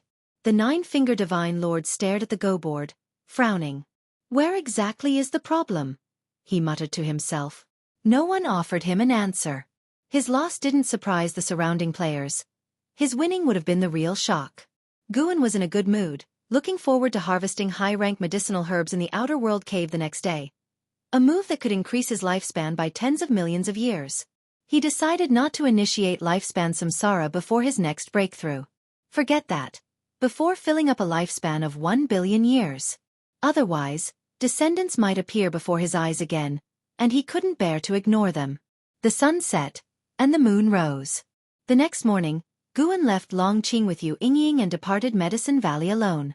Yu Yingying adored Longqing, though she couldn't explain why since she usually despised children. By evening, Guan returned. He hummed a tune along the way, clearly delighted. Today, he had harvested over 65 million years of lifespan. It was exhilarating.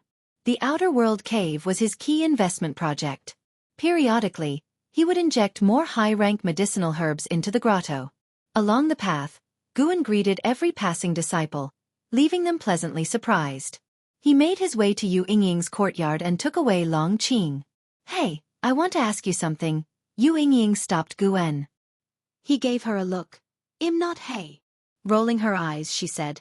Lately, I've been feeling restless, like I might bring trouble to Medicine Valley. Should I leave? Guan looked at her, astonished. If you want to leave, leave. Why ask me? Yu Yingying was livid, ready to pinch him, but he deftly dodged. I'm leaving tomorrow. She turned and walked toward her house. Guan called out, Hey, if you're really worried about causing trouble, why fret? Don't forget who holds the fort at the supreme sect. Yu Yingying turned to look at Guan, the anger in her eyes gradually fading.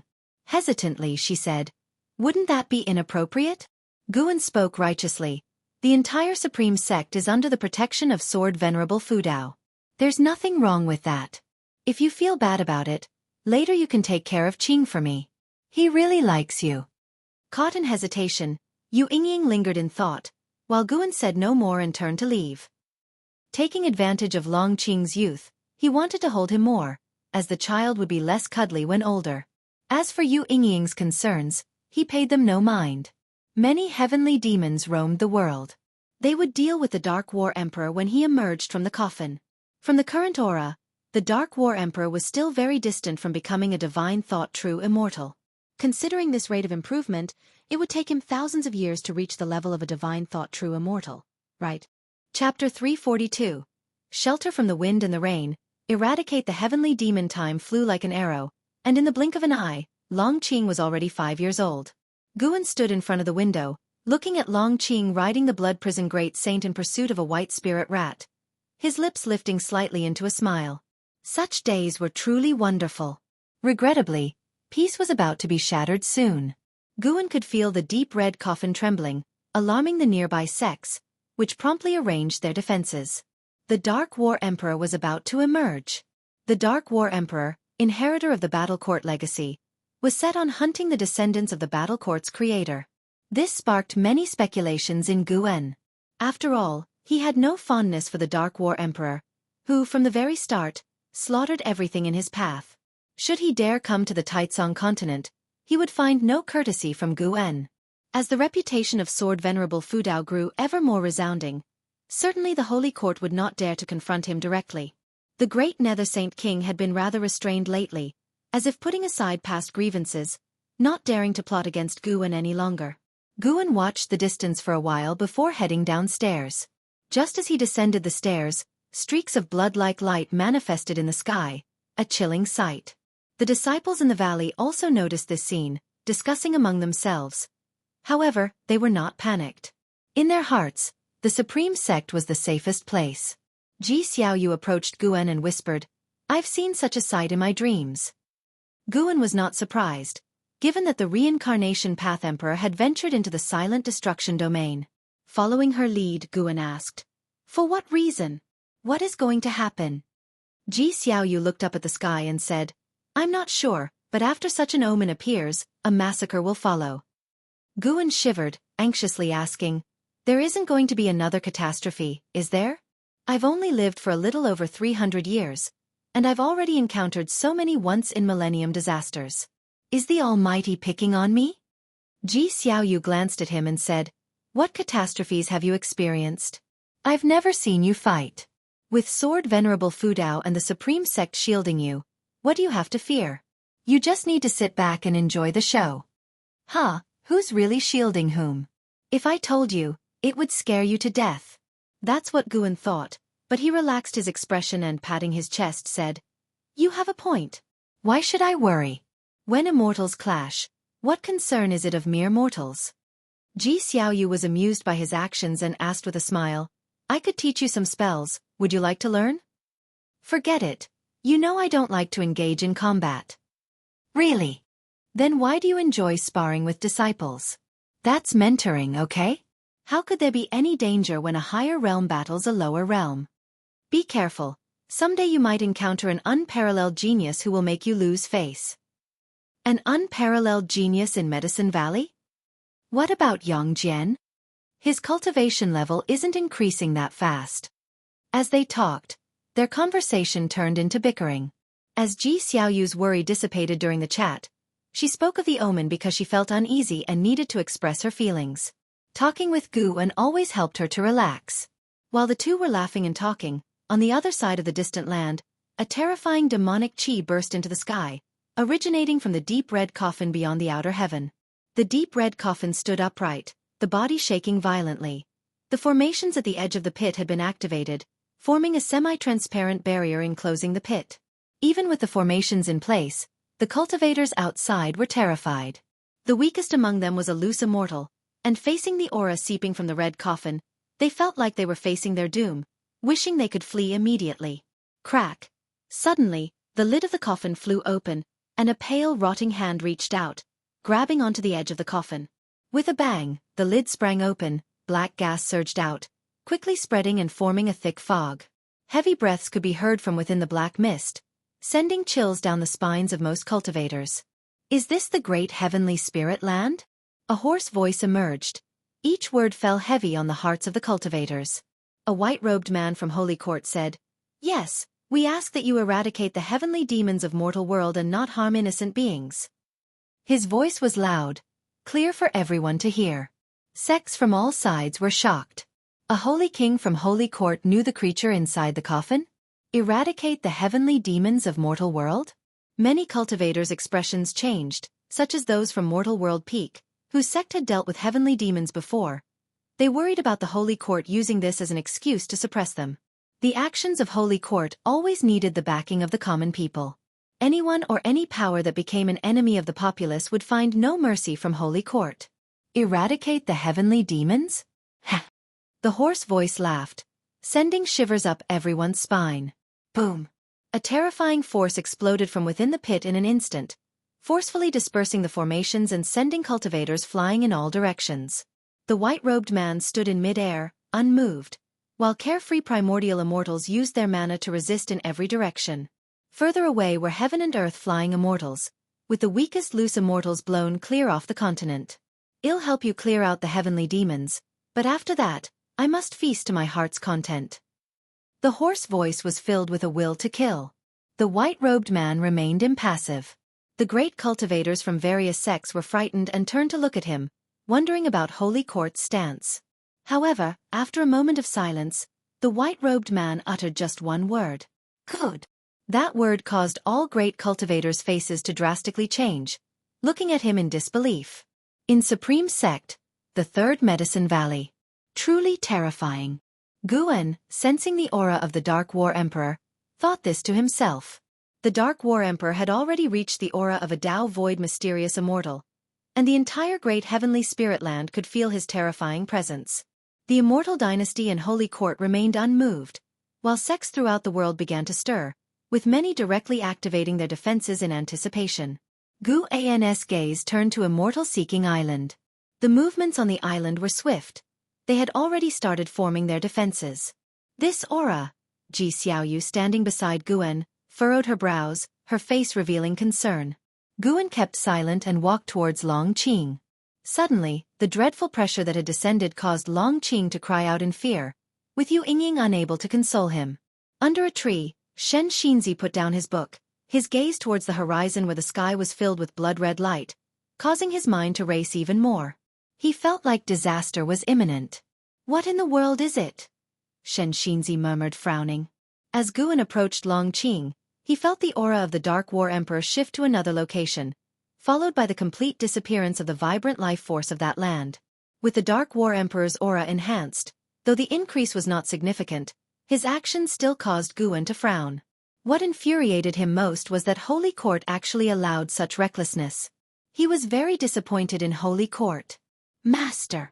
Upon seeing Guan, Long Qing immediately threw himself into Guan's embrace. Guan patted his back and picked him up, whispering comfortingly, "Don't be afraid, your master is here."